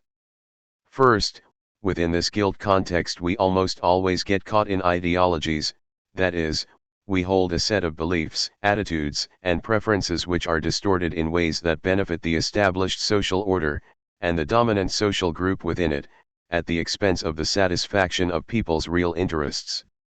To defend our behavior, e.g. holding on to our possessions while others face severe deprivation, we often end up implicitly defending what should be criticized, namely, late capitalism or elements thereof, e.g. its property regime. Point 4. And even where we do not attempt to justify our way of life, we tend to fall prey to ideological distortions, so that we accept social arrangements as they are, instead of changing them as we should. This is true even of those who are most disadvantaged by these arrangements. Thus, either by endorsing or by unreflectively accepting distorted truths or half-truths, we entrench the social status quo and fail to do what we should. Morally right living is also impossible because we face practical antinomies. Adorno uses this Kantian term, which traditionally denotes irresolvable conflicts. In this sense, we are faced with conflicts that are not fully resolvable within the current social system, so that whatever we do, we cannot do the right thing. One example of such conflict involves compassion, PMP 173F. On the one hand, while compassion is the right reaction to the suffering of others, it often only mitigates injustices and suffering within the current social system. It might thereby contribute to their persistence. On the other hand, working towards overcoming, not merely mitigating, injustices and suffering might mean that we do not always show people in need the compassion required by their situation. This is not just owing to a lack of imagination, but because of the social structures in which we find ourselves. In effect, Adorno thinks that we constantly face practical antinomies of this kind, and that, while tragic conflicts exist in all societies, at least some of these antinomies are irresolvable only within, or only occur because of, the social world we live in. Their pervasive existence is another reason why life in this social world is wrong and why right living is blocked. The second aspect of Adorno's thesis involves the thought that what we normally refer to as the life we live actually falls short of life, what might be called surviving or getting by. Life does not live, 19, 5 for two reasons. First, under a capitalist economy and culture, life becomes more and more uniform and impoverished, and this is true even of that small part of humanity who can make full use of the goods and opportunities afforded by late capitalism. Secondly, and related to this point, life does not live because we do not actually and actively live it. We lack autonomy because we cannot exercise our capacity for self-determination. At most, we merely react to external or internal pressures, and this is connected to the social world that surrounds and forms us. Even where we seem to act against society by following our self-interest, we are, in fact, serving and maintaining a social system that often relies on people acting in this way. 6 In other words, Adorno turns Adam Smith on his head. Instead of capitalism's invisible hand mechanisms making possible a prosperous and moral society, they enable a radically evil society that depletes natural and human resources to sustain itself. Finally, this points to Adorno's distinctive explanation for why right living, in both senses of the term, is impossible. It is not merely that traditional social practices are lacking, or that the boundless reflection characteristic of modern reason destroys ethical knowledge. Rather, right living is also blocked because society undermines our autonomy. This marks an interesting shift from traditional philosophical conceptions of obstacles to freedom. Instead of first nature, natural events or our psychological makeup, endangering our freedom and autonomy, second nature, or society, is the main obstacle. In other words, Adorno agrees with Kant and the tradition that human beings are unfree because they are beholden to externality. But this externality is not independent of human beings, as nature is said to be, but made and sustained by them as part of society. ND 219, Tr Mod. As Adorno puts it, the intertwining of man and nature is also the intertwining of man and society. PMP 176. The intertwining of man and nature has two social dimensions. First, the prevailing way of thinking about first nature as a closed, determined system does not adequately reflect it. Rather, it reflects a particular social reality and its impact on our relationship with nature. For Adorno, our conception of nature is shaped for the purposes of domination and exploitation, and this is why we think of nature as a closed system. ND 269. Thinking about nature in this way serves our purposes by facilitating predictions, and control, of natural events. However, if we abstract from the way we conceive of nature for the purpose of dominating it, we have no good evidence for thinking that nature, whether external nature or internal nature, our physical impulses and psychological makeup, determines us in a way that endangers our freedom or autonomy. 7 So we need not appeal to Kant's metaphysical thesis of a different world underlying nature to make room for freedom. Rather, we should concentrate on the real factors that block our autonomy. Autonomy is blocked by society, not first nature. Secondly, the intertwining of human beings and nature has a social dimension because we mistake determination by society, which we do in fact experience, for determination by nature. We do so partly because capitalist society is not the product of a consciously made history, but of something approximating natural growth. It is part of our natural history as vulnerable creatures who aim to master our surroundings to gain security. We also make this mistake because capitalism presents itself as if it were first nature, as if its laws were as fixed as the law of gravity. For example, capitalism operates mainly in an impersonal way. It is not a warrior elite that forces people to work and lead a certain life, but market pressures and other structural forces. It is therefore natural to overlook the real obstacles to our autonomy and to right living. To uncover these obstacles requires the kind of complex analysis of the underlying structure of capitalism that Karl Marx presented in Capital. In this section, we have seen what Adorno means by wrong life cannot be lived rightly and his reasons for making this claim. Now, we should turn towards its implications for moral theorizing and for whatever practical guidance Adorno can offer us. Moral philosophy as critique. So far I have presented Adorno as saying that modern society creates the obstacles to moral living. Yet, even so, his moral philosophy might not differ greatly from traditional ones that theorize about examples, or conceptually analyze, say, the faculty of volition, to generate practical guidance in the form of principles for action, duties and permissions, or ideals and aspirational virtues. However, Adorno is skeptical of such projects. Although we shall see that he does not completely exclude the possibility of moral theory containing some limited practical recommendations and prescriptions, he questions whether philosophers can offer us more than a minimalist ethics. In other words, he rejects the idea that moral theory could currently provide or underwrite a full-blown morality or a canonical plan for the good and right life. Adorno's skepticism is broadly Hegelian in nature. The good and right life would actually have to be realized and institutionalized in the current social world to a significant degree for moral theory to provide a fully worked out conception of the good life or morality. 8 Otherwise, we are faced either with highly abstract, indeterminate, and ultimately empty ideals, without any detailed practical guidance, or we are stuck with a substantive ethics built on the wrong kind of social practices and institutions, so that we end up entrenching or legitimizing unjust or bad states of affairs. Instead of adopting either of these extremes, Adorno thinks that the dialectical relations between them should be played out. If one combines these Hegelian concerns with Adorno's premise that right living is currently impossible, then skepticism about moral theorizing is the natural conclusion. From this perspective, problems of moral practice, right living, affect moral theorizing, and the latter cannot directly solve these problems. Only a change in social practices would help. Indeed, this is why Adorno says that moral philosophy today should consist mainly in the critique of moral philosophy.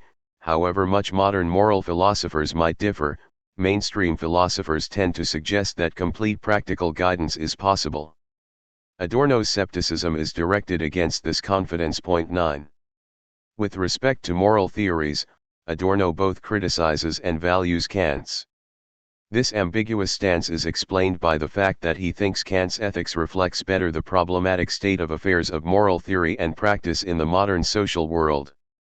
Kant's ethics is the most fruitful moral philosophy because, even where it gets things wrong, it captures best the antinomies and problems of moral living and theorizing in the modern world. To see this more clearly, let us consider two of Adorno's criticisms of Kant. For Adorno, Kant's ethics is characterized by its focus on principles. Morality is anchored in a supreme principle, the categorical imperative. 10.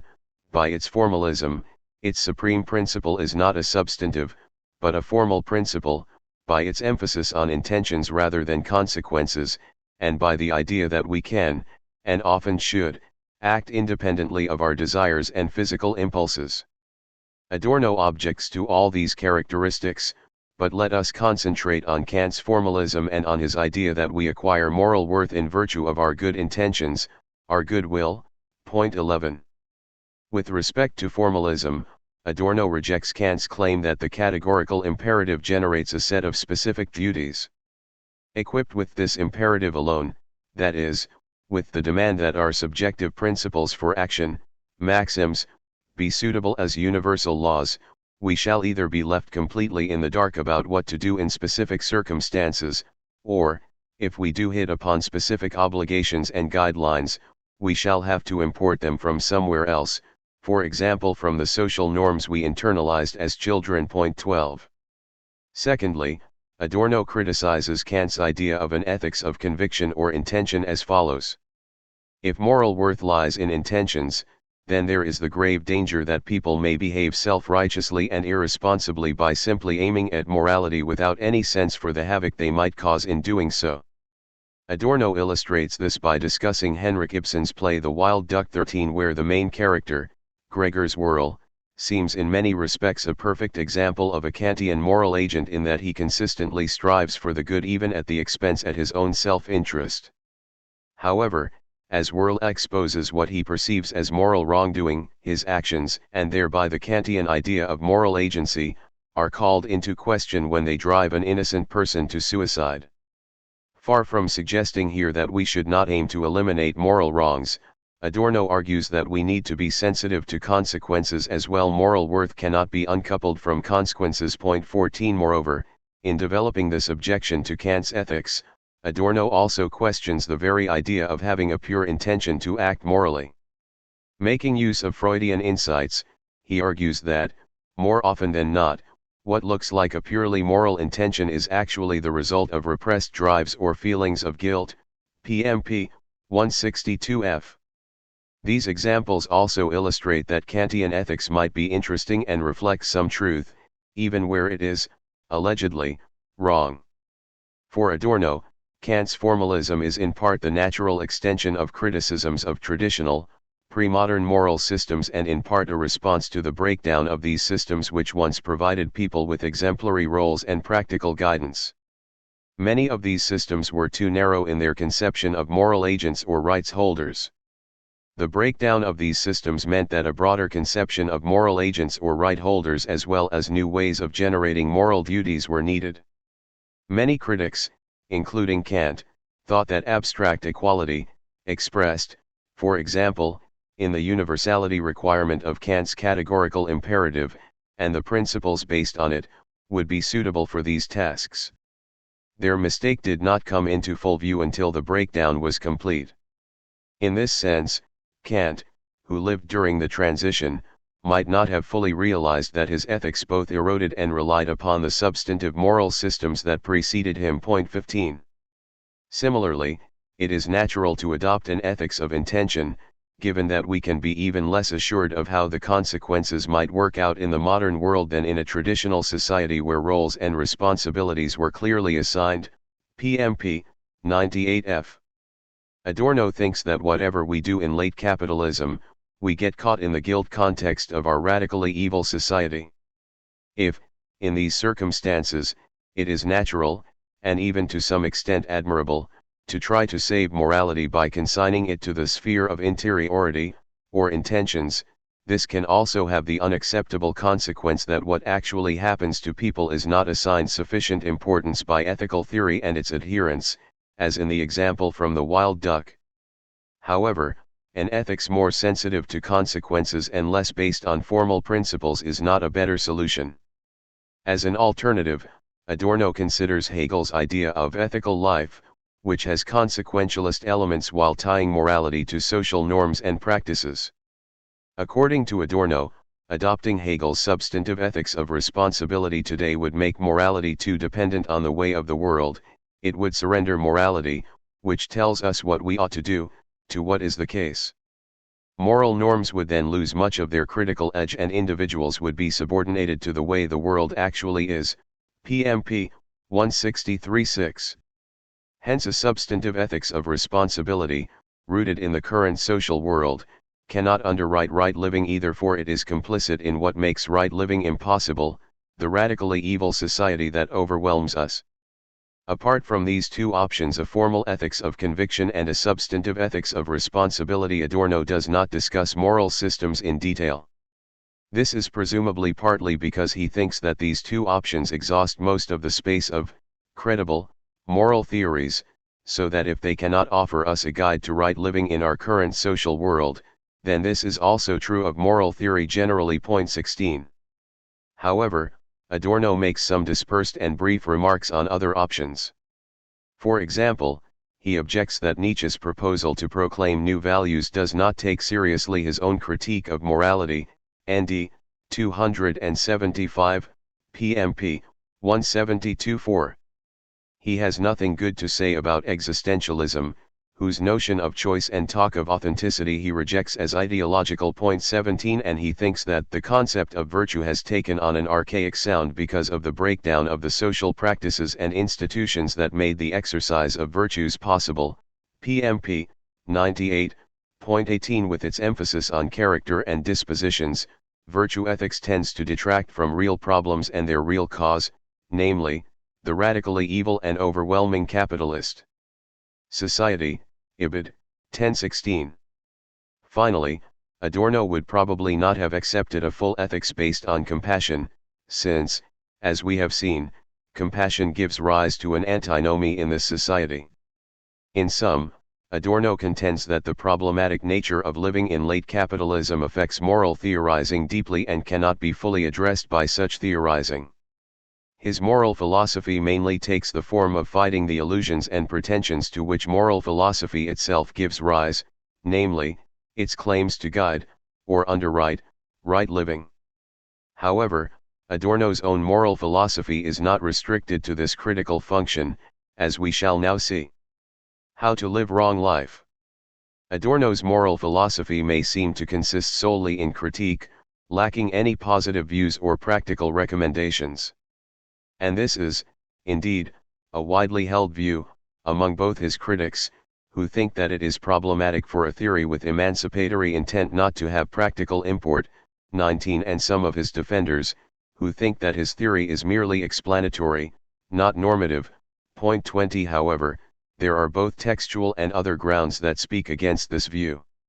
And, in the last decade, some authors have argued that Adorno's philosophy contains an ethics, or even that it is ethical through and through. Point 21. What speaks for the claim that Adorno's philosophy contains an ethics is that he puts forward an amalgam of ethical ideals, prescriptions, and even a categorical imperative of his own. For example, Adorno suggests that, in the absence of the possibility of living morally, one should aim to live one's life in such a way that one may believe oneself to have been a good animal, ND 299, Tr mod. Among other things, a good animal would identify with others and their plight, as well as show solidarity with the tormentable body, Ibid. 285. Such solidarity arises out of the abhorrence of physical suffering, which has direct motivational force for human animals, Ibid. 365, and for other animals as well, insofar as Adorno situates this abhorrence within the context of natural evolution.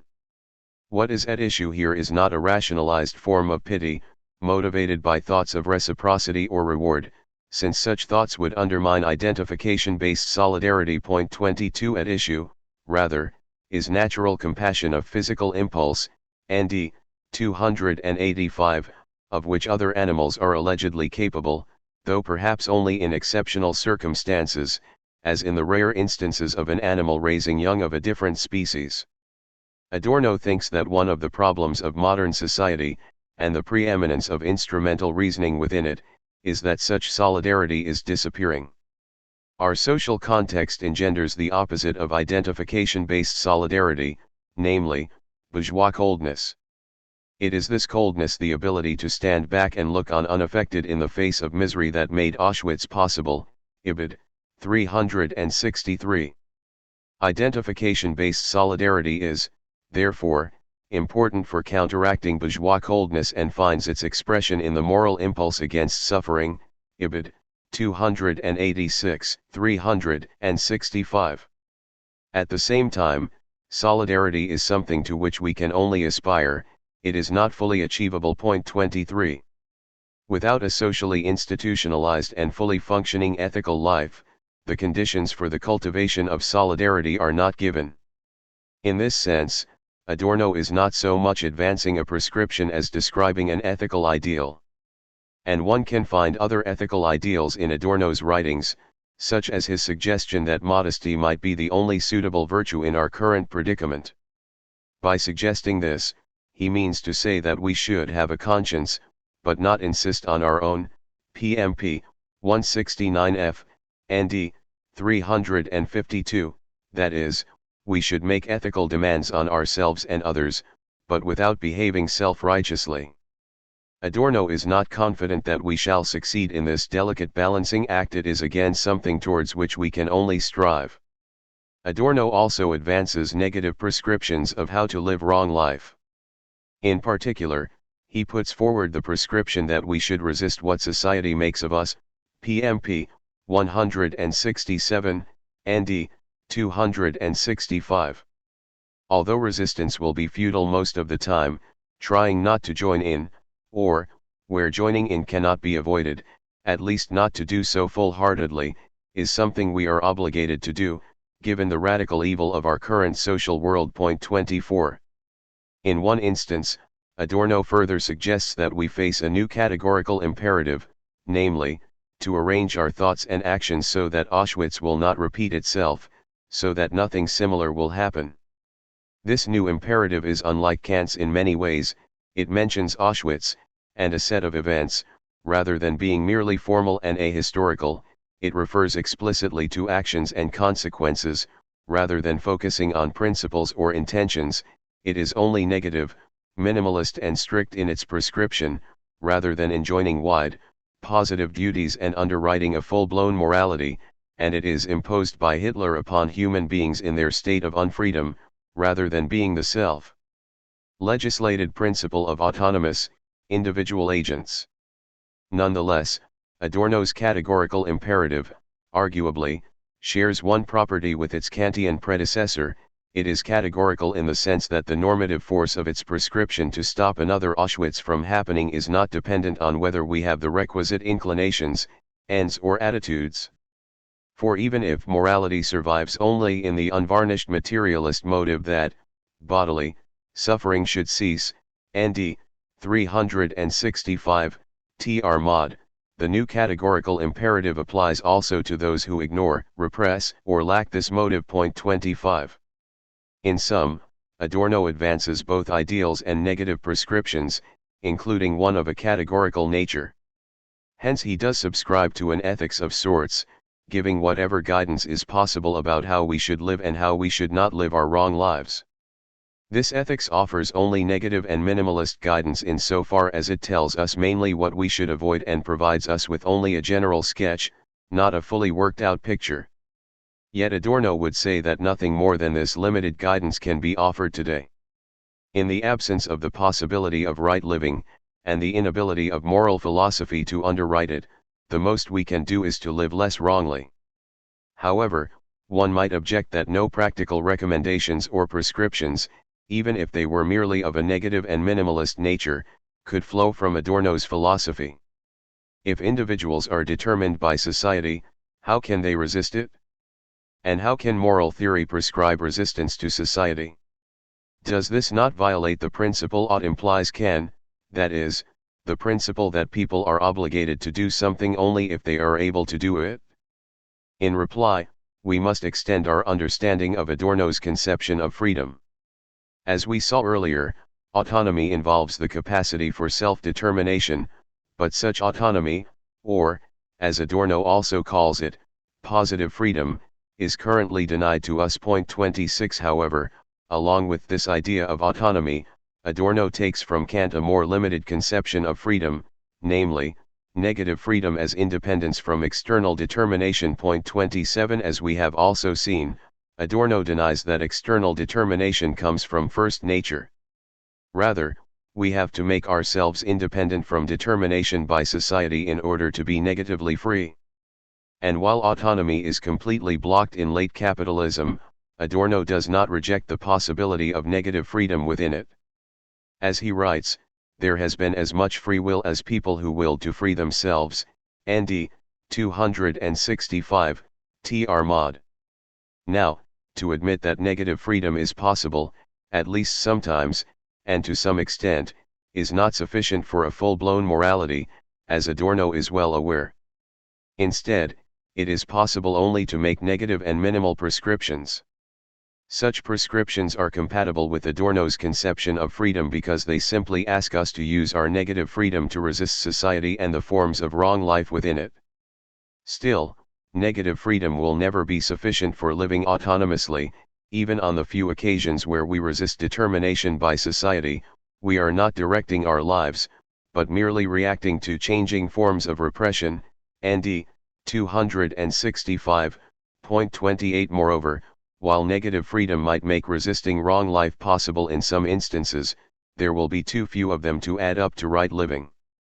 Hence this defense of Adorno is compatible with his negative moral philosophy presented in the first two sections of this chapter. However, problems remain. For example, even if the possibility of negative freedom sufficed to underwrite a minimalist ethics, Adorno would owe us an account of how individuals are capable of such freedom. Sometimes he makes it sound as if the social world determines us to such an extent that even resistance to it is impossible. 29. Either this is an exaggeration meant to bring to our attention the precarious nature of our predicament, or Adorno has to tell us how it is possible for some individuals, when they are lucky, to see through the workings of late capitalist society and resist it, ND 41. Moreover, Adorno faces perhaps an even graver problem. He has long been criticized for not being able to underwrite the normativity contained in his philosophy, for being unable to account for the standards with which he operates in criticizing late capitalism and prescribing resistance to it. 30 In particular, his philosophy is thought to be too negative. Critics argue that any account of normative standards requires knowledge of, and an appeal to, the good. For example, we can only say a sculpture is bad if we invoke the idea of a good sculpture. However, within Adorno's philosophy, knowledge of the good, or the right, is impossible for the following reasons. Late capitalism is deeply evil and we therefore cannot learn about the good from this world. Since our conceptual capacities are deeply implicated in this evil, they are of no use either in gaining such knowledge. Even our imaginative capacities are too damaged to acquire any determinate idea of what a free society and the good life would be like. ND 352. This might be called the problem of normativity. It is especially pressing when it comes to Adorno's moral philosophy. To deny that right living is possible and to prescribe certain forms of living seem to require knowledge of the good. In the literature, a number of responses have been suggested, ranging from 1. A denial of the problem, 2. The suggestion that the good, or a good, can be known within Adorno's philosophy and used to underpin his ethics, 2. 3. The claim that Adorno can account for the normativity inherent in his philosophy without appeal to the good or the right. 31 Still, this is a very live issue in contemporary debate and more needs to be done to solve it, if, indeed, it can be solved. Conclusion. We have seen why Adorno thinks that, right, living has become problematic in the modern world. We have also seen that moral theory cannot point to a way out of these problems, but is deeply affected by them. However, Adorno does offer us limited guidance on how to live and what to do in our current predicament. In this sense, the objection that his moral philosophy is devoid of practical recommendations can be rejected, as emphasized by a wave of publications over the last decade. While other objections may not have been fully answered in the literature, it is fair to say that Adorno presents us with an important challenge to the way we normally think about our lives and moral theory. It may not be a systematic theory and it may not give us all we expect from a moral philosophy, but we have seen that there are reasons why this is the case and why moral philosophy cannot provide or promise anything more in our current predicament. 7. Social Philosophy. Pauline Johnson. Introduction. The failure of socialist revolution in Western Europe is often viewed as the key to understanding Adorno's diagnosis of modern society. 1 The very first sentence in his main work, Negative Dialectics, reads, "Philosophy, which once seemed obsolete, lives on because the moment to realize it was missed." ND 3. Socialist revolution, which might have overcome the irrationality of the existing bourgeois order and established a rational world, failed to materialize. This is why philosophy remains necessary as a vehicle of radical critique. Horkheimer and Adorno witnessed the complete victory of fascism in Europe. The Institute for Social Research's empirical studies under Erich Fromm in the 1930s had already discovered the pervasive influence of the authoritarian personality among the German working class.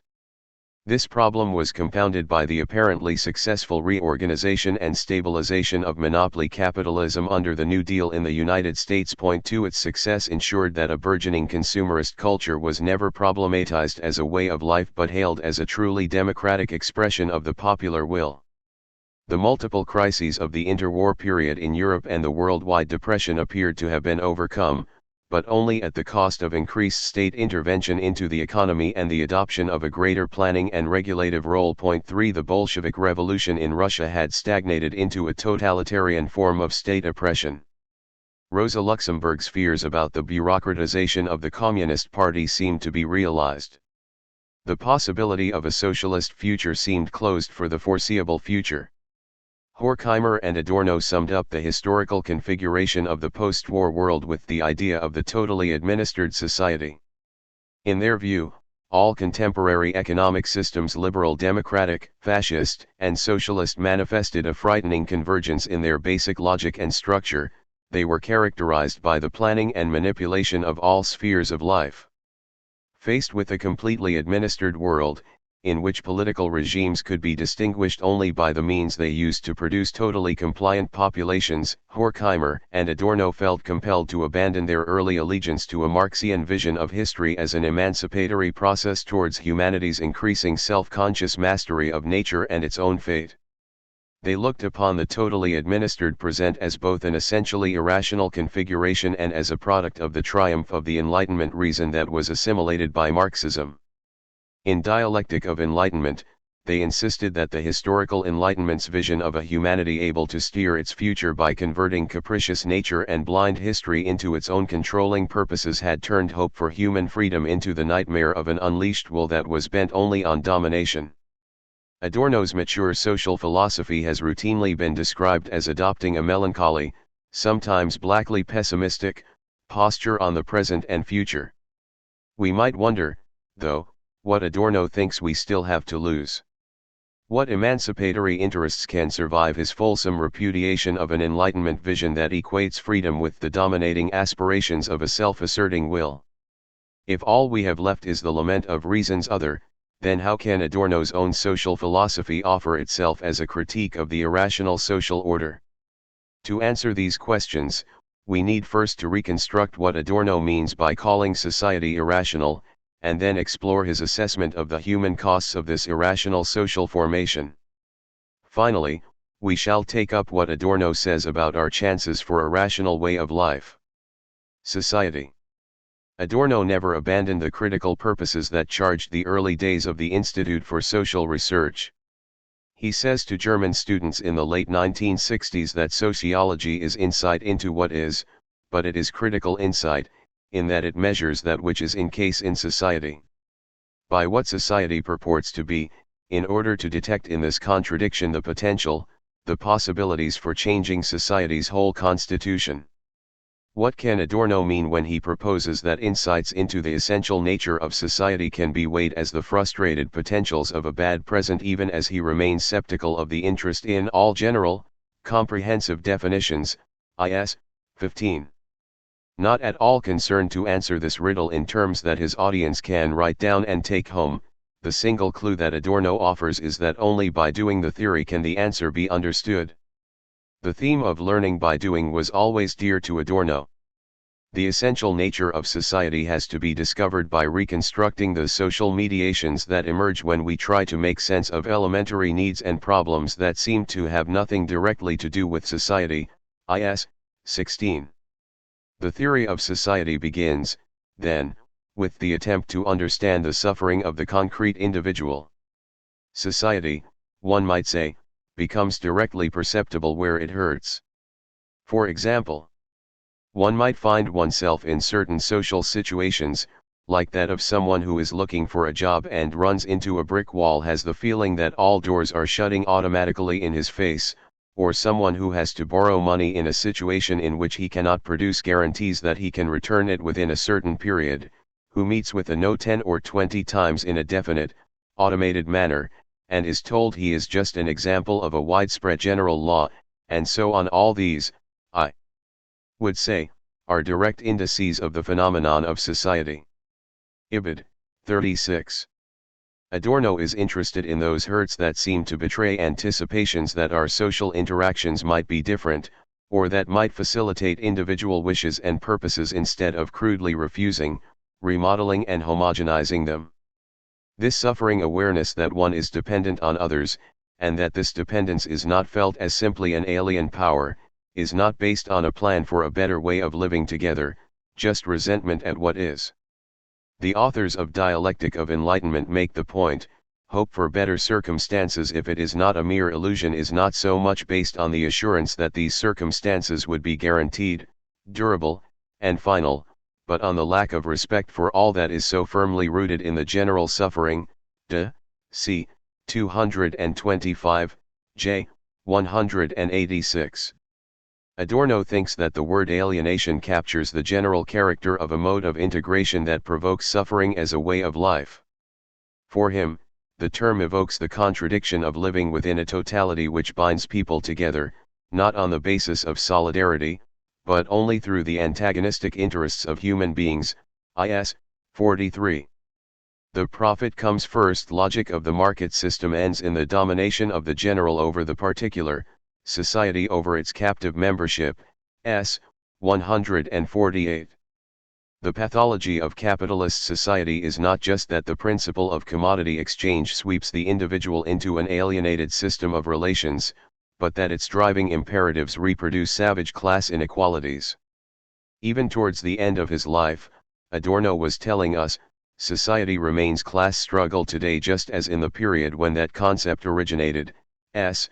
148. He is persuaded that capitalism is an irrational mode of integration because its arrangement of society runs counter to society's purpose, the preservation and the unfettering of the people of which it is composed. Ibid. 133. This account of the purpose of society is not rooted in a background anthropology. It is, rather, a generalization that emerges from the sociologist's efforts to reconstruct how people live and suffer in the modern world. Alienation expresses the general condition of a life damaged by social interactions that do not sustain and unbind the people who compose it but that stands over them with all the blind power of the world of nature. Point 4. From this derivation of the seemingly anachronistic irrationality of society, Adorno supposes that a proper sociology needs to explore the irrational ends that are served by instrumentally rational institutions and practices in society because the irrational conditions of society can only be maintained through the survival of these irrational functions. Is. 133. His account of the institutions that serve the stubborn irrationality of a society which is rational in its means but not in its ends guides the investigation into the truly administered character of contemporary society. S. 149. The totally administered society appears as an instrumentally rational response to, and a manifestation of, the irrational and self-contradictory character of capitalism. Even as it models the whole of modern life after the interests and norms of the market, capitalism fosters the ideal of the independence of each individual. However, the attempt to construct a principle of social interaction out of the expectations of competitive, isolated individuals ends up with a dislocated, impotent individuality confronting a hostile, anonymous power. Within repressive society, Adorno tells us, the individual's emancipation not only benefits but damages him. Freedom from society robs him of the strength for freedom. 150. This endemic irrationality is articulated and managed in different ways in the distinct epochs of capitalist development. 19th century capitalism had maintained a certain equilibrium between its social ideology and the actual conditions under which its consumers lived. Point 5. At least for the entrepreneurial capitalist, the liberal epoch of free enterprise had underpinned the construction of a free self-responsible individuality with some kind of, limited, practical conditions. The liberal expectation that the private will might be enough to direct the life and fortunes of the particular individual was experienced as suffering, but also as an ideology that made sense of a new general standard of rational action. Horkheimer puts it this way, liberalism at its dawn was characterized by the existence of a multitude of independent entrepreneurs, who took care of their own property and defended it against antagonistic social forces. Though isolated by motes of self-interest, individuals nevertheless tended to become more and more alike through the pursuit of this very self-interest. Point 6. The construction of society as a network of interactions between private, self-interested individuals produces a culture of conformist motivations, and with this, an effective management of the tensions between the individual and society. However, in the epoch of monopoly capitalism, individuality loses its economic basis and this transforms the mode in which the relationship between the individual and society is regulated. In the age of big business, the future of the individual depends less and less upon his own prudence and more upon the national and international struggles among the colossi of power. Point 7. The great economic crises of the 1920s and 1930s fueled the rise of corporate power and created the objective conditions for dependence which robbed individuals of their self-sufficiency and exposed them to unprecedented manipulation. Friedrich Pollock provided the economic dimension of the Frankfurt School's diagnosis of the totally administered character of late 20th century capitalist societies. Point 8. The crux of his argument was that capitalism had entered a new phase in which competition had given way to government intervention and corporate planning. According to the totally administered society thesis, the liberal age of bourgeois society with its competitive economic relations, democratic political institutions and contractually legal arrangements masked the domination implicit in the capitalist system. But these liberal forms of freedom are now historical memories. They are increasingly replaced by an overtly authoritarian system. With the advent of modern totalitarian regimes, the typical liberal dualisms of individual and society, private and public spheres, the economy and politics are blurred, even liquidated in the service of direct control and command. Traditional capitalist entrepreneurs, who controlled their enterprises and lived off the profits, were reduced to mere rentiers and removed from a direct management function. Government intervened to control prices and wages, to encourage technological innovation, to enforce full employment and avoid overaccumulation through the expansion of military and defense requirements. Point 9. This control, exercised by the state in league with the large monopolists, forestalled the worst excesses of periodic downturns in the economic cycle. Coupled with the direction of the new mass media, it opened up the possibility of a new system of ubiquitous control and manipulation. C. 38, J. 30. Political cliques that controlled the state apparatus in the interests of the economically most powerful groups could now exercise naked power, backed by all the forces of modern administration and bureaucracy, and aided by the subtle yet insidious pressures of the mass media. The authoritarian state becomes a vehicle of new modes of capitalist organization. No longer relying on competition and the market, the state's steering functions are now transferred to the centralized administrative activity of the apparatus of domination to government agencies, police, the army, and the media. The result is a new synthesis of monopoly capitalism and state power that brings together the calculated interests of the major corporations and the planning capacity of the state organs in a technical rationality that dominates all aspects of society and quashes all opposition either by terror or by consumerist incorporation. Developments in Europe, the Soviet Union and the United States all seem to reveal the same tendencies. On Adorno's view, modernity comes to represent a new system of total domination characterized by manifestations of alienation, administrative manipulation, and by uniform subordination and depersonalization.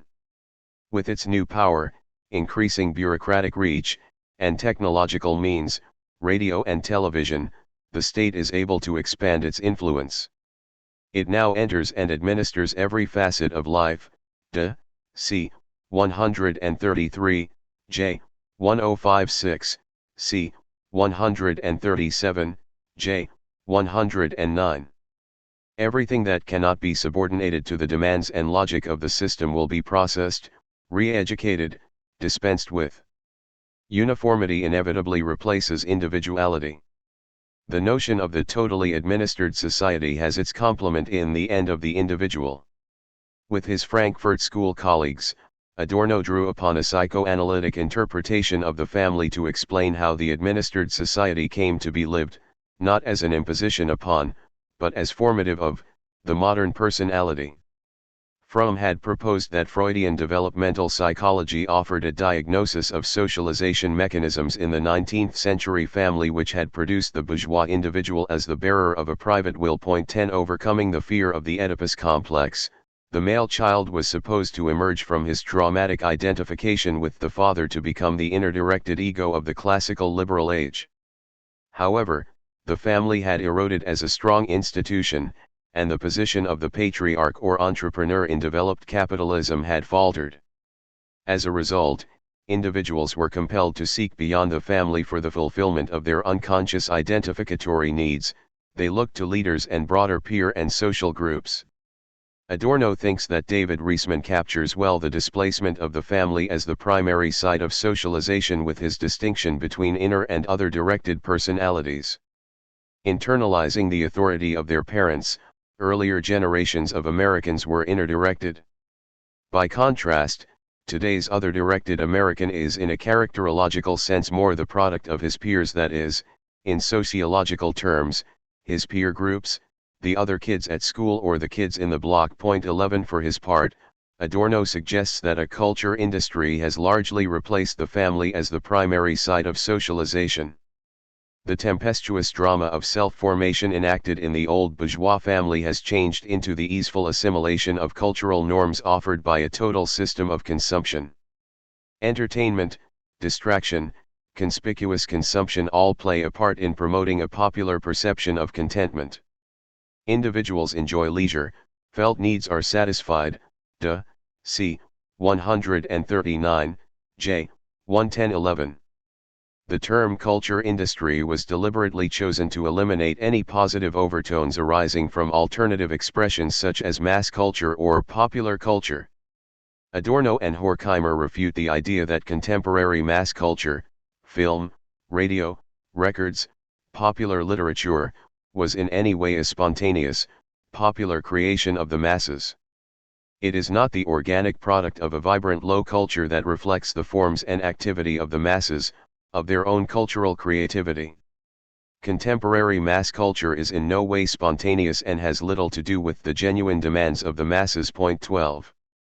The hegemony of mass culture today means that art and culture are no longer authorized to inhabit their own autonomous sphere from whence they might open up new possibilities and reveal critical insights into prevailing social arrangements.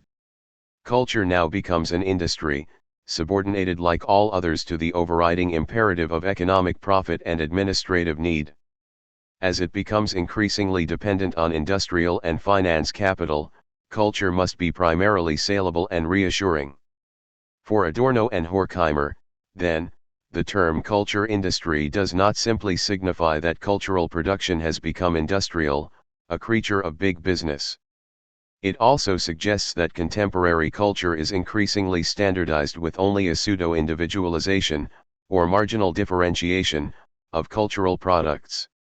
Not only are the hit songs, stars, and soap operas cyclically recurrent and rigidly invariable types, but the specific content of the entertainment itself is derived from them and only appears to change. The details are interchangeable, de, c. 125, j. 98. Despite the ideology of individualism that motivates much consumption in advertising and popular culture, the basic tendency of the culture industry is to eliminate all vestiges of individuality in favor of a predictable and calculable standardization and uniformity. For all that, contemporary mass culture is not usually experienced as an authoritarian imposition of attitudes and worldviews.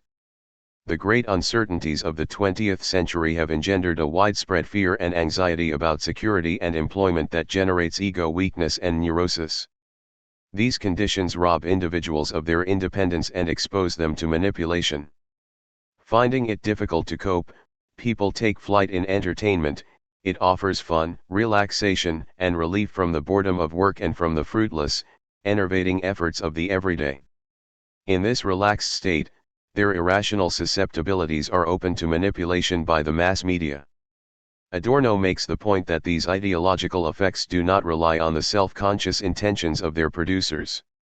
The script does not try to sell any idea. 13 The pursuit of popularity alone is sufficient to structure an ideologically potent fusion of messages in the products of the culture industry. On the one hand, the standardized character of popular culture reassures the dependent and insecure masses that everything is somehow predestined and that nothing will be asked of them except their unreflecting obedience. 14 This authoritarian message is fused with, and cloaked by, an overt affirmation of the ideals of plurality and individual autonomy. Pseudo-individuality is rife, individuality is reduced to a mere option to choose between mass-produced styles. Individuals are like Yale locks, whose only difference can be measured in fractions of millimeters, de, c. 154, j. 125. Entertainment and the distractions of the culture industry serve to reconcile the masses to the drudgery and meaninglessness of everyday life in the totally administered society. As such, the reign of the culture industry is an index of the truth that people feel oppressed by the lack of control they have over their own lives. This is the basis of Adorno's critique of the symptomatic character of the pursuit of pleasure. To be pleased means to be in agreement, not having to think about suffering. Basically it is helplessness. It is flight, not only as it asserts flight from a wretched reality, but from the last remaining thought of resistance, de, c. 144, j. 115-16. Reviving a critical pulse, the rationality potentials of intimacy. This brings us to the central dilemma thrown up by Adorno's critical exploration of the administered character of contemporary society. Earlier we saw that Adorno thinks we can measure the irrationality and illegitimacy of this kind of society by the hurt and damage that it does to us. His comprehensive critique holds an authoritarian culture industry to account for a zero-sum game that trades the longing for liberty against the quest for contentment. Objective conditions of the 20th century have conspired to sap the confidence and the spirit of individuals, thus denying to them all sense of the damage that is daily being done to them. However, as Axel Honneth points out, Adorno was determined to guard against the impression that the capitalistic organization of life could ever close itself off into a smoothly self-reproducing functional whole. 15 What, then, does he offer by way of hope? In his search for a critical normativity, Adorno rules out two major candidates. In the Enlightenment affirmation of reason he espies only the repressive bid to impose instrumental purposes and interests as a normative grid upon all human variety. The identity thinking upheld by the ideal of a civilizatory reason is the last place Adorno is going to look to articulate his critique of the distortions of social life. At the same time, his sociological account of the triumph of a reconciled, happy consciousness appears to block any chance that a critique of administered life might be grounded in a dynamics that is immanent in everyday life. J. M. Bernstein describes the apparent impasse as follows: Adorno's philosophy is routinely interpreted as directly embodying the pessimism implied by the intersection of the sociological picture of a rationalized society and the philosophical dilemma of being left without a usable conception of reason. 16. Adorno's last work, unfinished at his death, addressed the question of the cultural remainders that might allow us to cling to critical awareness. Aesthetic theory set out to defend the resistive power of modernist art as the last refuge for an unreconciled subjectivity. Art that refuses the beautiful image of an integrated, reconciled world and opts for the atonal can mimetically capture the experience of unreconciled, discordant, subjectivity. The atonal, the ugly, which form the organizing and unity constitutive moment 17 of the modernist work, is the porthole through which the suffering angst of displaced subjectivity can make itself known. Adorno is not claiming that autonomous art offers some pure Archimedean point from which the irrational distortions of an administered social life can be gleaned. Alienation from the logic of domination is expressed as suffering anxiety through the compositional forms of the modernist work, and this signifies its deep social mediations. However, the point has frequently been made that the critical negativity that Adorno finds stored up in modernist art remains trapped there, devoid of social consequence. He offers no hope that the work of art might set up a receptive relationship with an empirical consciousness that could turn its anxieties into a defiant vision of alternative ways of living. If aesthetic autonomy gives sanctuary to images of unreconciled subjectivity, it also seals them into a speechless accusation that provides nothing by way of a utopian vision with practical significance. Perhaps, though, we can look to other dimensions of Adorno's social philosophy to find an escape route from its praxial paralysis. 18 In what follows I shall look at what Adorno has to say of the critical needs that cling to the lived tensions of contemporary intimacy. We have already seen that, for Adorno, the contemporary family has been rationalized to conform to the logics and comply with the purposes of the completely administered society. What partly attracts him to psychoanalytic theory is its insight into the traumas of the bourgeois family that formerly produced inner-directed personalities who were able to sustain an ethically distinct private life. Today the family has become nothing more than a conduit for the demands of the totally administered society. Subjectivity loses its normative ground and is determined only by the need to cope. Sometimes Adorno appears quite nostalgic. With the family there passes away, while the system lasts, not only the most effective agency of the bourgeoisie, but also the resistance which, though repressing the individual, also strengthened, perhaps even produced him. The end of the family paralyzes the forces of opposition. The rising collectivist order is a mockery of a classless one. Together with the bourgeois it liquidates the utopia that once drew sustenance from motherly love. 23. The strong self-directed personality forged through the Oedipal drama had looked to the loving family as an ethical haven from the heartless world of commercial life. It might appear, then, that Adorno's critical diagnosis of life in the administered society draws its normative charge from the image of the ethical personality constructed in the bourgeois household. Martin J. thinks that the evidence points this way. 19 However, it seems to me that Rahel Jaegi is on stronger grounds when she draws attention to Adorno's problematization of the ideal of an ethical, right, life in a wrong society. 20 If we are to chart our way out of crippling alienation, we need first to understand what a good way of being with others looks like. Adorno offers some grounds for hope that critical, ethical motivations might be located in the dialectics of intimacy. Along with other commentators on the disorganization of transition that was affecting post-war private life, 21 Adorno seemed to be alert, not just to the crushing new burdens placed on the weakened family, but to the prospect that the normative contents locked in its institutional conventions might be opened up to a new self-reflexiveness and renegotiation. He is by no means investing romantically in the idea of the natural power of love to break through an alienating sociality. Actually, he is highly skeptical of the ideological functions of romantic images of the individual as a merely feeling self. Everywhere bourgeois society insists on the exertion of will, only love is supposed to be involuntary, pure immediacy of feeling. In its longing for this, which means a dispensation from work, the bourgeois idea of love transcends bourgeois society. But in erecting truth directly amid the general untruth, it perverts the former into the latter. 172. Posing as a sanctuary for particular natural subjectivity, the idealization of passionate, involuntary love offers society an alibi for the domination of interests and bears witness to a humanity that does not exist. Since it falls for conventional attractions, romantic love runs away when the going gets tough and the needy particularity of the other starts to be felt. So love, it seems, can survive only if it becomes a chosen fidelity to the object of involuntary passion. While love's own chances depend on forging a unity of involuntary passion and elected loyalty, its dialectical unities can also help us to begin to think in a non-ideological way about the meaning of autonomy. 172. Adorno wants to learn from the insights of a complex ethical, not just natural, love. If love is to represent a better society, it cannot do so as a peaceful enclave, but only by conscious opposition.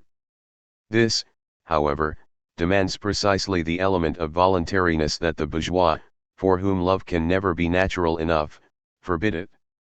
Loving means not letting immediacy wither under the omnipresent weight of mediation and economics, and in such fidelity, it becomes itself mediated, as a stubborn counter-pressure. 172. But love alone cannot provide sanctuary to the hope for a decent life. There is no emancipation without that of society. The peaceful enclave is not immune to the divisions, inequalities, and insecurities of an alienated sociality, and, indeed, it can be the site of a special, perceptive cruelty. False nearness incites malice. 173. However, Adorno makes the point that the dialectics of intimate life can at least offer an image of non-instrumentalizing interactions between particular individuals. A natural romantic passion turns out to carry various cultural conventions and expectations that are not reflected upon. Yet the longing it expresses that particular unrepeatable subjectivity might achieve non-alienated recognition can provide the hook onto which an ethical, chosen, love can attach itself. The negotiation between reason and passion forged in an ethical intimacy is an index to the hope that a romantic love for the particular might not always be at the mercy of a subduing Enlightenment reason.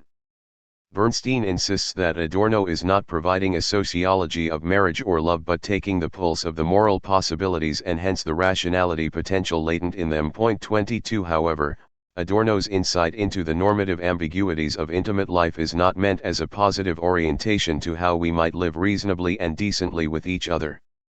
Wrong life, he tells us, cannot be lived rightly, 39. He grimly supposes that the totally administered society finally invades and overwhelms the potentials for a rational mode of interaction that peeps through the dialectics of love. Privacy has given way entirely to the privation it always secretly was, and with the stubborn adherence to particular interests is now mingled fury at being no longer able to perceive that things might be different and better. Ibid. 34. The ethical power of intimacy rests on the capacity to negotiate and live with its normative ambiguities. But ambiguity is anathema to the management imperatives of the totally administered society. And, corrupted by the distorted motivations of a wrong life, love can turn into exquisite cruelty. Conclusion. What can we do? Adorno always invests in understanding.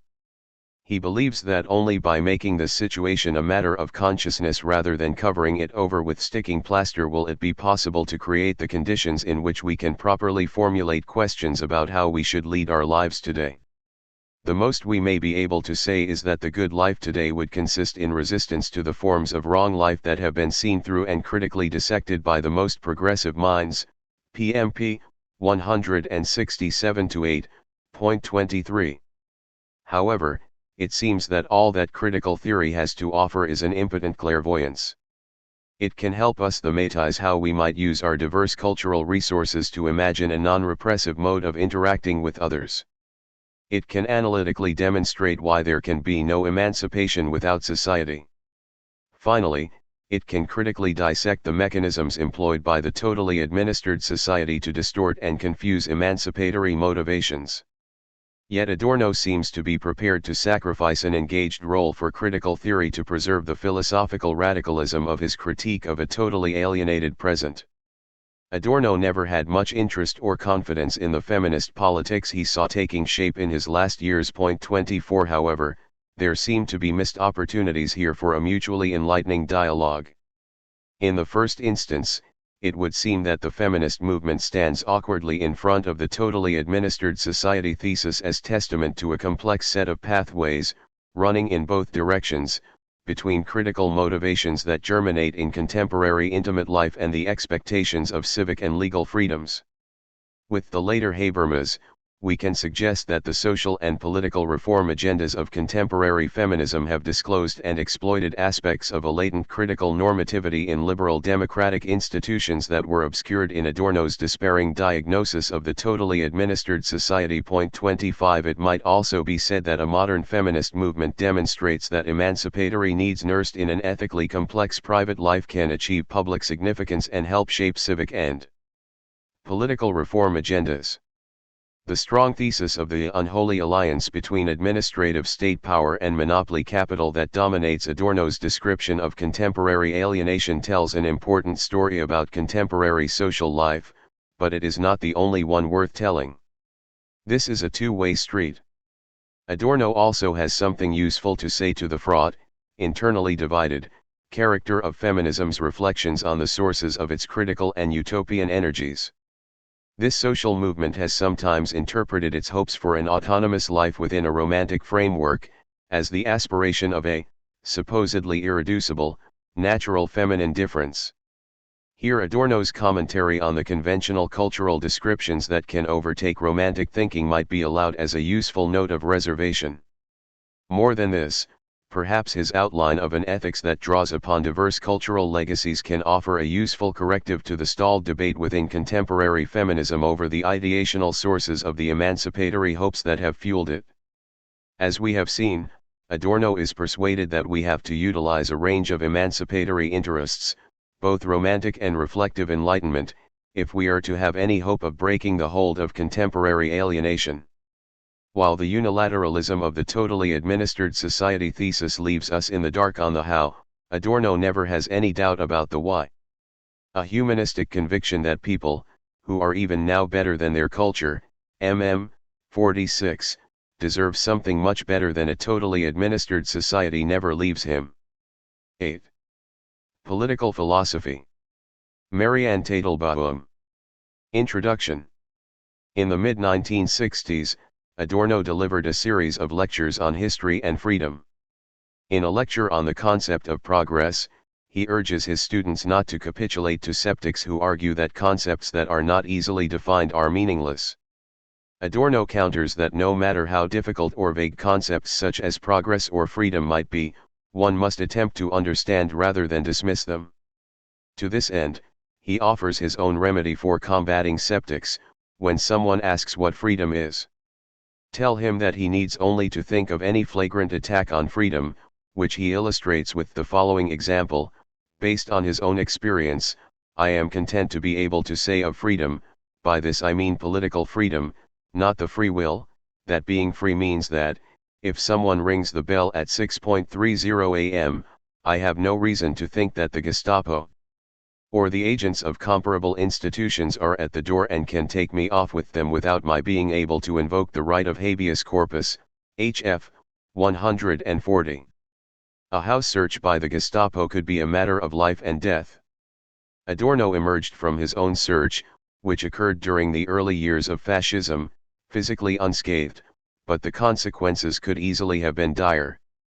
The incident serves, therefore, not only as an example of what freedom is not, the possibility of being carried off from one's own home by the Gestapo, but also an intimation of what it might be, the possibility of living without fear. As distant as we may believe ourselves to be today from the first possibility involving the Gestapo, Adorno would argue that we are equally distant from the second, a life without fear. Adorno's focus on the difficulty, rather than on the likelihood, of achieving true freedom, on what freedom is not, rather than what it is, has led to the charge that his philosophy is apolitical. Politics is, admittedly, not a concept that explicitly guides his thought. Moreover, because he offers neither a circumscribed field of study that could be called politics nor a definition of the political, locating the political dimension of his work is no straightforward endeavor. That dimension, however, as the above example demonstrates, is crucial to his theoretical project. At the moment of that ominous knock at the door before the house search, HF 20, the occupant faces, at one extreme, the possibility of losing her life, and, at the other, the possibility that she has nothing to fear.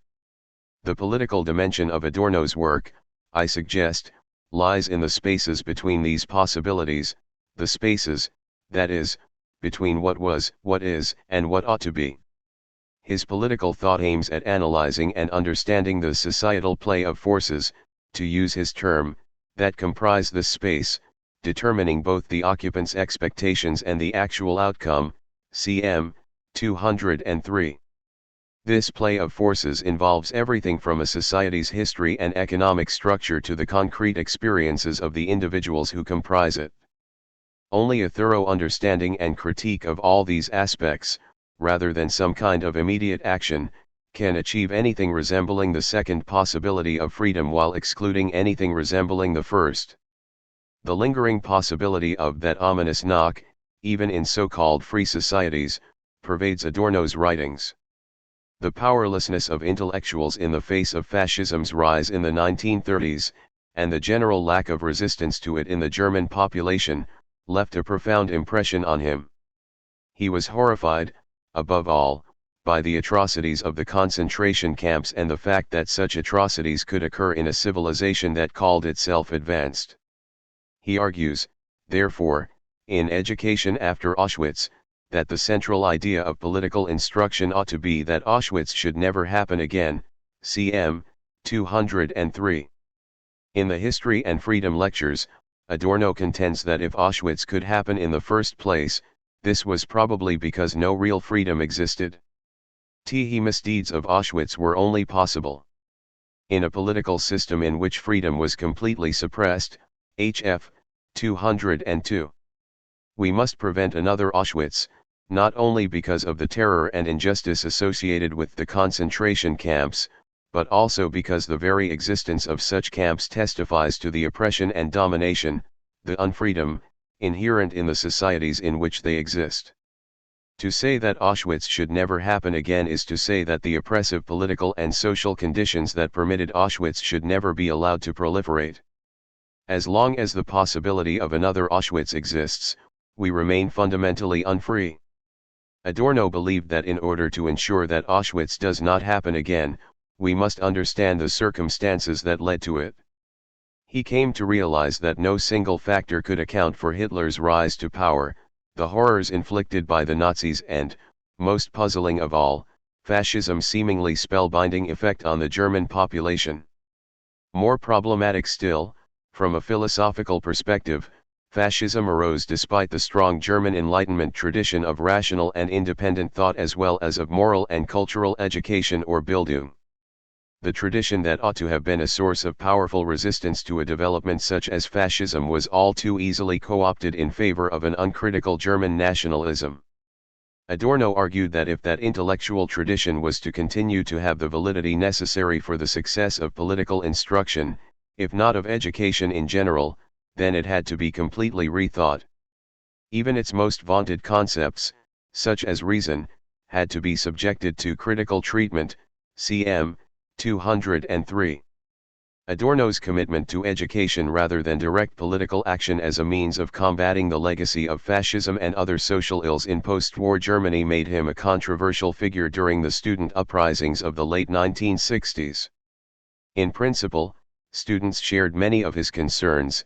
They were disillusioned by what they perceived as the failure of their parents' generation to come to terms with its Nazi past, by the dulling effects of capitalism on society, and by a conservatism latent in public institutions, especially the university.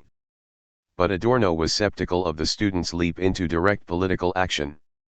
The rise of the oppressive Stalinist regime in the Soviet Union made him, and other members of the Frankfurt School, wary of revolutionary Marxism.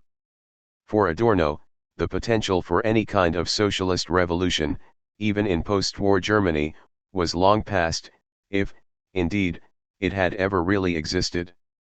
He believed, moreover, that political action that is not grounded in extensive thought and self-reflection risks, by its refusal of critical distance, perpetuating the very repressive conditions it seeks to change.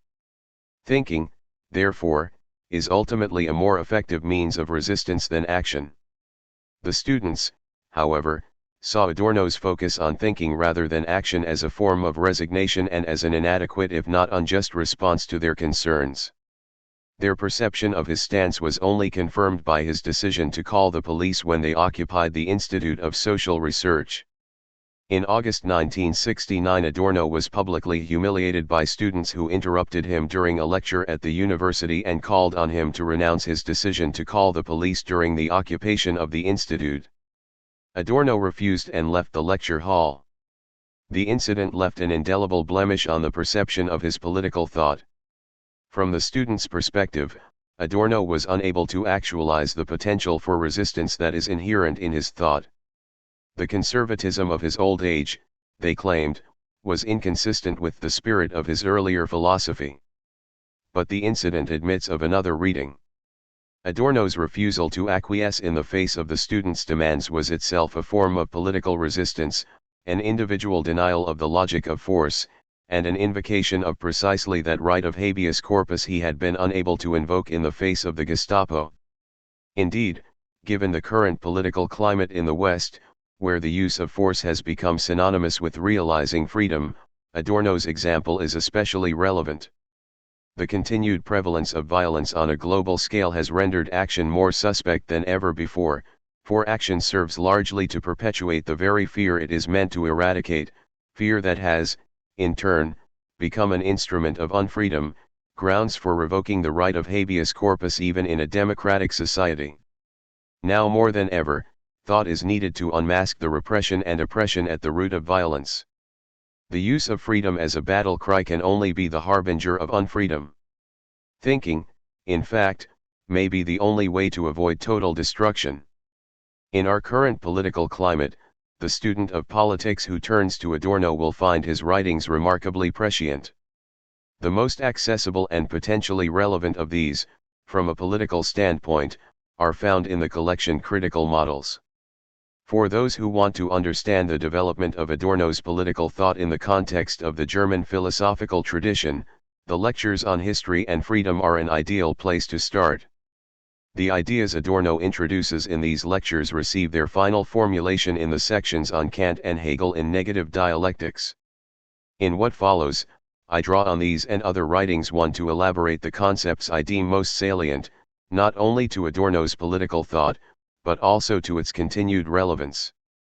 Individual and state. Adorno considers the relationship between individual and state to be one of the fundamental concerns of political philosophy since Plato. Crucial to his understanding of this relationship is the notion that both individual and state are historical categories. They arose and developed in response to particular historical circumstances. As the categories of individual and state evolve, so does the relationship between them. In Adorno's view, that relationship has become largely antagonistic. In Individual and State, written shortly after his return to Germany, but unpublished during his lifetime, he examines the historical and theoretical roots of the increasing alienation that modern individuals experience with respect to the state. The state, he suggests, may have begun as an organized society to enable the survival of the human race in the face of the forces of nature. Point 2. Eventually, however, with the advent of market economies that pitted the very individuals the state was supposed to protect against each other in competition, the state became an entity in its own right, seemingly independent of the individuals who constitute it. As Adorno explains, however, the organization of society into states that came to have an existence larger than their individual members is only partially to blame for the alienation of individuals. Ever since the Greeks made the individual central and determined its happiness to be the highest good, the individual, in its efforts to secure its own happiness, lost sight of its relationship to the state and society as a whole. Through its unrestrained liberation, the individual simultaneously prepared the ground for its oppression. Point 3. The very category of the individual, in other words, as it arose during the phase of the Greek city-states, contained the seeds of its own oppression. The more the individual made its own interests a priority, the less it seemed to need the state, the purpose of which was initially to protect those interests. Just as the state came to seem larger than and separate from the individuals it was supposed to serve, so the individual and its own interests came to seem larger than and separate from the state it was supposed to support. In modernity, where all the functions of the state are more tightly incorporated and where, therefore, state power seems overwhelming and all-encompassing, the individual comes to feel not only that its interests are contrary to those of the state but also, more critically, that it is powerless in the face of the state. From this feeling of powerlessness, Adorno argues, arises a feeling of apathy toward the state and, hence, the alienation of the individual from the state, the sense that nothing one does would make a difference anyway. For this very reason, the call for participation in things related to the state is, in truth, not so empty as it sounds to people. Their own fate, in fact, will depend, ultimately, on the consciousness of the necessity to form their state themselves. For, the key to fostering such a consciousness, at least in the social sciences, is to bring to light the ways in which the problematic relationship between state and individual has its roots in the life of society. Class. According to Adorno, an individual's relationship to the state is always mediated by the role of class in society. His acknowledgement of the centrality of class is evidence of his indebtedness to Marx. Yet, as he argues in Reflections on Class Theory, 1942, in a society dominated by advanced or monopoly capitalism, class no longer functions as Marx argued it did. Although class still exists, it has become an instrument of conformity rather than a source of resistance. Class has become largely synonymous with the supposedly egalitarian bourgeoisie, which has become so prominent that the notion of it as a class no longer seems to apply. Purged of its critical potential by its association with what seems to be the norm, the bourgeoisie, class comes to seem useless and outdated. By becoming less visible, class differences have become less potent, the distinction between exploiters and exploited is not so visible as to make it obvious to the exploited that solidarity should be their ultima ratio. Conformity appears more rational to them. Membership in the same class by no means translates into equality of interests and action. CLA 97. The working class loses sight of its own oppression and thus of the desire for a change in the system. In fact, changing the system seems as though it would threaten rather than increase freedom. But the bourgeoisie, too, suffers. Its less prosperous members are denied individuality by their lack of wealth. Ibid. 108. The general elevation of the standard of living in Western society serves only to propagate the false impression that society has progressed. In late capitalism or industrial society, Adorno reformulates the problem of the apparent disappearance of class in terms of the relationship between the forces and the relations of production. He argues that while the forces of production, the raw materials and labor required to produce goods, have been modernized with the most advanced technology, the relations of production, the system of the ownership and administration of capital, have remained stagnant. As he explains, the forces of production are mediated more than ever by the relations of production. They are responsible for the fact that, in crazy contradiction to what is possible, human beings in large parts of the planet live in penury. CLA 121. Adorno's logic is hard to deny. The technological level of advancement reached by modern forces of production ought to allow for the worldwide elimination of poverty. Instead, wealth, influence and power remain concentrated in the hands of the few. If society were as advanced and civilized as it claims to be, then relations of production would facilitate rather than hinder a more equitable distribution of capital. Under monopoly capitalism, Adorno argues, not only the state and the economy, but also the forces and relations of production, appear to be one. This appearance or illusion of unity is socially necessary.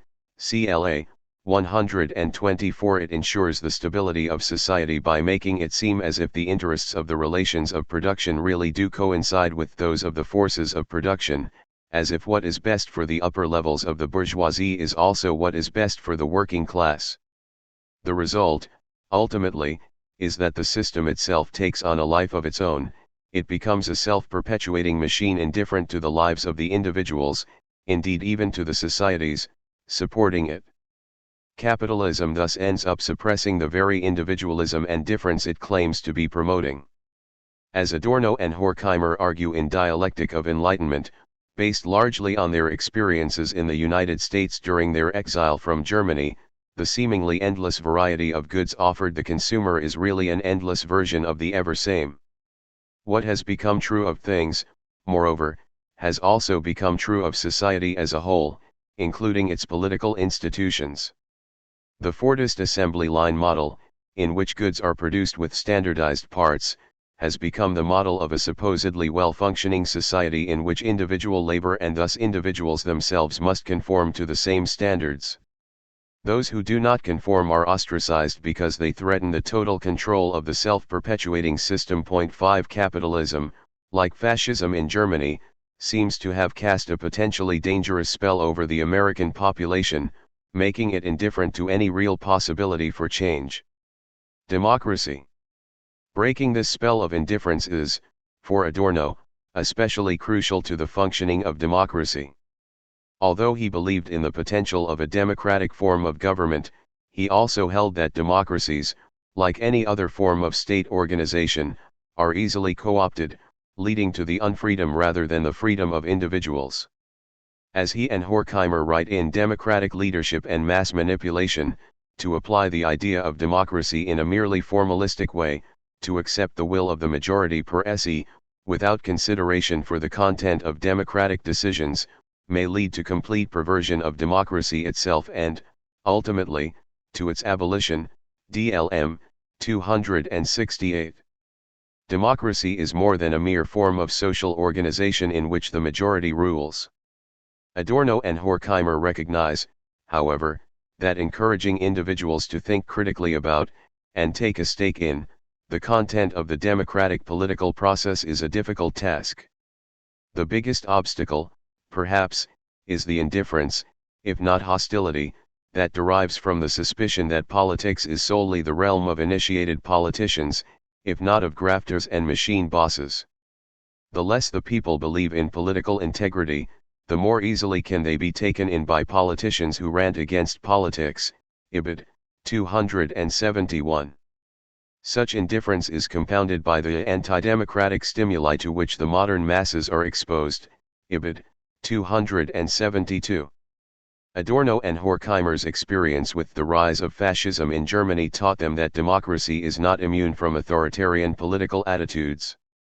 In the United States, they worked with the Berkeley Public Opinion Study Group on an empirical and theoretical study of the problem of subjective susceptibility for anti-democratism and anti-Semitism. Ibid.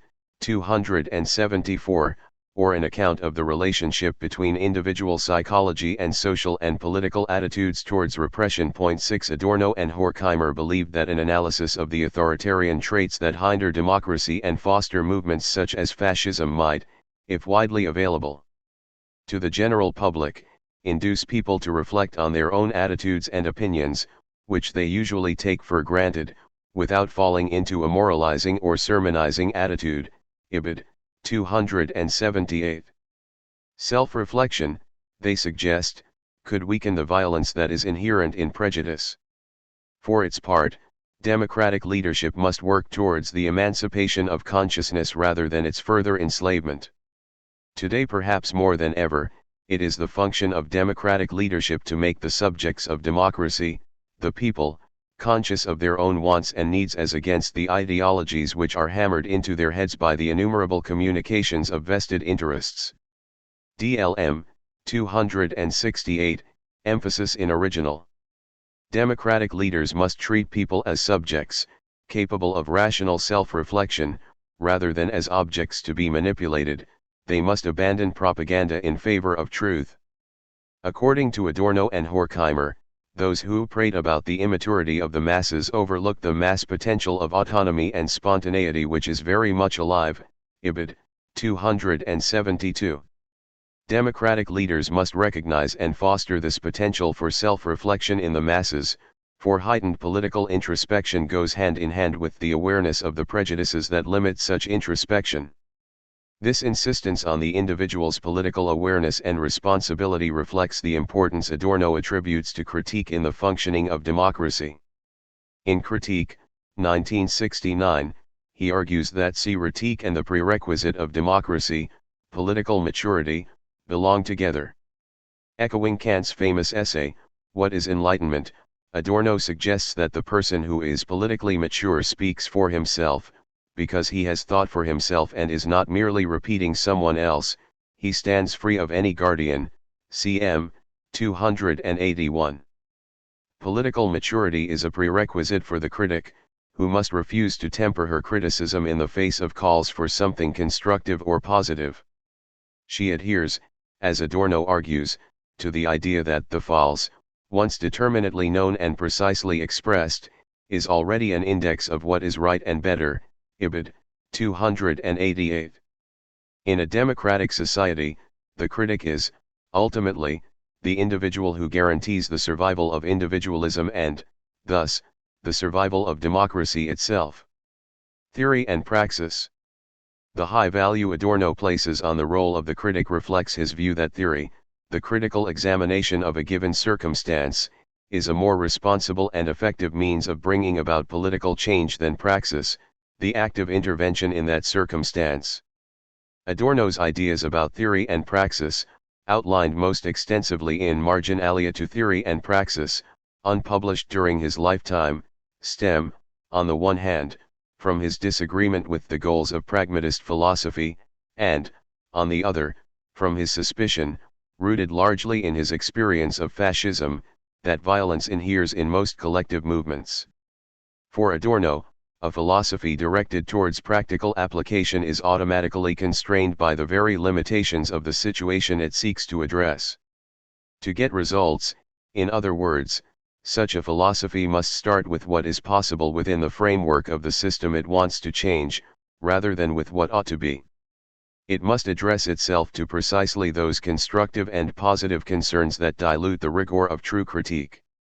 Owing to the limitations inherent in a praxis-oriented philosophy, collective movements that seek to put that philosophy's ideas into practice or to change existing conditions based on that philosophy risk becoming dogmatic. In the process of actively seeking change, moreover, the means often overshadow the ends, with the result that the relation of praxis to its object is a priori undermined, cm. 259.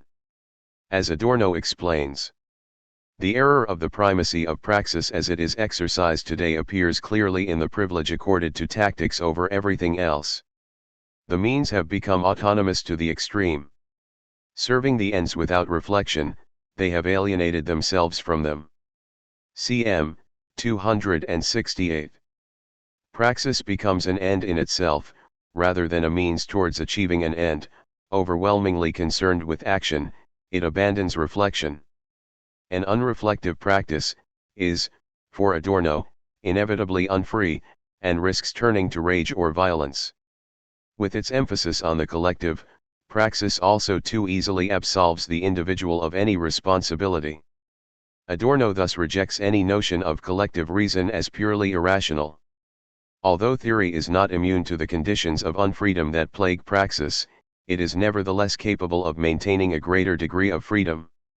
This is due, on the one hand, to theory's freedom from achieving explicitly practical aims and, on the other, to the roots of both theory and praxis in the division of physical from intellectual labor. Praxis, according to Adorno, arose from labor, from the need to work in order to survive. From the moment, however, that the working class wanted to determine the conditions of its life, rather than passively reproduce, through its labor, the conditions that enabled other classes to live, the concept of praxis became divided. Praxis, as labor, was necessary for survival, but praxis was also the reaction against that necessity, the desire to be free from it. As Adorno explains, praxis was the reaction to deprivation. This still disfigures praxis even when it wants to do away with deprivation, cm. 262. Even in its current form, praxis cannot escape its ties to self-preservation, cannot do away with the moment of unfreedom that is a fundamental part of its concept. Contemporary political movements have forgotten the roots of praxis in labor and thus its contradictory double character, as both a means of survival and a deterrent to freedom. The price that theory paid for the division of individual from physical labor was its alienation from practice. This alienation is especially problematic because theory is, in fact, itself a form of praxis. It is an inalienably real mode of behavior in the midst of reality, cm. 261. Those who denigrate theory as ineffective disregard the transformative potential of thought, which lies in its resistance to a given situation, in its refusal to accept that what is must be. Whoever thinks, offers resistance, Ibid. 263. Whoever thinks, moreover, and through such thinking refuses to accept the already given, initiates a practical impulse. There is no thought, insofar as it is more than the organization of facts and a bit of technique, that does not have its practical telos, Ibid. 265. Truly transformative praxis, however, is not determined and planned out in advance by theory. Rather, it must emerge of itself, spontaneously, from the very attempt to think something other than what is. The importance of spontaneity cannot be overemphasized, for, in a society dominated by monopoly capitalism, in which the total rationalization and monopolization of the means and ends of production, the rationality of the eternally same, cm. 260, have blocked genuine experience, the ability to act spontaneously is one of the few measures of freedom. The totalizing effect of monopoly capitalism on society pertains even at the level of individual experience. Distinguishing one's own desires from those prescribed by the system becomes almost impossible. In the face of such an all-pervasive system of control, spontaneous action, action that has not been determined in advance by the very system it seeks to disrupt, becomes rare. Praxis, therefore, is a source of power for theory but cannot be prescribed by it. It appears in theory merely, and indeed necessarily, as a blind spot, as an obsession with what is being criticized, cm.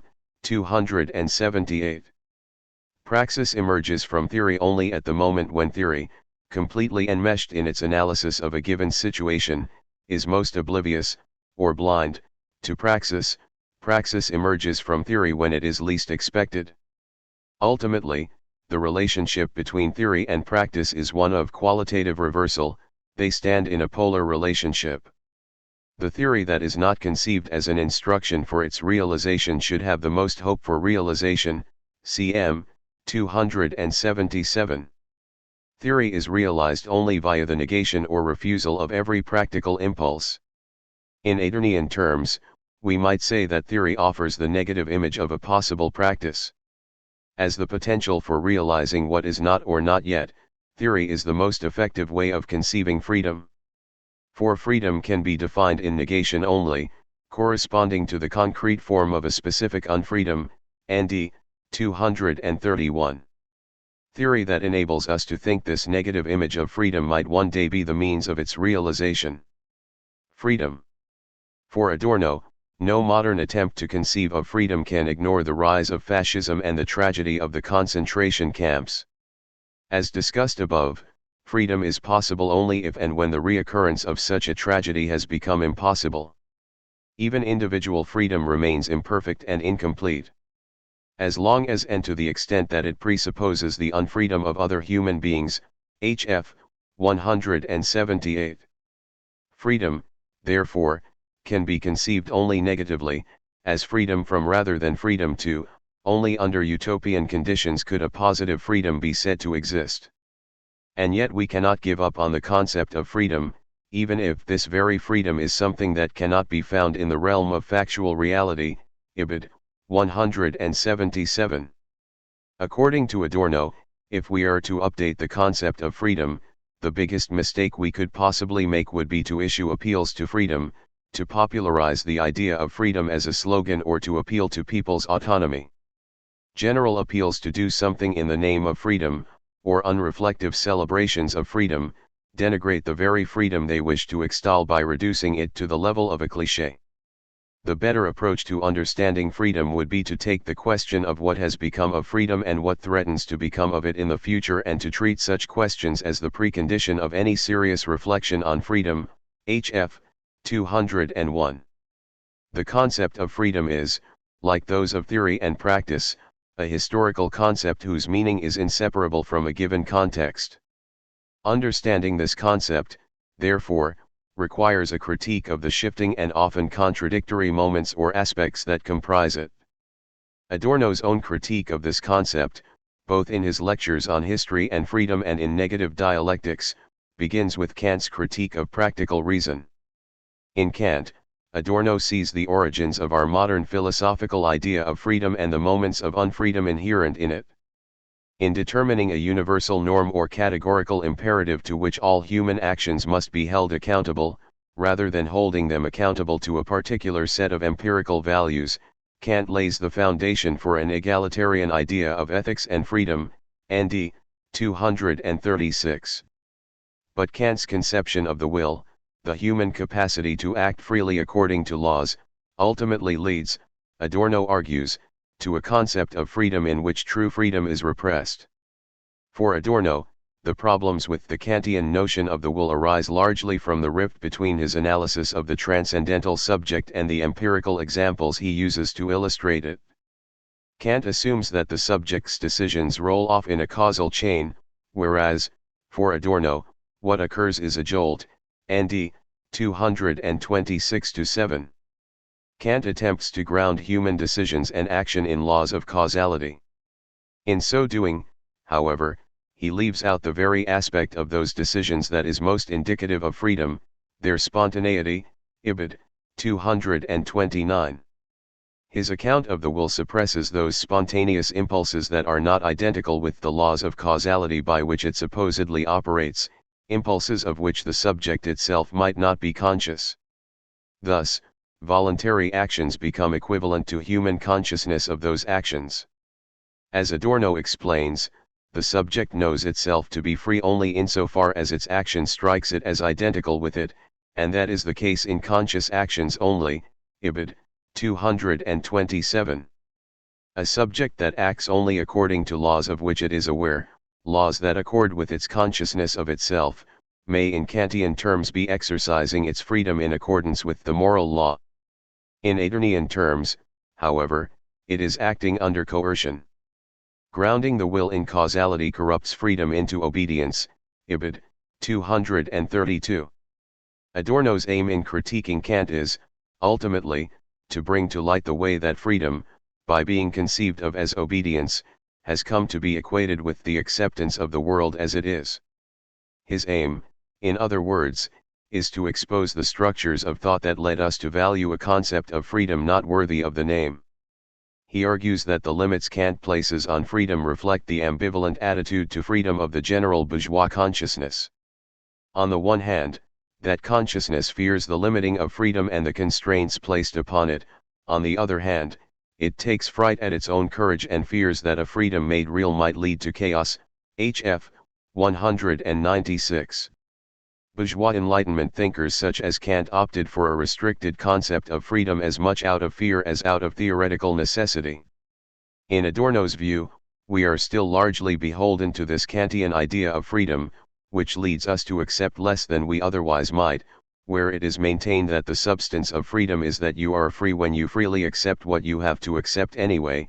You can be certain that the concept of freedom is being abused and is being twisted into its opposite. Hf. 197. Passive acceptance, even of the law of the land, without consideration for the content of such law, does not, for Adorno, constitute freedom. Moreover, if all behavior were constituted by passive reactions, there could be no thinking. Nd. 217. If the individual is only autonomous to the extent required of her by the current economic system in order to function, then she is not really autonomous at all. At stake in this social illusion of freedom is nothing less than the concept of life itself. Adorno argues that life ought to presuppose the possibility of things not yet included, of things yet to be experienced, but this possibility has been so far reduced that the word life sounds by now like an empty consolation. Nd. 262.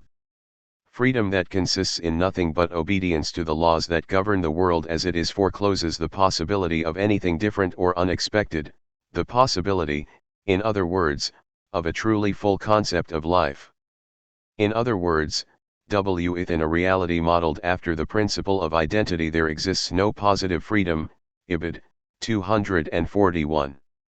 A concept of life that is identical with existence reduces life to mere self-preservation. An individual who cannot conceive of herself as other than she is will never truly be a subject. Ibid. 277.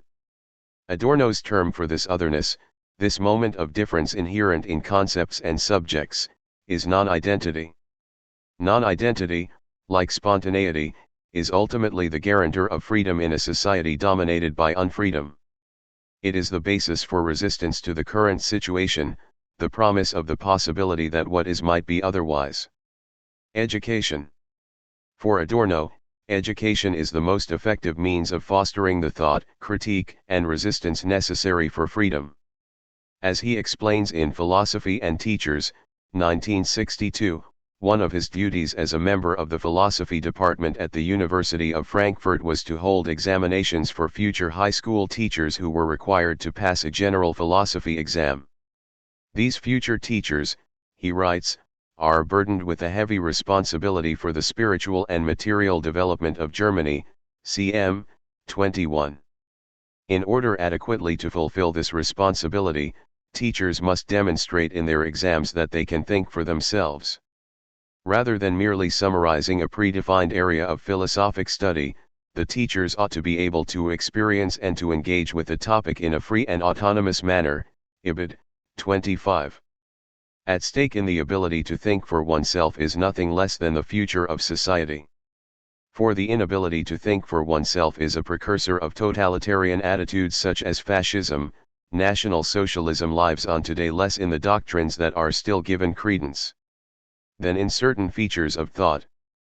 These features, which include submission to the values of the moment, lack of spontaneous relations to people, things, ideas, and compulsive conventionalism, have grave political implications. Cm. 27.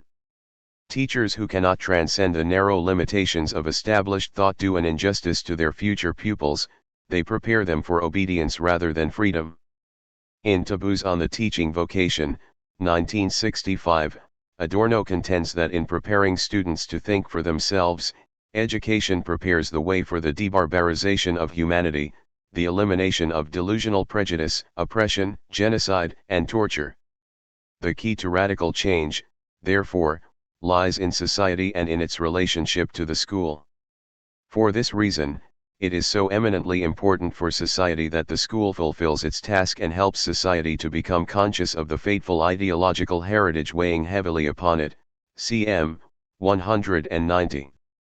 If freedom, as Adorno suggests, means to criticize and change situations, not to confirm them by deciding within their coercive structure, ND 226N, then an education that prepares its students to critique rather than confirm prepares them for the possibility of freedom. Conceived in its relation to society, therefore, education is the realm in which change becomes a possibility. As such, although Adorno himself never explicitly frames it this way, education serves as the truest form of praxis available to society. Education prepares us to recognize and understand the threat of that ominous knock, so that we ourselves neither perpetuate nor experience it. 9. Aesthetics. Ross Wilson. Introduction. That part of Adorno's work which we might wish to label his aesthetics is not hard to identify. At the time of his death, Adorno was close to completing his aesthetic theory, which represents the culmination of his lifelong engagement with the various arts, especially music and literature and their philosophy. The development of Adorno's aesthetics can easily be traced from his early account in Philosophy of New Music of the rival tendencies in 20th-century music represented by the composers Arnold Schoenberg and Igor Stravinsky, through his engagement with a wide variety of literary texts in Notes to Literature, to the posthumously edited and published aesthetic theory itself. However, closer inspection of these works and perhaps of aesthetic theory in particular quickly complicates such a neat survey of what might be called Adorno's aesthetics. There are a number of significant reasons for this complication. First, the category of aesthetics is itself at issue in Adorno's thought. In his important commentary, Lambert Z. Weidervaart has described aesthetic theory as a meta-aesthetics, which is to say that Adorno is concerned, among other things, to question the very possibility of philosophical aesthetics. 1 Adorno's considerations of the meaning of aesthetics do not simply aim at a clearer, sharper definition of this term. Instead, one of the main appeals of aesthetic theory is that it seeks to question whether aesthetics can or ought to stand alone as a subdiscipline of philosophy. Philosophical reflection on the nature and status of art, for Adorno, is metaphysical, logical and moral, as well as aesthetic in the usual sense of that term. Secondly, Adorno claims that aesthetics cannot stand apart from consideration of both the social and historical situation and the development of art, usually viewed as the preserve of art history. This claim that aesthetics should be attentive to historical and social considerations in its discussion of art is not just the demand that aesthetics back up its general theses with particular examples. Rather, artworks in their historical and social specificity already demand philosophical reflection. Aesthetics must be concerned, not so much with articulating general principles and definitions which are then to be applied from above, as it were, to any given artwork, but much more with the philosophical significance already implicit in actual, particular artworks. Thirdly, Adorno claims that the subject matter of aesthetics is no longer obvious. This difficulty is not cleared up with the commonsensical reminder as if philosophers interested in aesthetics were simply forgetful that aesthetics should be concerned with art. The concept of art itself has become unstable.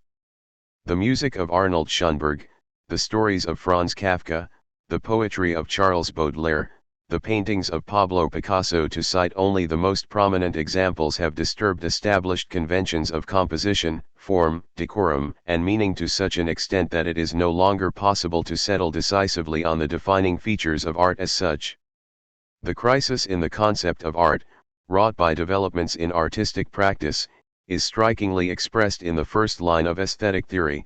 It is self-evident that nothing concerning art is self-evident any more too.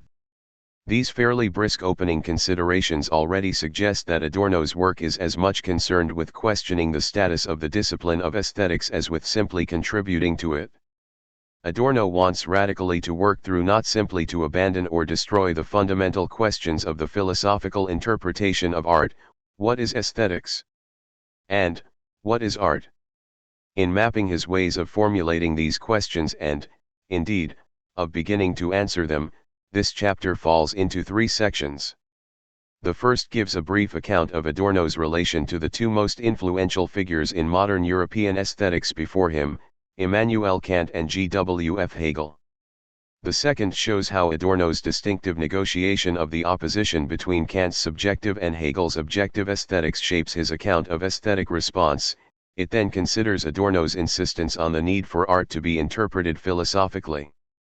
The third section deals with Adorno's criticism of flawed types of philosophical interpretation of art and his criticism of politically committed art, before setting out his view of the relation between art and society. Aesthetics before Adorno, Kant and Hegel. Adorno's work draws on a very broad range of writing in philosophical aesthetics, art history, and cultural and literary criticism. His aesthetics is especially concerned with a number of significant questions inherited from Kant's aesthetics and from Hegel's response to Kant. Central to any discussion of Adorno's aesthetics, therefore, is some account of Kant's critique of the power of judgment, 1790, and of Hegel's aesthetics, Lectures on Fine Arts, first delivered in 1823, and published posthumously in 1835. The central focus of Kant's aesthetics is aesthetic judgment, or, more particularly, the judgment of taste. According to Kant, aesthetic judgment is autonomous.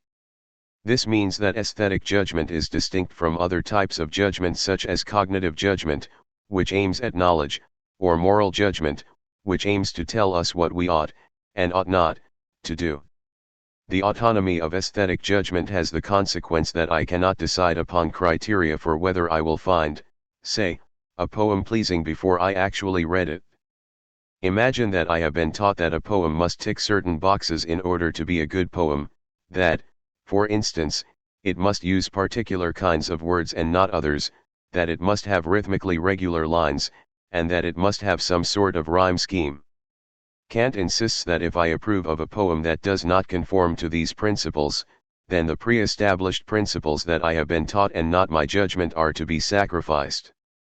Likewise, if I dislike a play but am informed that, in fact, it conforms perfectly with rules for what and how a play ought to be, I should, Kant claims, be unmoved. 3 My taste is the only court of appeal for whether I approve of an object aesthetically. This is what Kant means by the autonomy of aesthetic judgment. It is neither possible to establish the features of an aesthetically pleasing object prior to submitting it to judgment, nor, concomitantly, is it possible to make aesthetic judgments conform to predetermined standards. Kant's insistence on the autonomy of aesthetic judgment means that aesthetic judgment must not be confused with cognitive or moral judgments. On the contrary, it must be radically distinguished from them. To return to my example, were I to reply to a question about whether I have found a poem beautiful by saying that I deplored it because of what I took to be its immoral message, I would have allowed a moral judgment to infringe on the autonomy of purely aesthetic judgment. When I am asked to judge the poem aesthetically, I have misunderstood the question if I respond that I dislike it because I take it to be wicked or, indeed, uninformative. Such an account might seem to reduce aesthetic judgment to mere opinion. I know what I like, and you know what you like, and that's that. However, much of the first part of the critique of the power of judgment is dedicated to the attempt to show that, although aesthetic judgments must in a certain sense be subjective, they can nevertheless legitimately claim the assent of everyone. This is what Kant means when he describes aesthetic judgment as making a claim to subjective universality. Point 4. While the word beautiful does not refer to a definable property of the poem, the judgment "this poem is beautiful" is meant to be accepted by all subjects. Thus I know what I like and I demand that you agree with me. Kant's Critique of the Power of Judgment is a densely argued book to which this kind of summary can only begin to do justice. For our purposes, it is chiefly necessary to bear in mind Kant's insistence on the autonomy of aesthetic judgment and on the separation of aesthetic judgment from cognitive and moral judgments. In his important thesis on the concept of criticism in German Romanticism, Adorno's friend Walter Benjamin argued that the generation of German thinkers after Kant, and especially the philosopher and critic Friedrich Schlegel, secured, from the side of the object or structure, that very autonomy in the domain of art that Kant, in the third critique of the power of judgment, had lent to the power of judgment. Point 5. In other words, Schlegel extended Kant's insistence on aesthetic autonomy from aesthetic judgment to art itself. Indeed, central to Adorno's own aesthetics is the autonomy of art and not just of judgment. We might be able to grasp how judgment is to be autonomous. It refuses to be dictated by predefined rules. But how is an artwork autonomous? On the wall of my living room, I have a print of Cimabue's Maesta, the original of which is kept in the Galleria degli Uffizi in Florence. While Cimabue might now be considered an artist and his altarpieces art, this was not always the case. Or, at the very least, art sometimes served purposes such as, in this instance, religious devotion. As an altarpiece ceases to perform this function, or ceases to be valued primarily for its facilitation of worship, it becomes art in the sense that we might now understand it. Thus, what we might now identify as an artwork may not always have been such. An artwork is autonomous when it obeys no criteria other than artistic ones, that is, when it serves no function other than to be art. Benjamin claims that the German Romantics inaugurated a turn from Kant's focus on subjective aesthetic judgment to art objects. This refocusing is also central to Hegel's criticism of Kant's aesthetics. Although Kant argues that the subjectivity of aesthetic judgment does not mean that it relinquishes its claim to be binding, Hegel still sees Kant's aesthetics as culpably subjective. Kant's quite explicit admission that aesthetic judgment cannot offer knowledge of the objects that it judges is a major flaw, according to Hegel. Hegel argues that the depths of the thing, the artwork, remained a sealed book to taste, since these depths require not only sensing and abstract reflections, but the entirety of reason and the solidity of spirit, while taste was directed only to the external surface. Point 6. Although Hegel certainly does not wish to revert to a position back behind Kant, that is, to the reimposition of fixed rules for the creation and judgment of artworks, he does think that Kant pays too high a price for his insistence on the autonomy of art.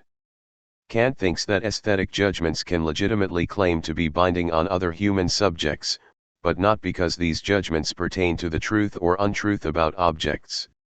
By contrast, aesthetics for Hegel must be precisely concerned to determine what the beautiful is as such. Point 7.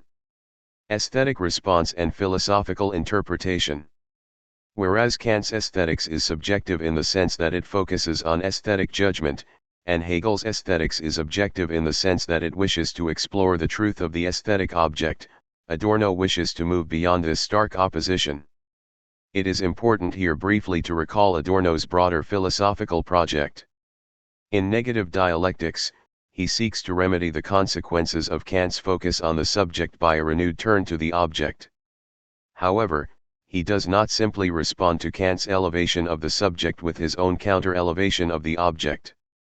Rather, what is required is a reconfiguration of the relationship between subject and object, in which it is precisely by way of the subject that the merely subjective is broken through and the object is reached. Nd. 19, XXI. Point 8. This reconfiguration is all the more necessary in aesthetics, Adorno claims. It is central to his understanding of dialectical aesthetics. As contrary poles, subjective and objective aesthetics are equally exposed to the critique of a dialectical aesthetics, the former because it is either abstractly transcendental or arbitrary in its dependence on individual taste, the latter because it overlooks the objective mediatedness of art by the subject. At 166. The kind of aesthetics conceived by Adorno seeks to avoid simply adopting the positions offered by either Kant or Hegel. Instead, Adorno's aesthetics rests on an account of the mutual implication of subject and object. This is the case even where he scorns the type of subjective relation to art that would log aesthetic experience in an account book with everything else. For him who has a genuine relation to art, in which he himself vanishes, art is not an object. Deprivation of art would be unbearable for him, yet he does not consider individual works sources of pleasure. Incontestably, no one would devote himself to art without, as the bourgeois put it, getting something out of it, yet this is not true in the sense that a balance sheet could be drawn up, heard the Ninth Symphony tonight, enjoyed myself so and so much, even though such feeble-mindedness has by now established itself as common sense. At 13. It is perhaps hard to keep track of exactly what is being said here because the categories of both subject and object are mutually qualified to such a profound degree. The attitude to works of art such as Beethoven's Ninth Symphony that Adorno attacks is one that he associates elsewhere in his authorship with the consumer's response to the products of the culture industry. Products churned out on a large scale and distributed by industrialized methods are merely consumed by a mass audience, rather than adequately engaged with, even when they in fact merit such engagement. De. C. 16, J. 18, 19. The imaginary balance sheet that Adorno mocks in the above passage is drawn up by the mere consumer of an inert object. Adorno contends that an adequate response to artworks involves a much more intricate involvement of subject and object. It is true that such a response relies on the devotion of the subject to works of art in the hope that something will be derived from them. But this kind of intense subjective devotion, the pathos of which contrasts sharply with the bathos of the bourgeois experience of Beethoven in the above description, leads, not to the aggrandizement of the subject over art, but rather to his or her disappearance in it. It might reasonably be thought that this disappearance of the subject means that the dominant aesthetic category has now become the object. But art is not an object. It is important to emphasize that for Adorno the pair subject-object is operative only as a pair. If the subject is radically altered, so too is the object. Adorno's aesthetics, then, inherits and attempts to overcome the opposition of Kantian and Hegelian aesthetics. For Adorno as for Hegel, Kant unduly restricts aesthetics to the investigation of subjective response. However, Adorno still insists that aesthetic response is fundamental to consideration of aesthetic objectivity. This must be a certain kind of response, involving more than mere pleasure. Indeed, in terms explicitly derived from dialectic of enlightenment, Adorno denounces the separation of feeling from thinking. Feeling and understanding are not absolutely different in the human disposition and remain dependent even in their dividedness. The forms of reaction that are subsumed under the concept of feeling become futile enclaves of sentimentality as soon as they seal themselves off from their relation to thought and turn a blind eye toward truth. Thought, however, approaches tautology when it shrinks from the sublimation of the mimetic comportment. At 331. Feeling separated from thought is whimsical. Thought separated from feeling turns in on itself and refuses to be stirred by what is external to it.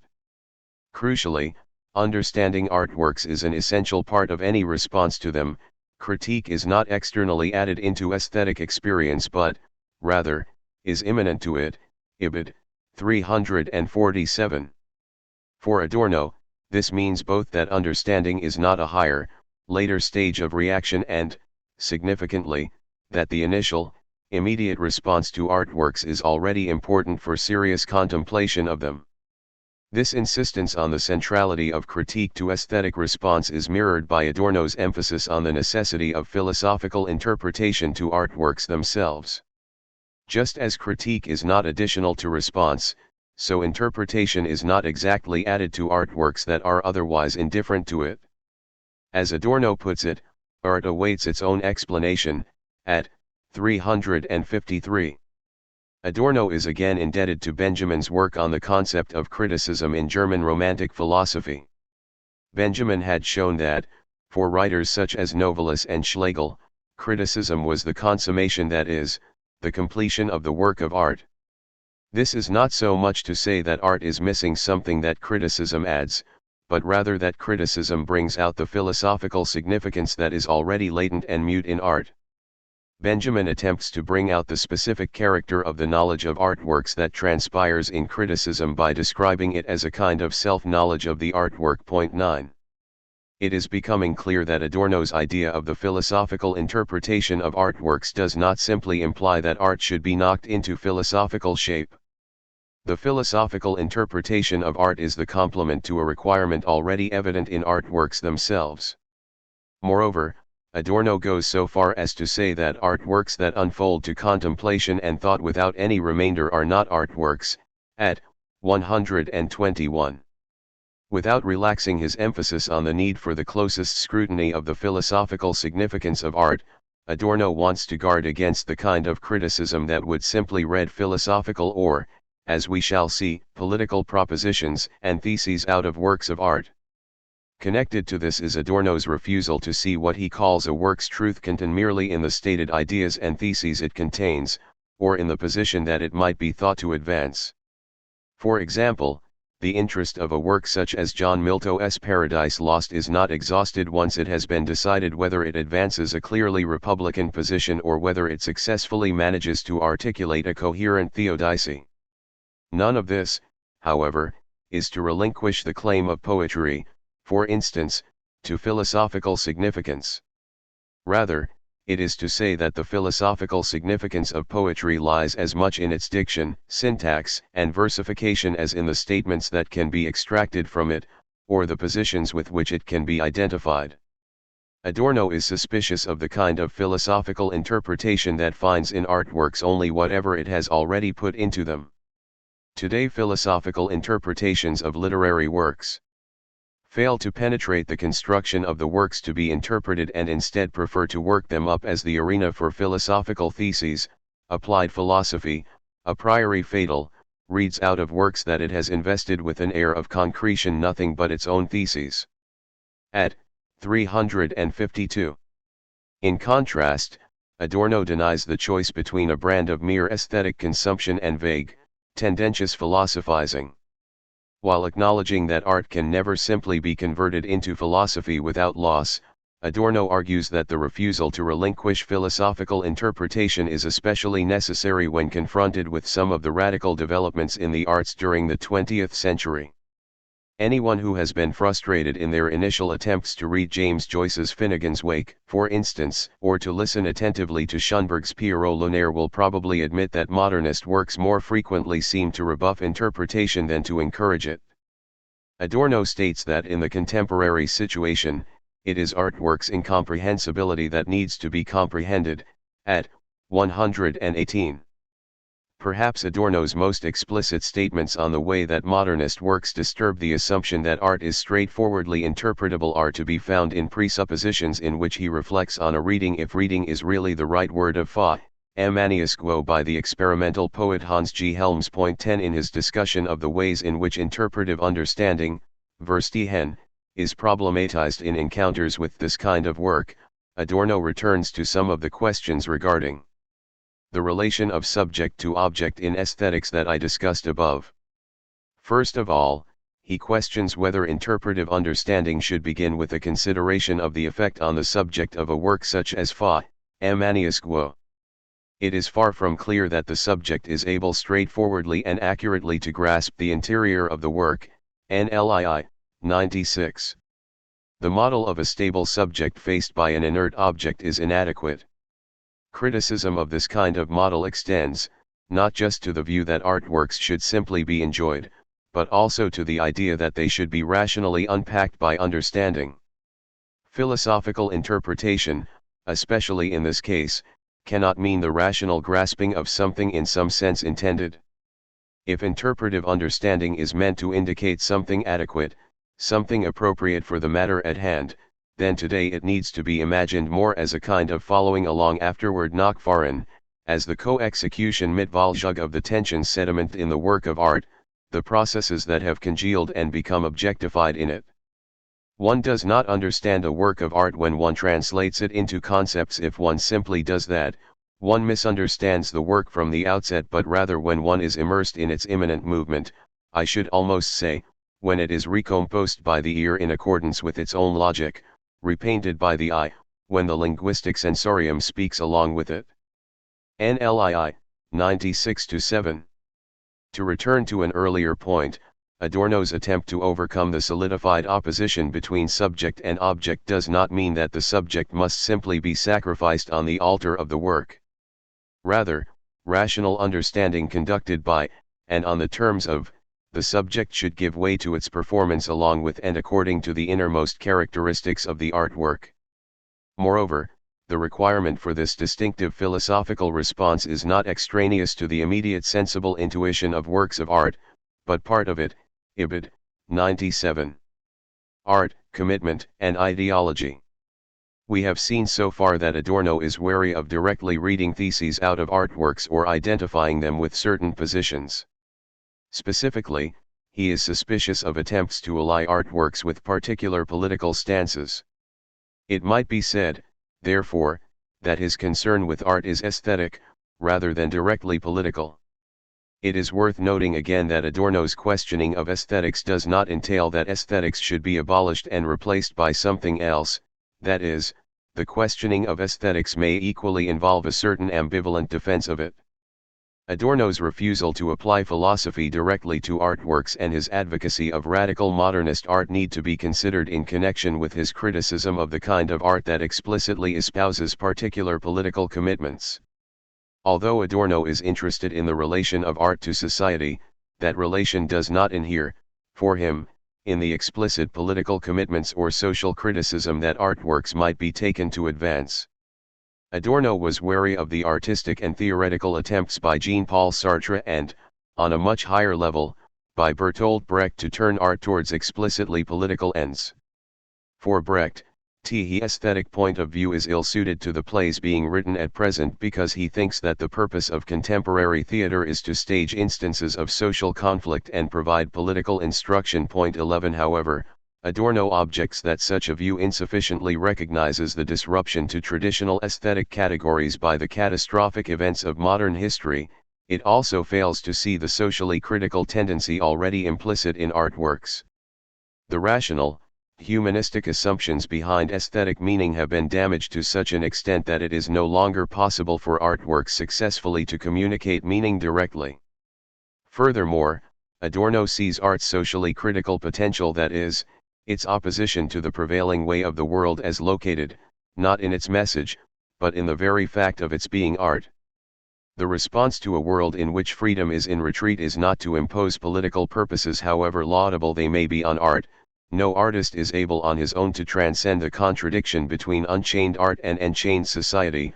All that he is able to do, and perhaps on the verge of despair, is contradict the enchained society through unchained art. 12. Just as the artist's refusal to submit to pressures on the unhindered exercise of artistic freedom is potentially more politically powerful than the direct expression of social criticism or political propaganda in art, so the artwork standing apart from the run of mere things suggests that a differently configured world might be possible. Art is the social antithesis of society, Adorno comments near the beginning of aesthetic theory. It is not immediately deducible from it. At 8, Tr. Mod. However, care should be taken with this statement. On the one hand, Adorno is clearly expressing the view that art as such is antithetical to society as it is currently constituted. On the other hand, art is the social antithesis of society. Art is opposed to what it is, at least to some extent. The paradox that art faces is twofold. First, it can arise only from and in the world as it currently is, and, secondly, it must be real and exist along with everything else in society if it is to suggest that an alternative is really possible. Indeed, artworks are only able to become other than thing by becoming a thing. Ibid. 86. The paradoxical nature of autonomous art in contemporary society, that is, of art that obeys no law other than its own, goes still further. Z. Widervart has insightfully commented that while autonomous art may suggest opposition to an unfree society, It may also falsely suggest that some consummate freedom from society is in fact possible. 13. It is for this reason that in some respects art wants to keep society at arm's length and thus deny its implication in it, that Brecht distrusts aesthetic individuation as an ideology, NLII, 82. In fact, this is central to Adorno's difference from Brecht. For Adorno, Brecht's dismissal of aesthetics throws the autonomous baby out with the ideological bathwater. Art is both ideological and emancipatory. In order fully to understand Adorno's argument here, it is necessary to get some sense of what is meant by ideology. Ideology might be generally defined as false consciousness. It deceitfully portrays as universal law whatever serves the particular interests of a particular section of society.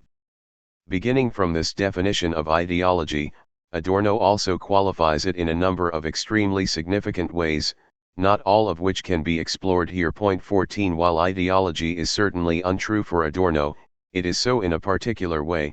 It is not ideology in itself which is untrue, but rather its pretension to correspond to reality. p. 32. Adorno is arguing that, while it is untrue to say that this really existing society is free, harmonious, and just, the wish implicit in these statements that society be such is true. He remarks in Negative Dialectics that the truth moment of ideology is the pledge that there should be no contradiction, no antagonism. That is, in declaring that there is no antagonism in society, ideology is false, but such declarations also harbor the wish that society indeed be free from antagonism. It is in this way that the pragmatist, nature-controlling element in ideology already joins with a utopian element, ND 149-50. Ideology is, therefore, not simply untrue.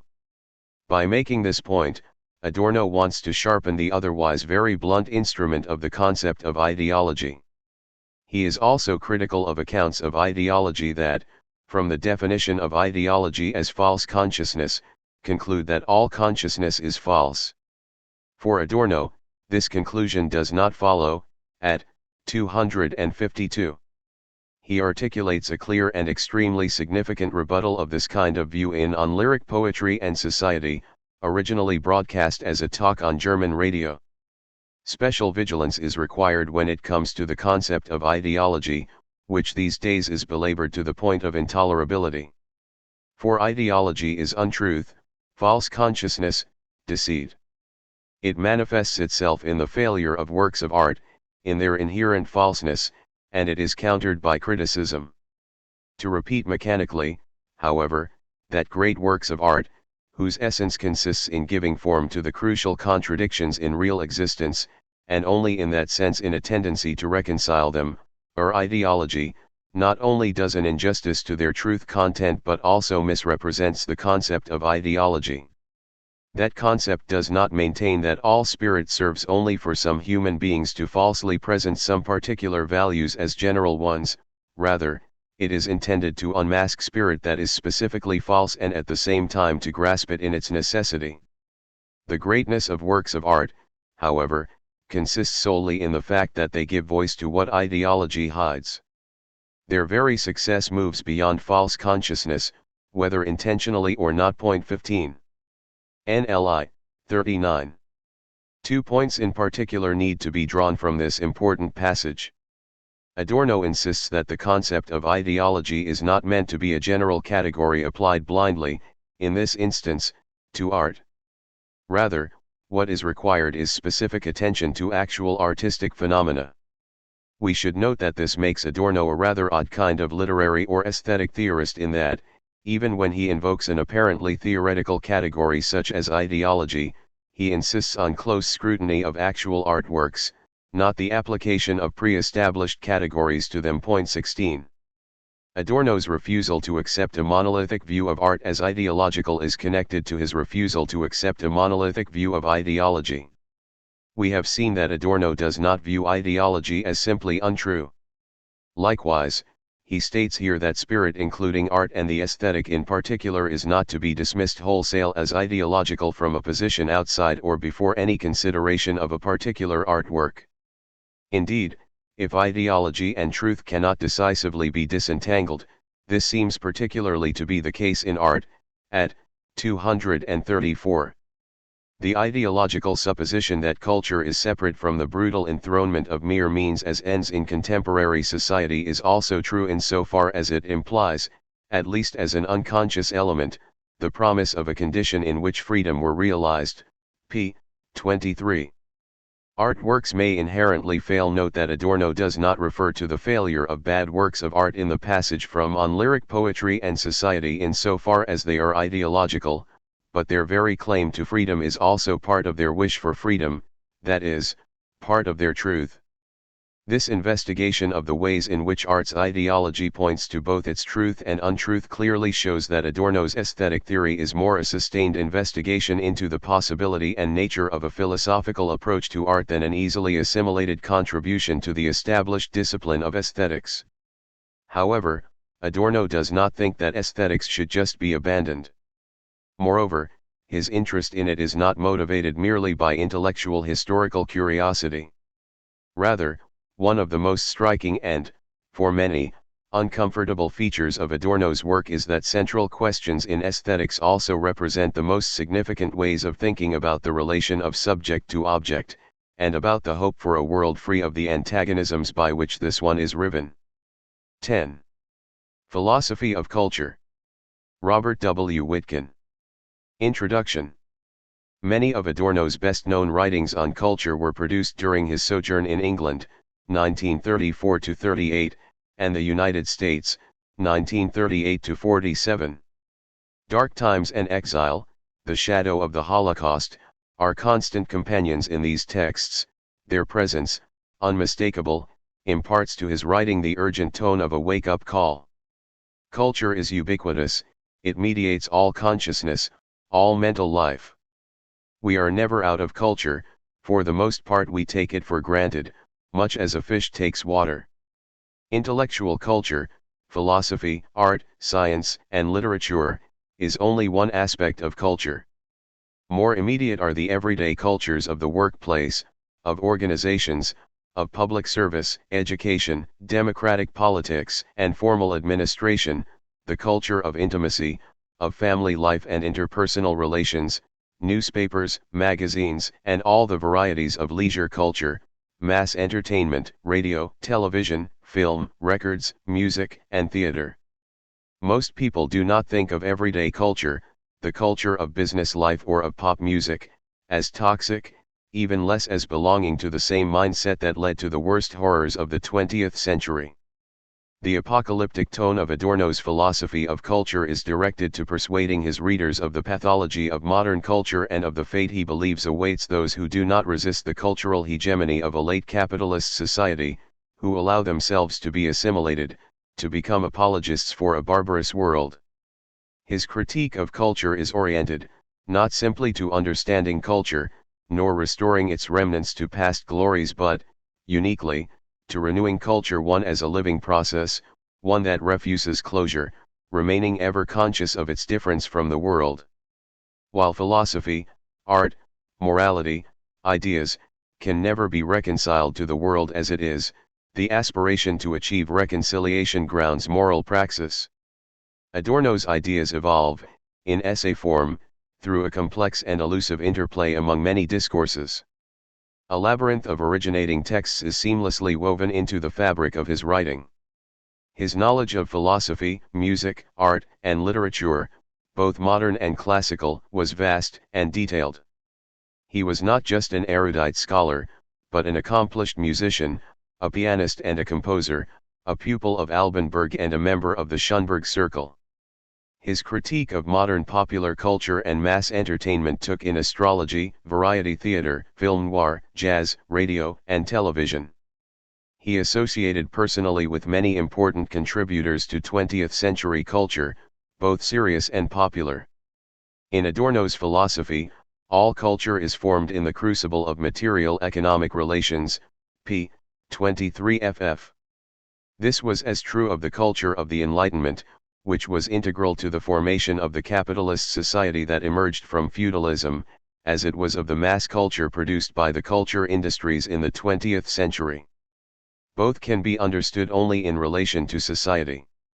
Culture, in Adorno's utopian sense of Enlightenment culture, is formed in the effort to serve the spiritual element in life, to bring the subject, through expression, to self-understanding. But the achievement of integrity, of harmony and reconciliation in ideas or works of art, also comprises the sense of culture's utopian difference from, and incompatibility with, an antagonistic world. The modern world is antagonistic to the extent that it is constituted as objective life from which the spiritual element is expunged. A living culture that expresses the subjective spirit must, necessarily, apprehend its difference from an object world that lacks it. Conversely, a culture that identifies completely with that world lacks subjective spirit and cannot sustain the spiritual element in life. Culture, on Adorno's view, must resist or suspend its own objecthood if it is to serve the spiritual needs of the subject. It must avoid closing with its objects. A living culture is historical. To remain so, it must critically interrogate its continually changing relationship to its objects. To benefit the living subject, culture must constitute itself as a coded set of possibilities for forming experience anew under changed and changing social conditions. That is, it must avoid the temptation to provide tablets of truth received from on high. It must, instead, provide forms that give its recipients something to work with, forms that engage them in the process of striking meaning anew from them. Works of art and culture undergo change, they experience an outer history as they are engaged by new recipients under new historical conditions. Adorno refused to allow thought to rest upon its objects. He made the non-identity of concept and thing, of individual and society, part and whole, culture and world, an object of critical attention, at 176. The tragedy of culture. Intellectual culture, art, science, morality, etc., can be seen from two distinct perspectives.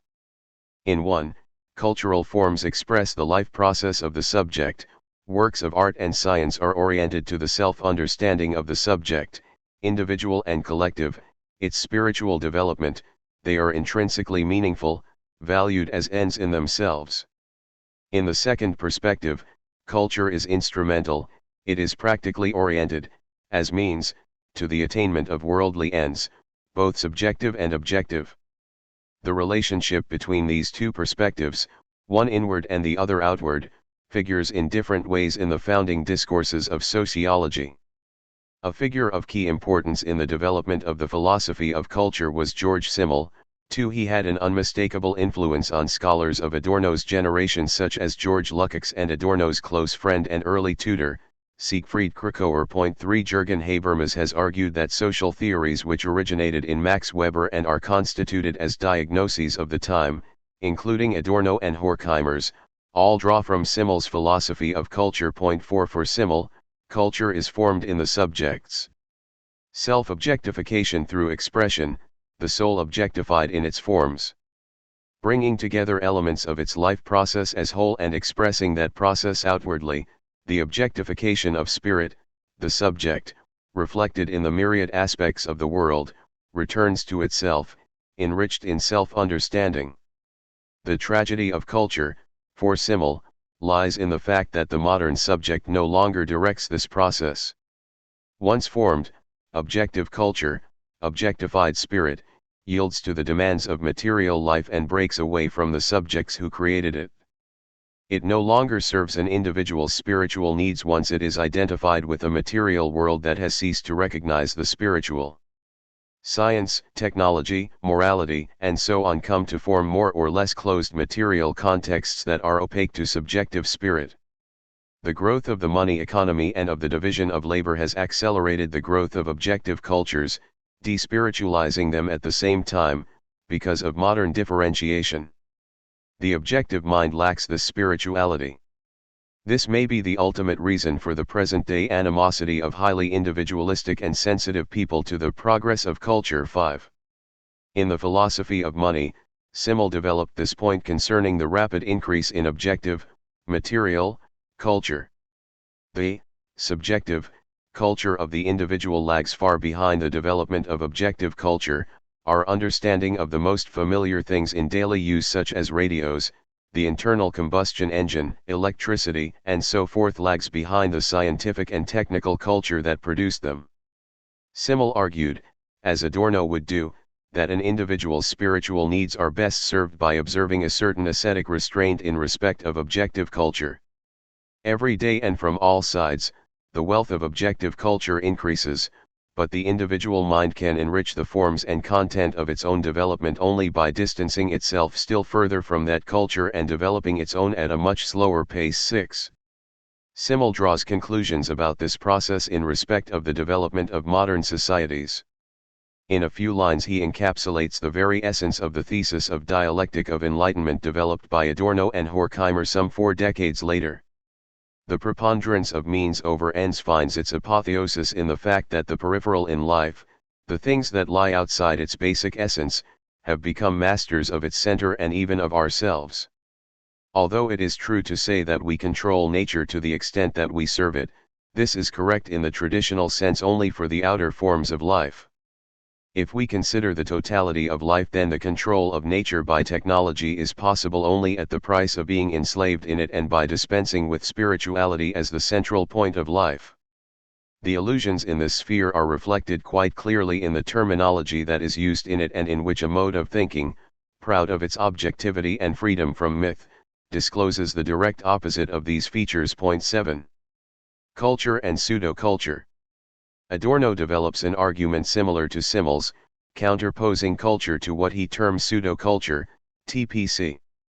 He uses the former term to refer to the great systems of thought and ideas associated with the European Enlightenment, together with the art and music that developed with them. Enlightenment culture was imbued with a consciousness of itself as serving the subject's spiritual needs, as being, in the Kantian sense, purposefully purposeless. The role of culture in the reproduction and development of material life was obscured by the idea, immanent in culture, of culture's own autarky. Adorno sets that autarky, dialectically, against its opposite, modernity's adaptive, means-oriented culture which is directed solely to the mastery of the material world. Such a culture identifies itself with its objects, expunging everything within itself, subjective spirit, that is not instrumental and outwardly effective until individuals become objects to themselves, their lives as subjects virtually extinguished. Adorno directed his critique at both aspects of culture. All culture is formed in response to material social life. But the division of mental and physical labor conceals this origin and allows those privileged by the division to think of culture as autarkic. Adorno rejected claims that made culture a self-contained and self-sufficient entity, existing for its own sake. The ideology of the autarky of culture was in any case dangerous, he argued. During the Nazi period, individuals who possessed the most refined tastes in art and music participated, willingly, in the torture of their fellow citizens, thus demonstrating the lie in all the claims of so-called high culture to enrich the humanity of the subject. Moreover, when culture claims to be self-contained and existing for itself, it becomes cultural goods and untrue. On the other hand, pseudo-culture, oriented to adaptation, to fitting in, to assimilation by the collective machinery of the administered world, heralds the extinction of the individual and the very possibility of freedom. It capitulates to barbarism. Its growth erodes both the spirit and the culture that sustains it.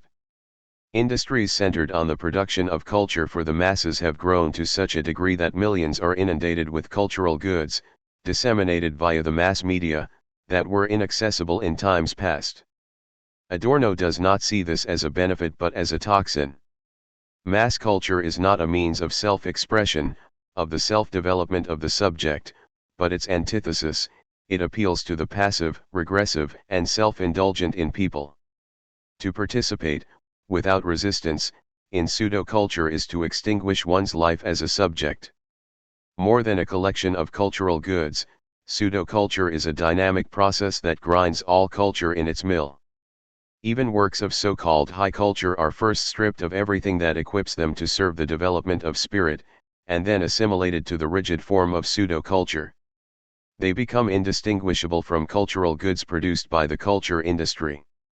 As the older entrepreneurial capitalism in which individualism flourished gave way to the totally administered world of monopoly capitalism, so genuine culture retreated before the advance of pseudo-culture. The vast proliferation of adaptive culture, information, advertising, mass entertainment, and so on does not just displace genuine culture, it degrades culture, fueling its own development, as pseudo-culture, by feeding upon it. The culture industry makes old art into its material. Even a Beethoven symphony, in the mill of the mass media, gets ground down into pseudo-culture, into a stream of neat tunes linked together by nothing very important, m. 251-70. The works of great philosophers such as Spinoza are reduced to digests of their ideas, a few handy formulas. The individual cannot use these, actively, to engage with Spinoza's ideas, because they are torn from the entire edifice of philosophical discourse which alone makes them intelligible for those who actively develop their understanding through thinking, TPC, 31. A dynamic process of understanding demands something like a composed reading in which one forms one's idea of the whole structure of Spinoza's system from a detailed grasp of its elements and their relations. These elements constitute a force field of energies that is open to development both in respect of its internal relations and, externally, in relations with other systems of ideas.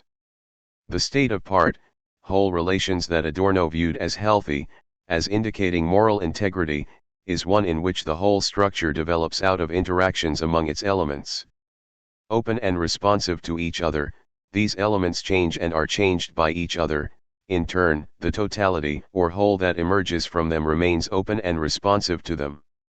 Thus, while Adorno's model of moral responsibility and freedom rests upon the free and spontaneous initiative of the elements or parts of a system, whether elements in a philosophical system, musical motifs in a sonata, or individuals in a social system, it rests equally upon the responsiveness of these parts or elements to each other, their mutual mediation, and their reflexive relationship with the emergent whole that they are in the process of forming. This treatment of part and whole relations derived as much from Adorno's musical background, his familiarity with Heinrich Schenker's Musicology 8, as from his reading of Émile Durkheim's Sociology. In his analysis of the formation of both aesthetic and social systems, Adorno is even more explicit than Durkheim about structuration as moral work and as an index of truth value. 9. A basic formulation of part and whole relations, a set of fundamental conditions, recurs in all his discussions of form and structure, from social formation to the musical formation of the sonata or rondo. The totality, as living culture, exists only in its emergent formation from the details, from the elements and relations that constitute it. In a dynamic process of understanding, the subject engages with the material, discovering new possibilities in the system of ideas. Thus Spinoza's philosophy is not closed, hermetically sealed against change and development, it participates, through reception, in an outer history and is changed. No such dynamic understanding is possible when the whole is torn from the details and assumes the rigid form of a summary list. What ceases to develop in time has become pseudo-culture. Contributing nothing to it, its elements merely decorate it. Culture thus degrades with the growth of cultural goods. Only culture that resists closure and remains critically open can escape the fate of becoming cultural goods. For the individual whose knowledge of the world comes in the form of digests, of pseudo-culture, there is no real understanding, only an authoritarian submission to assertions that are not truly understood. Education cannot provide the solution to the degrading of culture, education is itself degrading along with culture, of which it is a part. Adorno insists, nevertheless, that those who resist assimilation by the administered world hold on to culture, as dynamic understanding, after society has deprived it of its foundation, for the only way spirit can possibly survive is through critical reflection on pseudo-culture, for which culture is essential. TPC, 33, Tr. Mod. The culture of administration.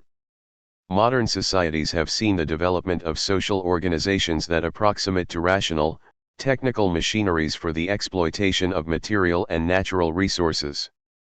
Weber's analysis of means, end rationality, disenchantment, and depersonalization, informs Adorno's critique of culture generally, and dialectic of enlightenment in particular. The image of a total system for the mastery of material nature, and the mutilation of the human spirit involved in this process, can be projected from Weber's model of formal administration, of bureaucracy. Fundamental to bureaucracy as a system of offices is the individual's separation from the office. Organizational relations in Weber's ideal type of bureaucracy are formal, depersonalized and instrumental. Recruitment by public examinations, the hierarchical principle in assigning a compass of responsibility to each office, the proliferation of records and of systems for managing them, together tend to objectify the office holder, who becomes a functionary, not a subject but an object of the collective machinery of administration. The relentless pursuit of mastery of material resources, through rational technical means, and efficiency, progressively extinguishes all elements of sensuous and non-rational life, all spiritual life that does not attach itself like a limpet to the world to be mastered. While Marx argued that the laborer is expropriated from the means of production, Weber argued that economic expropriation in modern society is only one type. The soldier is expropriated from the means of making war, and the bureaucrat is expropriated from the means of administration. The expropriation of the subject is a feature of the ubiquitous march of rationality. Point 10. What was taken from the subject as agent was given to the organization as a collective machinery. Law, morality, and religion, indeed all cultural spheres, were no less subject to the progressive march of rationality and, with it, to the disenchantment of the world. From this point of view, an economic revolution that abolished private ownership would enslave the world further rather than liberating it, because the technical demands of economic management under collective ownership would require an intensification of rational, technical authority, of bureaucracy. Recent history would appear to vindicate Weber on this point. In Weber's march of rationality, expropriation threatens to become total, to expropriate spirit from the world on every level. On a literary plane, Franz Kafka conveyed, with chilling effect, in The Castle and the Trial, the nightmare of a legal, rational existence bereft of spiritual life, of a subjectivity that filled out empty forms as its historical core. In the first chapter of Dialectic of Enlightenment, Adorno and Horkheimer fixed upon the culture of enlightenment associated with the development of bourgeois societies. Their critique is directed against the claim of Enlightenment culture to have dispelled the ignorance and darkness of myth by enthroning science and reason in its place. The authors deny the implicit theory of progress, that culture, and with it society, moves from barbarity and ignorance towards the individual's freedom and enlightenment. Science indeed succeeds in displacing myth, but science and reason themselves bring about a society from which subjective spirit is driven to the margins. A rational, technical society proves its command over nature and the object world by extinguishing everything within itself that is not identified with the object world and its mastery. Society as the would-be master of nature does not liberate but enslave itself.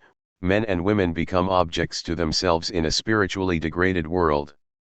Although Adorno and Horkheimer's treatment of the culture of enlightenment clearly accords with Weber's thesis concerning the role of rationality in the disenchantment of the modern world, they treat the prehistory of the modern world differently.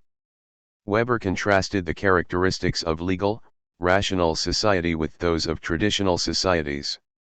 He did not subscribe to a theory of progress any more than did Adorno, but, unlike Adorno, he did not subscribe to a theory of development either. Adorno and Horkheimer make the principle of the technical mastery of nature into a unilinear developmental principle that takes society from its beginnings to the 20th century. In Negative Dialectics, Adorno put this most clearly. Universal history must be construed and denied. After the catastrophes that have happened, and in view of the catastrophes to come, it would be cynical to say that a plan for a better world is manifested in history and unites it. Not to be defined for that reason, however, is the unity that cements the discontinuous chaotically splintered moments and phases of history, the unity of the control of nature, progressing to rule over men, and finally to that over men's inner nature. No universal history leads from savagery to humanitarianism, but there is one leading from the slingshot to the megaton bomb. Under the all-subjugating identity principle, whatever does not enter into identity, whatever eludes rational planning in the realm of means, turns into frightening retribution for the calamity which identity brought on the non-identical. ND 320, emphasis added. From the beginning, Adorno and Horkheimer argue, culture is oriented to the mastery of nature through the social organism's disciplining of itself. An adaptively formed culture is rigidly bound to its material context.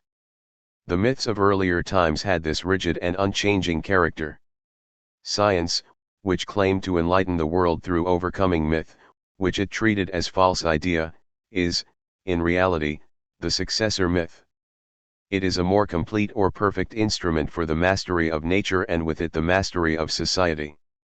Myth and enlightenment are shown not to be radically opposed. Both have the same purpose and the same structure as objective spirit.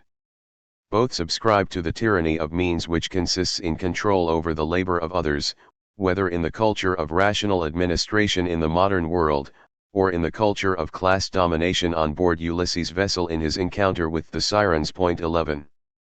Commodity fetishism. Perhaps the best known and most accessible chapter in Dialectic of Enlightenment is the culture industry, where Adorno and Horkheimer mount a sustained critique of popular culture in all its varieties. Marx's contribution is clearest here. For Marx, capitalism is a system of commodity production.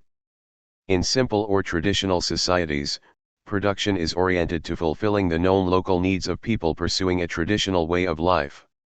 It is possible to imagine that the life process of the individual and the community, political, religious, and aesthetic, as well as economic, is reflected in the society's material culture, is integral to the life process of the community, political, religious, and aesthetic, as well as economic, filling it out as its spiritual core.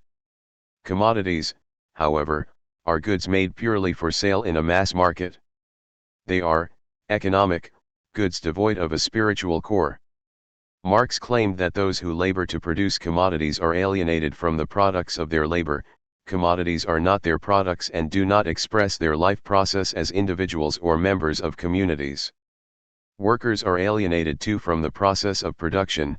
They work under conditions determined by the capitalist system that employs them. Finally, they are alienated from each other in a production process that dissociates them as it deskills them. 12 In Taylorism, Fordism, for example, as the extreme form of the microdivision of labor, this dissociation is taken to the limit and workers engage in mindless repetitive activity. Coordination of action no longer requires social interaction and cooperation, all is synchronized by the machinery of the production line. 13. The commodity itself becomes a fetish object. Because the commodity is not the outcome of expression, of subjective spirit, it appears to consciousness in a form that elides the process of its production, so that it seems not to be the outcome of real relations among human beings but to belong to an autochthonous world of things. Anything detached from living history, from becoming, presents itself to the mind as sui generis, as self-contained and complete. It is a fetish object. The disparity in power between the alienated subject and the commodified world engenders dependence and ego weakness. The latter manifests, in the commodity, as the power of its appeal, of its promise to gratify. The realm of the commodity is a phantasmagoria. 14. Adorno treats the commodity as the form of all objective spirit that has detached itself from subjective spirit. Emptied of history, the commodity does not participate in living relationships. With the expansion of a monolithic global economy, the commodity form becomes insatiable, colonizing every domain of social life, extinguishing the remnants of subjective spirit wherever it finds them. The individual's relationship to the commodity becomes one of authoritarian submission as it does for all relations that are no longer historical. Heavens above. Adorno is a master of conceptual modulation. He opens up possibilities in concepts such as that of the commodity, developing them to the point where they shade into other concepts drawn from different theoretical contexts. Thus the alienated forms of life represented by the commodity and bureaucracy also characterize the world of compulsive neuroses and paranoid delusion, of authoritarianism, the irrational and totalitarian terror. In the modern world, with its vast depersonalized administrative structures and its endless production of commodities, the disparity in power between the individual and society is immense. In The Stars Down to Earth, Adorno performed an impressive deconstruction of the daily horoscope astrological forecasts by Carol Reiter in the Los Angeles Times, November 1952 to February 1953. He aimed to expose the social pathology that sustains indulgence in this particular form of the irrational. The astrology column purports to represent authority, the authority of the stars. But this authority simply projects the dependence and powerlessness experienced by individuals in the face of the real collective forces in society that control their daily lives. The stars are assumed to influence and shape events in daily life, and to provide individuals with opportunities they can take advantage of provided only that they act appropriately and in a timely fashion. The column's endorsement of the relentless pressure to succeed in life equates success with activity that is narrowly focused on the personal and particularistic interests of the individual. Rather than associating individuality with the self-possessed potency or the possession of intrinsic powers, the column promotes a sense of individuality as consisting in personal qualities such as magnetism and charm. It stresses the capacity to fit in, to hold one's own in a group setting, to conform. The stars appear to be in complete agreement with established ways of life and the habits and the institutions of the age. The effect of the column is to reproduce in its readers precisely that state of mind which the status quo induces in them daily. It shares this with all pseudo-culture. The culture industry's products are not harmless, all serve to secure the individual's adaptation to life in a spiritually degraded world. In Adorno's analyses, the reader can experience the link between the most ordinary aspects of everyday consciousness and the darkest compulsions of the irrational in social life.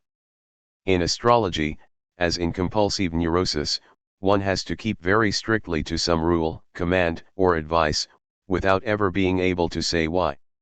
It is just this blindness of obedience which appears to be fused with the overwhelming and frightening power of the command. Inasmuch as the stars are viewed in astrology as an intricate system of do's and don'ts, this system seems to be a projection of a compulsive system itself. 15. Popular music. Popular music in general, and jazz in particular, are instances of what Adorno calls cultural commodities, not simply because they are made by the culture industries, major recording companies, film studios, broadcasting media, but because they are manufactured, like all commodities, solely to realize their exchange value on the market. Songs are written to make money, to capture the attention of a mass audience and to sell many records. Songwriters are not creative individuals who do what they do out of a genuine desire to express themselves. Nor is the culture industry simply the technical means for connecting them with an appreciative public. Successful artists, including the most talented, belong to the culture industry long before it ever agrees to display their wares. D. C. 122, J.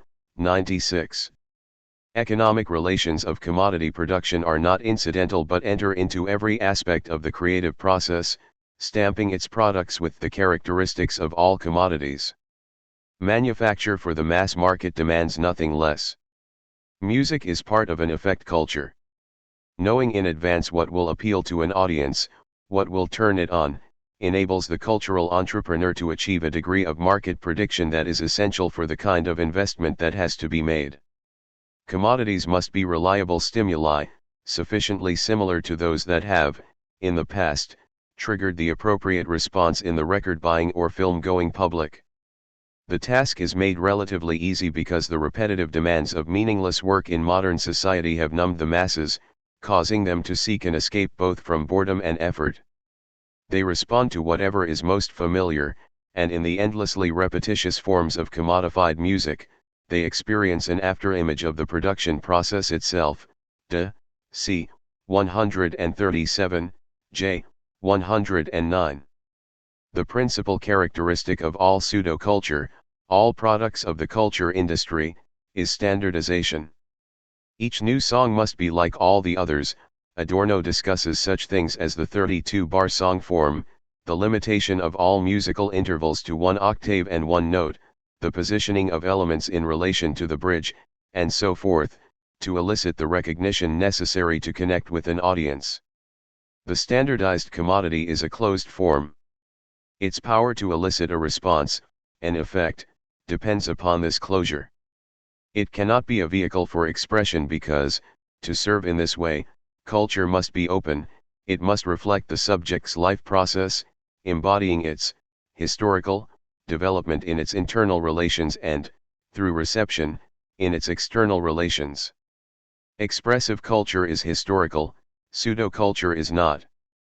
Commodities come under the law of repetition. They offer more of the same. The proliferation of cultural goods and their apparent variety only masks the fact that what you get is essentially the same song, the same TV soap. Variations and apparent novelty and variety are superficial. Adorno describes them as instances of pseudo-individualization. Standardization, in popular music, means that the culture industry does the listener's listening for her, in advance. If the songs were identical, however, she would soon tire of them. Pseudo-individualization makes each song look as if it was new by marrying its standardized form to a distinctive feature, a catchy rhythm, melodic phrase, etc. M. 437-69. Serious music. Music was central to Adorno's life and work. In his many publications devoted to music, structural considerations are paramount. At the very center of European art music, in Adorno's writings, was Beethoven. The sonata as a musical form was perfected in Beethoven's middle period, when his major symphonies were composed. These can be thought of as large-scale sonatas.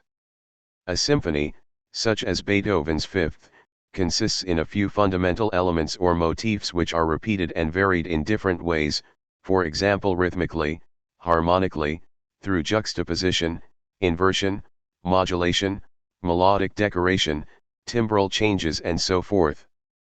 The composition as a whole is thus thematically developed through the repetition and variation of these motifs, at 100 to 101. In Adorno's analysis, this developmental process appears to proceed spontaneously and freely as though determined immanently from below, rather than transcendentally from above, that is, the composition appears to be the outcome of the free movement of the elements themselves. Because the thematic particles, the motifs, of a Beethoven symphony are identical with their development, they become historical figures. In both the sonata form and the novel, the subject is marked by its historicity. We might say that, at any moment of existence, the subject of the sonata or the narrative is what it is by virtue of its historicity, by virtue, that is, of possessing a development, an unfolding biography or history in and through which its identity is conserved. Moreover, this development appears to proceed organically out of the subject's relations and encounters in the text and yet to lead, with a certain inevitability, to the fulfillment of its development as its project. Beethoven's development of the sonata allegro in his middle period compositions reaches the pinnacle of the bourgeois effort to reconcile individual freedom and collective constraint in the medium of art. The most obvious embodiment of this principle of developing variation occurs in the development and recapitulation of the sonata allegro, the structure Adorno considers essentially synonymous with Beethoven's second period style. Development is the process through which the musical subject demonstrates its self-generated powers as it goes out, in dialectical terms, from itself into the generalizing world of other or object, through which it demonstrates, in other words, its freedom in objective reality. The emphatic reassertion of self in Beethoven's recapitulation is equally important. Through the recapitulation, the subject seems not only to bring together within itself, but actually to derive from within itself, the principles of dynamic development, historical change, and fixed eternal order, unchangeable identity, and to synthesize the two into a higher level of reality. 16. Adorno's writings on the music of Beethoven, Wagner, Schoenberg, Berg, Webern, Mahler, and other composers far outweigh the few papers he wrote on jazz and popular music, both in number and in the depth of their musical analysis and discussion of specific works. From his early paper on the social situation of music, M., to later essays 17, Adorno's analyses center on composers' responses to the alienated condition of music in the modern world. He sets himself against composers who, recognizing that alienation originated in the lack of fulfillment of the individual in the world, sought to abolish alienation, through extinguishing the expressive individual altogether and retreating to a hypostatized domain of pure music. Identifying this approach to modern music with neoclassical composers, chiefly Igor Stravinsky and Paul Hindemith, he also linked it to the varieties of phenomenology and existentialism that sought to respond to the crisis of modern culture through retreating to a domain of pure subjectivity. 18 In both music and phenomenology, what was hypostatized as pure subjectivity or as pure music was, Adorno argued, empty.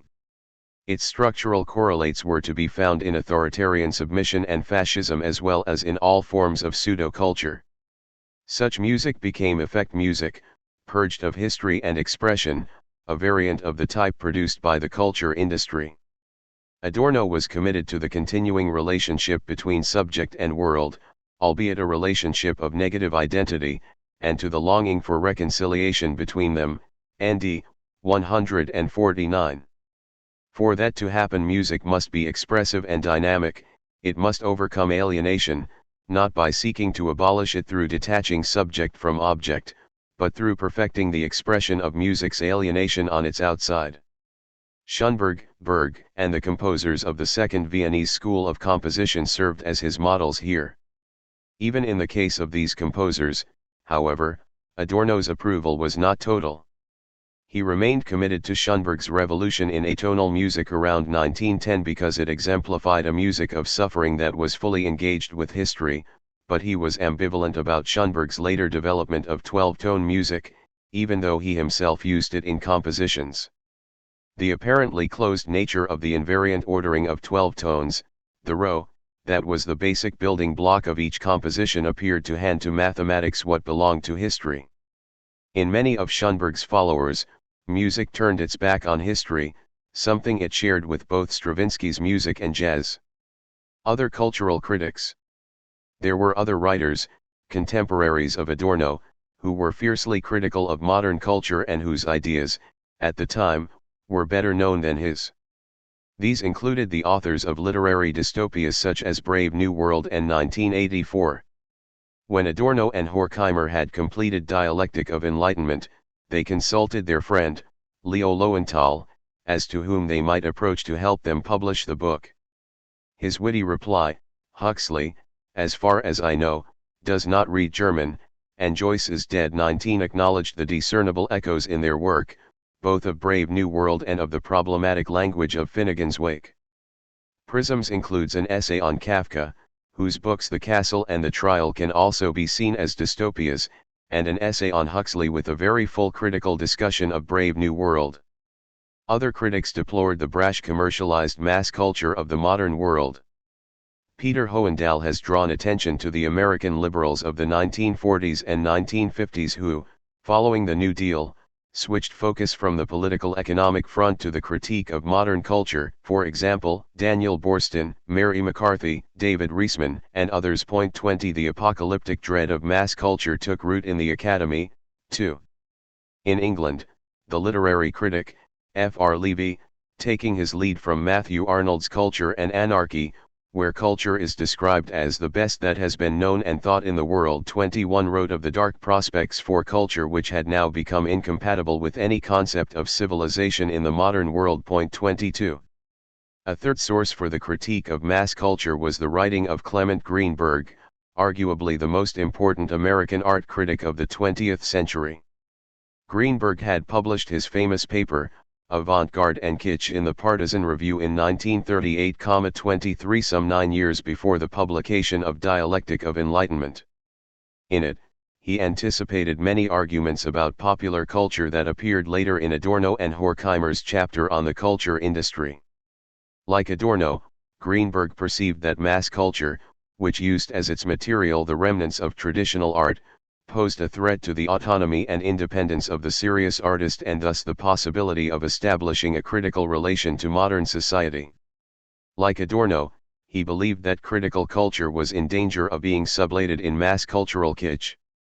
Of the three sources of criticism mentioned, Greenberg's analysis in his major papers on art resonates in important respects with Adorno's own critique. It is misleading to identify Adorno's critique of culture with cultural criticism that adopts apparently similar conclusions. Adorno himself was especially critical of those who treat culture as a value, who deplore the decline of serious culture and its displacement by the vulgarities of mass culture.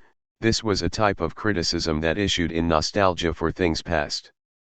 For Adorno, criticism that tacitly accepts the world as it is, that complains of it but embodies no real resistance to it, is actually complicit in reproducing the existing state of affairs. p. 22-3.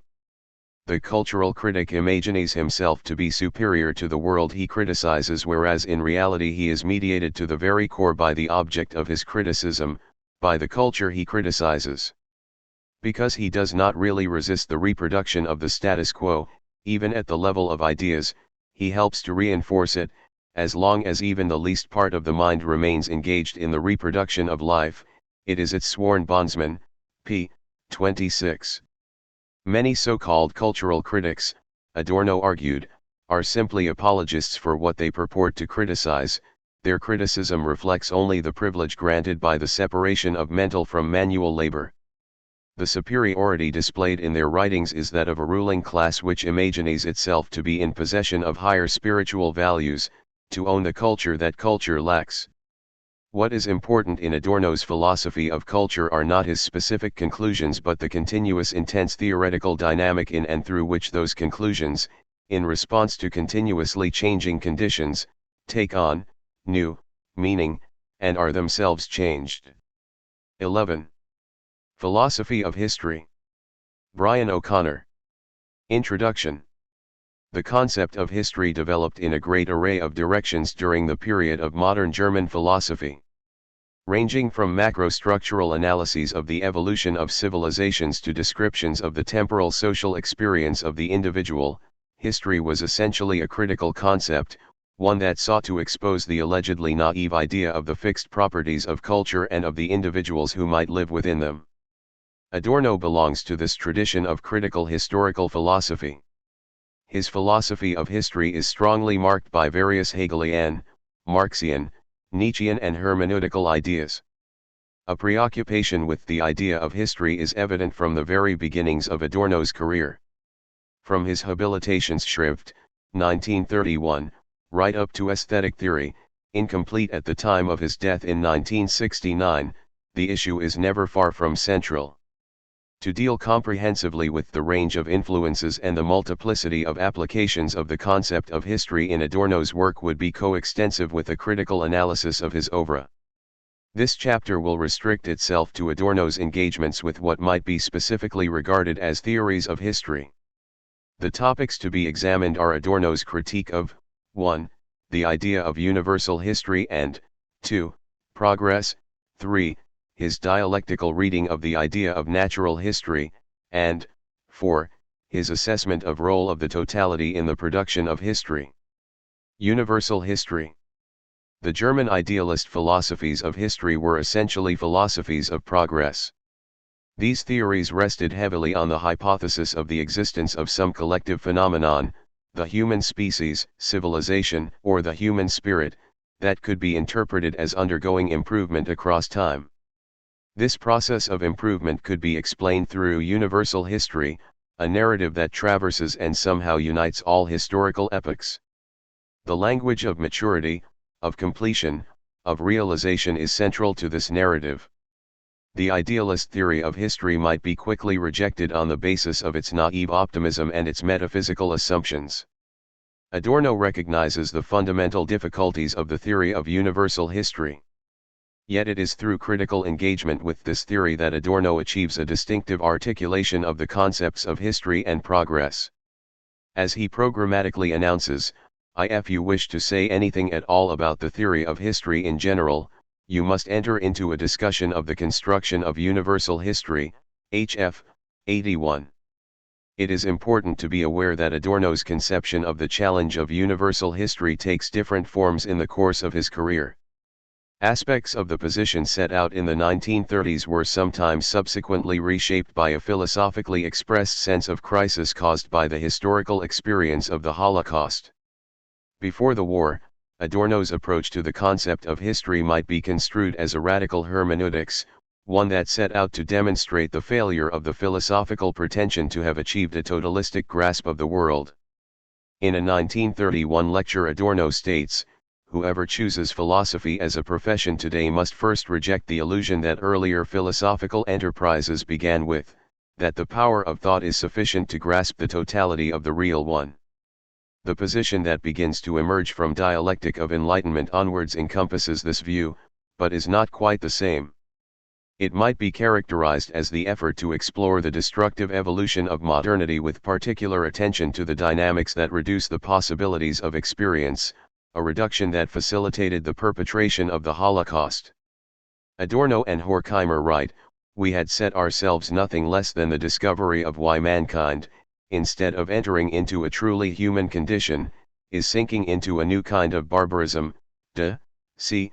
11, j. 14. Positions developed before and after the war overlap at important points, however, leading to some tensions within Adorno's theory of history that become particularly evident in his critique of the idea of universal history. The impact of this tension will become clear once Adorno's fundamental commitments have been clarified. At first sight, Adorno's position will seem straightforwardly declinist. Declinism supposes a prior, satisfactory state of affairs which has been eroded by a clearly identifiable, irrevocable, and inevitable historical process. Adorno is ostensibly committed to such a view when, in Negative Dialectics, he writes, "No universal history leads from savagery to humanitarianism, but there is one leading from the slingshot to the megaton bomb, ND 320. This is one of Adorno's most quoted passages, but it requires cautious interpretation as by itself it appears to propose a one-dimensional trajectory of destruction in bald opposition to the narratives of progress embodied by the idealist notion of universal history. Although Adorno engages considerably with Kant's theory of history, he gives greatest attention to Hegel's version of the notion of universal history. Point 2. The problems of Hegel's philosophy of history are well known. Individual freedom is subordinated to the unfolding of Geist, spirit. The horrifying episodes of history are justified as contributions to the maturation of Geist. Geist is one of modern philosophy's outstandingly gratuitous metaphysical theses. Hegel's theory, troubling though it may be, is nevertheless a powerful effort to ground the belief that there is something distinctive and superior about the period of modernity, a period for which all previous history has been somehow preparatory. Adorno sees Hegel's position as seemingly absurd, masterfully absurd, HF, 84. It is masterfully absurd in that it, like no other theory before or since, deals comprehensively with modernity's deepest assumption, the continuity of progress, universal history. The very idea of universal history presupposes that time has a particular structure. Adorno, with Horkheimer, observes that the idea of universal history requires the foundation of a certain beginning, a point in the past, from which all subsequent events progressively follow. This is not simply a rational requirement of the theory, however. It is a thesis that enables authoritative claims about the shape of the present to be made.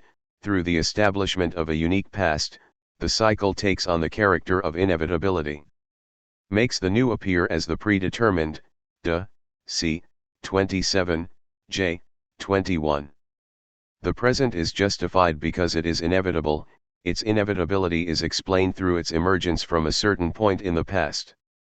Adorno's reaction to this thesis is not simply to turn it on its head.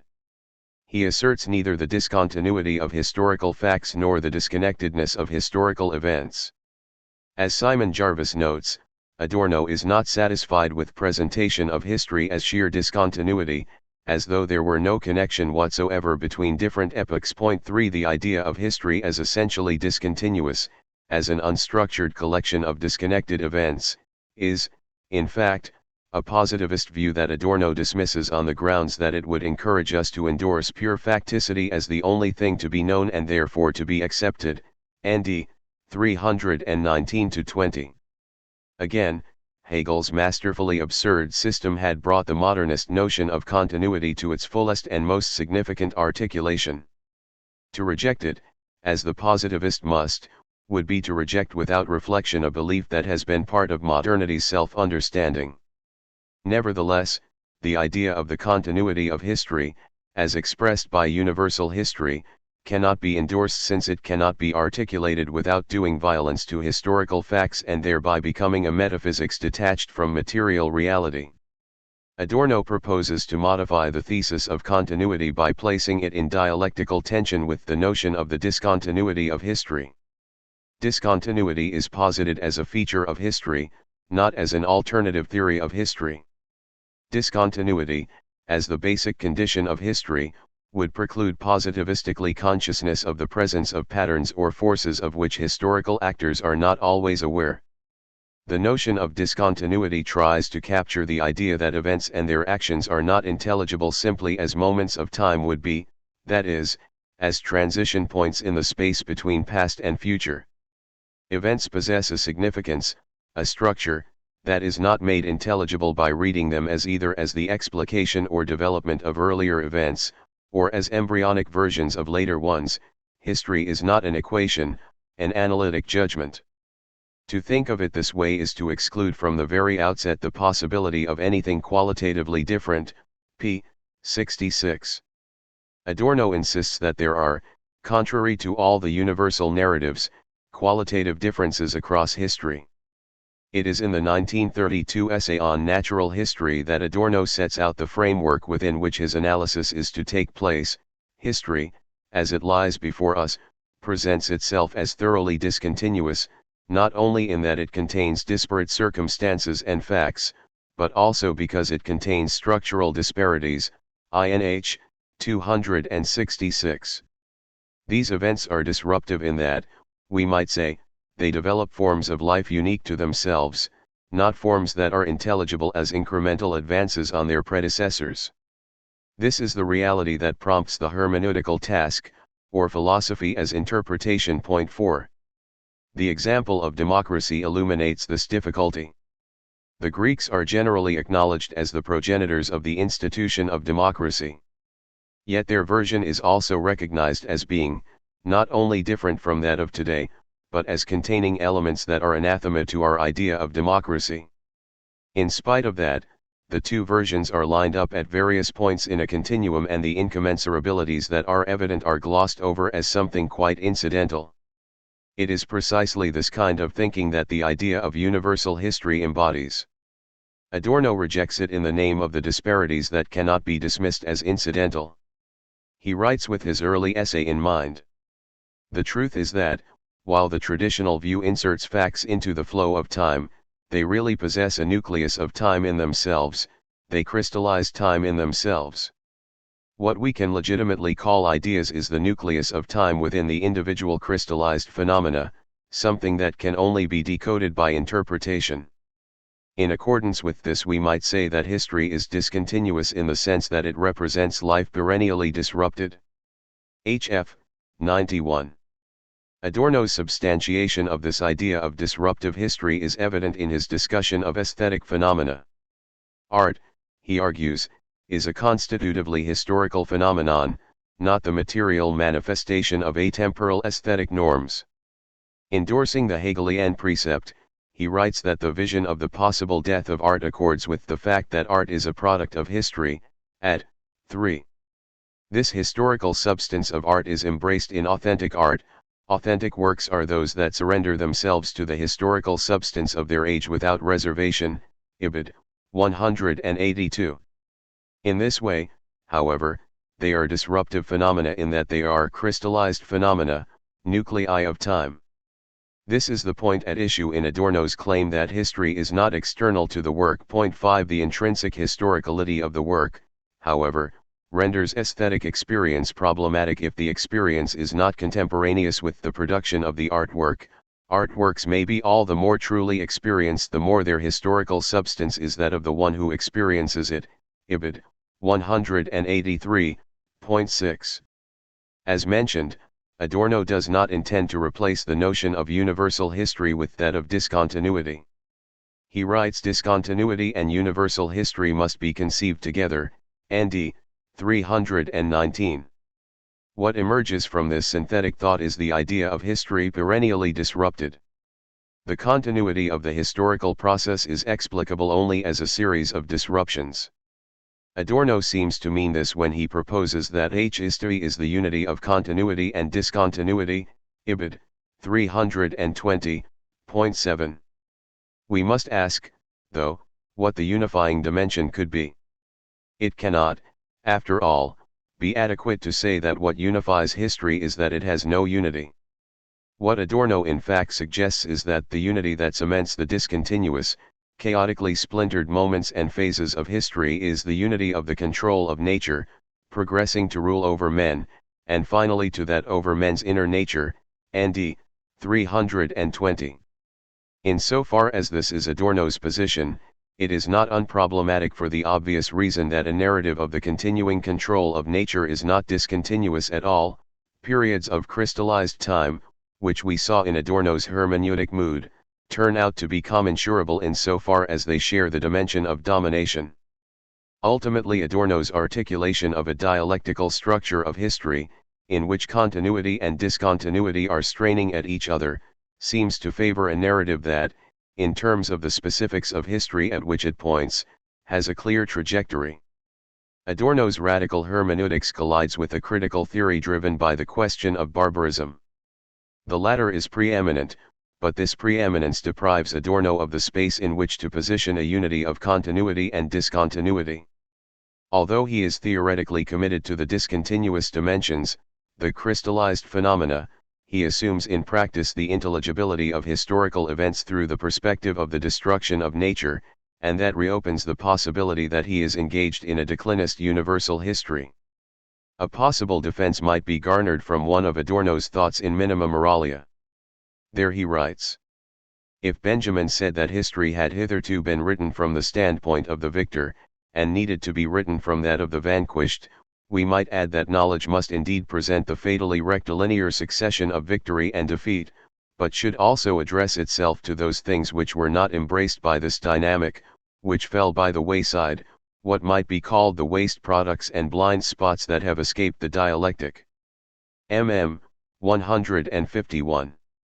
This elusive passage refers to the continuity of domination, the fatally rectilinear succession of victory and defeat, while also encompassing the sense of discontinuity, the waste products and blind spots, the non-identical elements that cannot be encompassed within the grand narrative 8. Also significant, perhaps, is Adorno's view of Otto Spengler's declinism. He dismisses its inevitablest mechanisms of plant-like growth and cultural decay, p.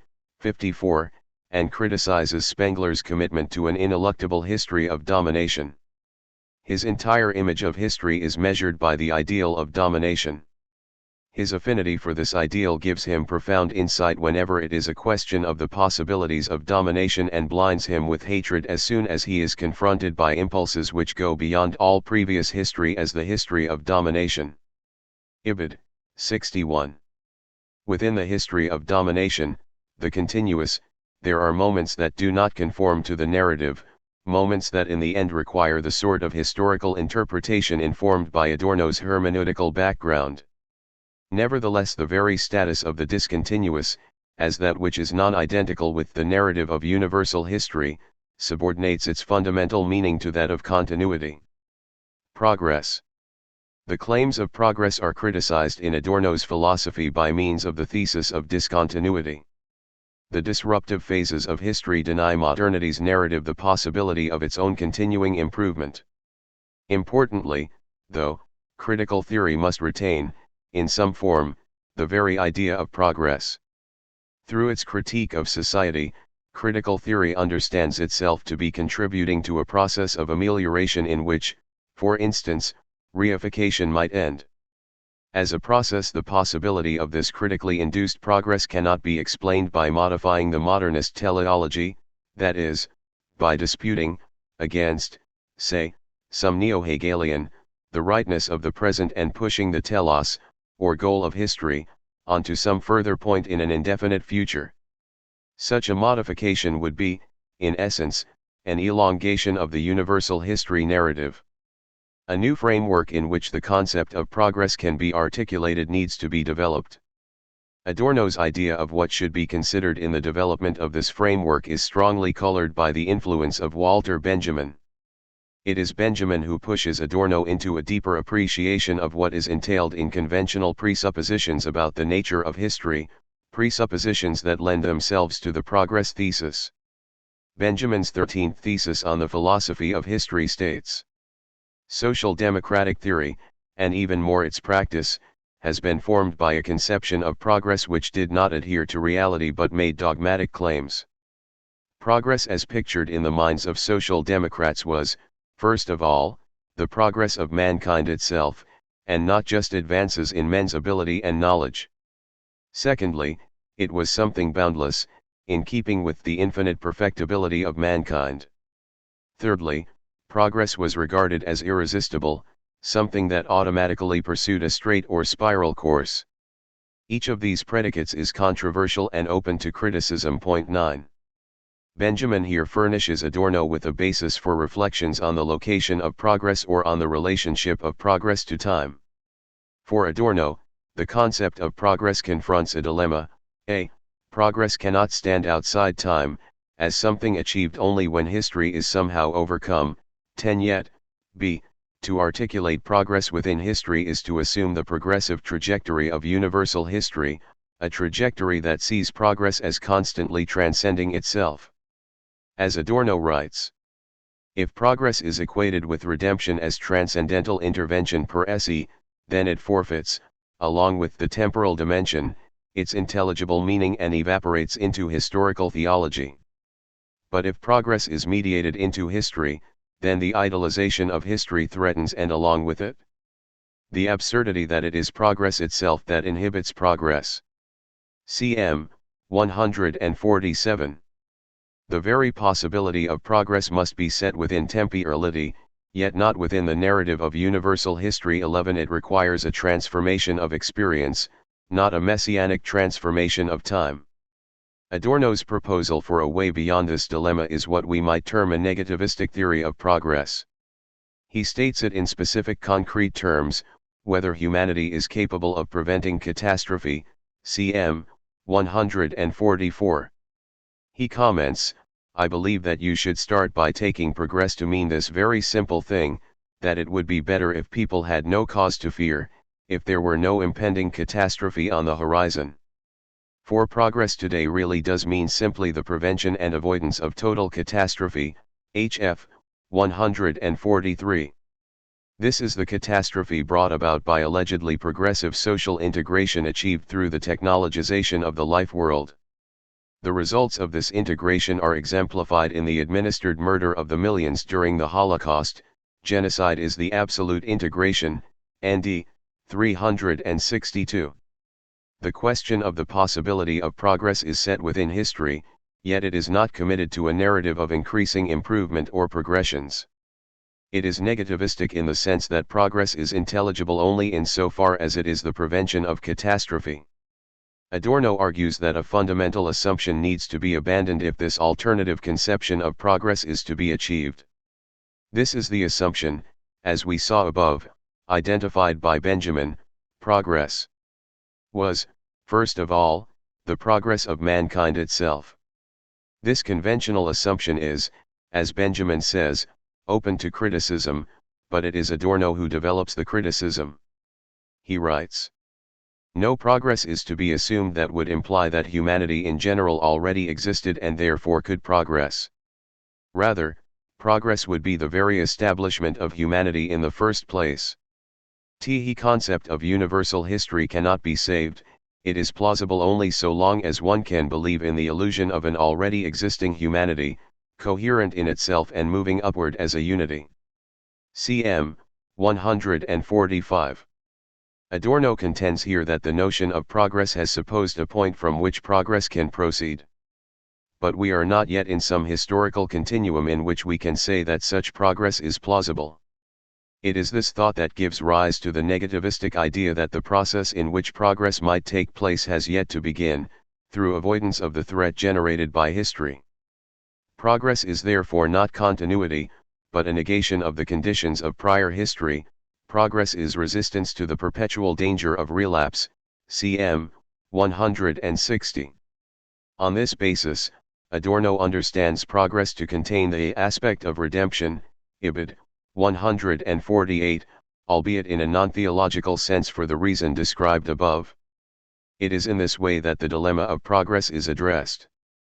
Progress is neither a detemporalizing act, since it is intelligible precisely as a response to historical experience, nor is it simply part of the historical continuum because it represents a disruption of that process. The way out of this dilemma requires that we break what Adorno terms the magic spell of progress, the belief of modernity that every new institution, for instance, is an incremental improvement on its predecessor, cm. 150. Catastrophe threatens for so long as we fail to realize that the spell assures us that progress will prevail. As Benjamin stated, we must criticize the idea that progress is irresistible, something that automatically pursued a straight or spiral course. Such a view is the spell, which Adorno dialectically rejects in the very name of progress. It could be said that progress occurs where it ends, ibid. Natural history. Adorno's idea of natural history is a critical concept. It specifically questions the dualistic division of realms of human experience into the natural and historical. Adorno sets out to dissolve this dualism by showing that what is identified as natural bears historical dimensions, whilst what seems to be historical has natural foundations. Adorno describes his critical approach as follows: the attempt should be made to behold all nature, and whatever regards itself as nature, as history, hf. 124. What this involves is an analysis of the concept of the natural, one that Adorno likens to the concept of myth, INH. 253. Mythic experience involves forces that both transcend human beings and cannot be altered by them. However, myths are, of course, products of human culture. The notion of the dissolution of the mythic, of the natural into the historical, is one of the fundamental tasks of the consciousness-raising program of Adorno's critical theory. Typical of this program is the following remark: the mythic scientific respect of the peoples of the earth for the status quo, that they themselves unceasingly produce, itself finally becomes positive fact, de. c. 41, j. 33. This is not a value-free account of how the social world evolves, of how the concept of nature can be shown to be produced by our social practices. Point 12. The historical processes in which our concepts of nature have been produced are those in which we have appropriated nature, and for Adorno these appropriations are destructive. The history of this process of appropriation begins with humanity's attempts to free itself from nature, that mere state of nature from which it had estranged itself with so huge an effort, de. c. 31, j. 24. This is, in fact, the primal history of subjectivity, the history of the emergence of subjectivity. This primal history has been heavily criticized for, among other things, its tendency to eternalize a particular version of subjectivity and its apparent overreach. Point 13. However, this emergence is a two-sided process that also takes the path of the domination of nature. Point 14. Günter Rohrmoser puts it as follows: man cannot free himself from the natural state without overcoming nature and thereby mastering it. 15. Adorno describes this as a reductio ad hominem. 16. A process of manipulation that unconsciously defines nature by the needs of human beings. What men want to learn from nature is how to use it in order wholly to dominate it and other men. De. c. 4, j. 2. 17. What fails to be understood here is the degree to which we have appropriated nature. There is no consciousness of the fact that our concept of nature as something other than us is a product of our historical efforts to emerge from it. Instead, we persist with the mythic image of nature as something that is simply there without history. Adorno tries to show that just as nature has a history, history too has its relation to nature. This side of the dialectical conception of natural history criticizes the hypostatization of human history and human accomplishment. The Enlightenment philosophical claim, made most powerfully by Kant, of reason's achievements misconstrues reason as something above nature. Adorno counters that reason is, in fact, a piece of natural history. In this regard he discusses the idea of transcendental thought, that there are certain atemporal conditions of experience, and rereads them as a means by which the natural business of self-preservation is conducted. The definition of the transcendental as that which is necessary, a definition added to functionality and generality, expresses the principle of the self-preservation of the species. It provides a legal basis for abstraction, which we cannot do without, for abstraction is the medium of self-preserving reason. ND 179. As the philosophical expression of a mode of self-preservation, reason must be traced back to a natural drive. As Deborah Cook writes, the historical course of reason must be charted with reference to its relationship to the embodied subject and its drives. Point 18. Adorno's dissolution of the dualism of nature and history applies with particular political intent to what, following Lukács, he calls second nature, this world of things created by man, yet lost to him, the world of convention, INH, 259-60. Adorno's work often tries to reveal the historical aspects in the semblance of the natural, HF, 121, most centrally the idea that capitalism represents a natural form of social organization is exposed as ideology. Indeed, one might think of Adorno's ideology critique as the critical investigation and exposure of second nature. The narratives of universal history are also to be criticized as narratives of second nature. Following the same thought, Adorno alleges that Hegel's concept of world spirit is the ideology of natural history, ND 365, in that it represents the process of domination as a dimension of the inevitable unfolding of world history. The philosophical dynamic which would ontologize realms of experience, render them beyond the reach of change and human history, is also an instance of the creation of this second nature. In this regard, Adorno instances the mathematical method of modern philosophy which transforms logic by magic into a second nature and lends it the aura of ideal being, AE 65.19. In a number of discussions of the idea of natural history, Adorno gives his position greater sharpness through opposition to Heidegger, whose fundamental ontology provides an alternative account of the relationship between history and nature. Heidegger's idea of historical experience, which Adorno describes as an unhistorical concept of history, ND 358, fails to appreciate the entwinement of nature and history. This entwinement is a painful antithesis, Ibid. 359, insofar as it is a story marked by processes of domination.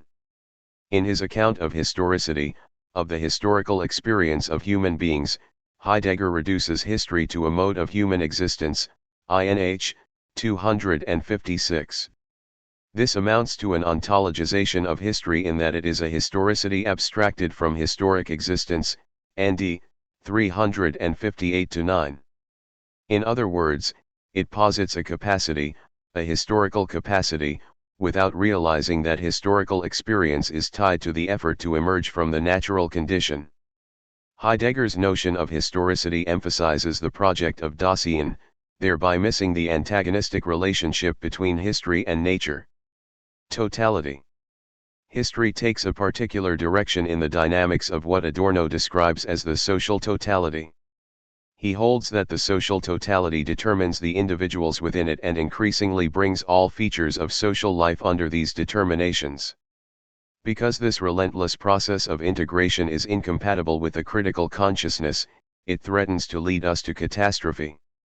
At the same time, in a thinly hopeful possibility, only a collective subject would have the capacity to bring about resistance to the possibility of catastrophe. Adorno's idea of totality is a complex critical reconstruction of Hegel's notion of Geist.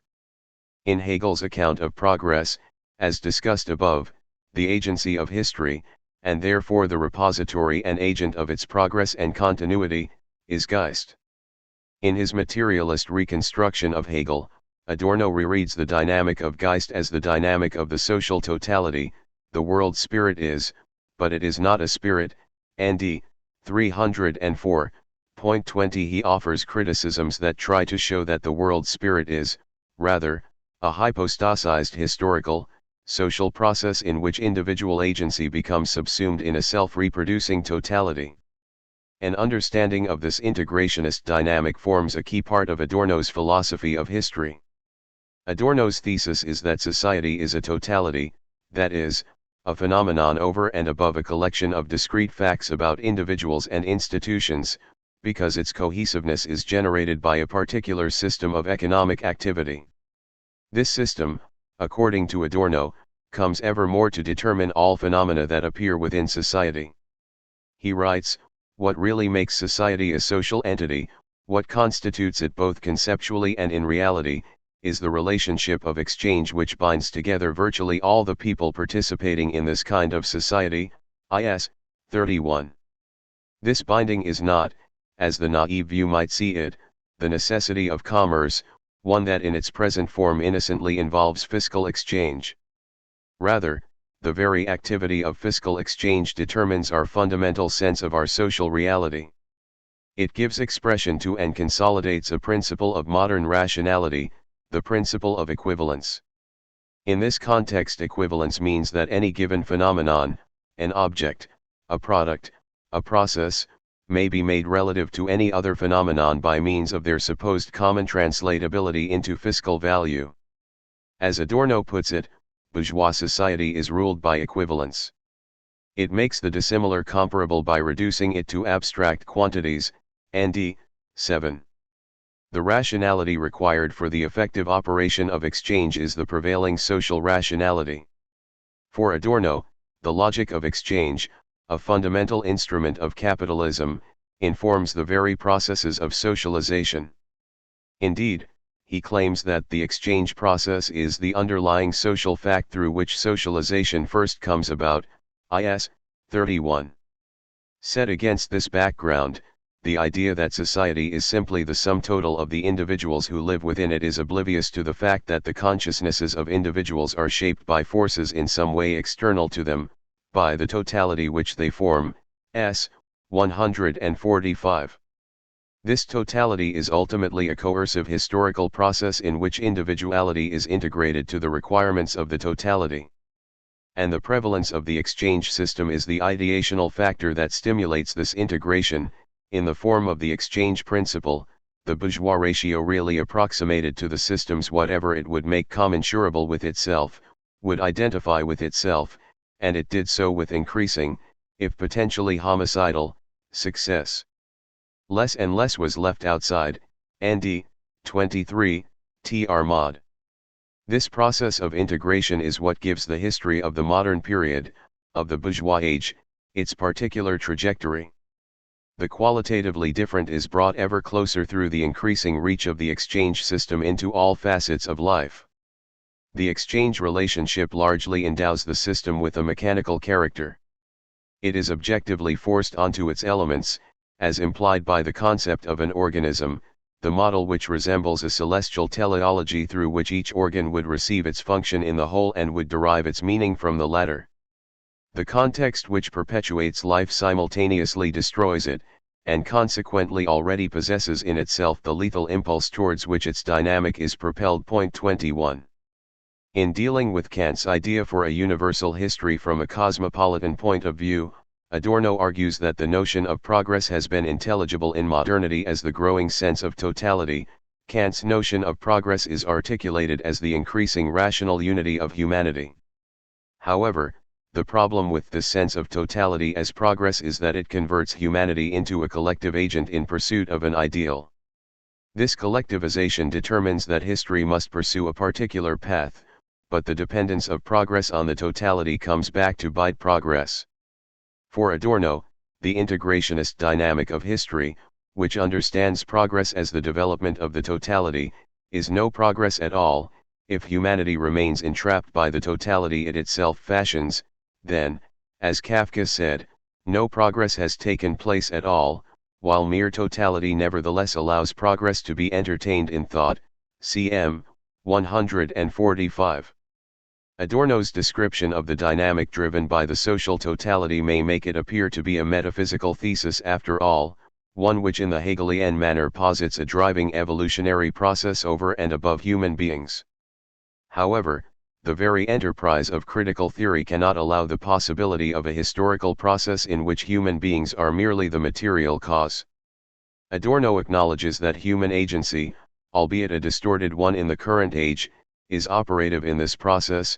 Society is a total process in which human beings surrounded, guided, and formed by objectivity do, in turn, act back upon society. 22 or Social totality does not lead a life of its own over and above that which it unites and of which it, in its turn, is composed.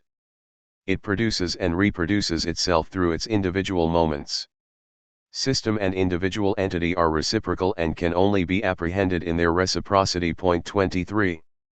The task of critical theory, of course, is to think through the conditions in which individuals might realize their capacity for agency, thereby reversing the destructive conditions of the totality, a phenomenon of second nature. Adorno's critique of the social totality, his view that the totality encroaches and determines the course of life, might seem to amount to an argument in favor of the preeminence of the individual moment. However, the social totality, as we have just seen, also contains a commitment to the contributions that collective agents make to the reality in which they live. On this basis, Adorno can deny that he is a radical pluralist who would reject the totality in favor of free, self-determining individuals. He notes, "It would be simplistic if you were to assume that, in what I have called the historical process or the world spirit that gives shape to the totality and draws it into itself, it is the particular that is in the right, while the totality is in the wrong." HF 95. Somewhat tentatively and without systematic elaboration, Adorno proposes the possibility that collective action alone might be the agent of redemption.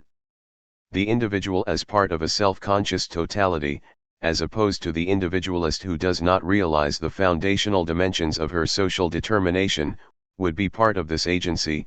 The forms of humanity's own global societal constitution threaten its life, if a self-conscious global subject does not develop and intervene.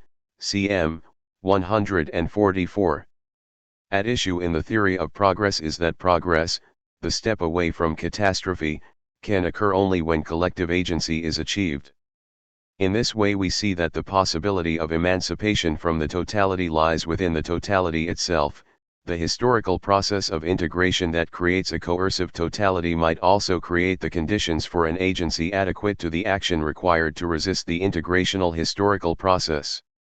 What Adorno posits here is consistent with his response to the dilemma of progress, the dilemma of the end of history, or progress as the continuity of universal history. The achievement of a self-conscious global subject might indeed be the very establishment of humanity. Central to Adorno's contribution to this achievement is a critique of the naturalistic pretensions of the totalizing process.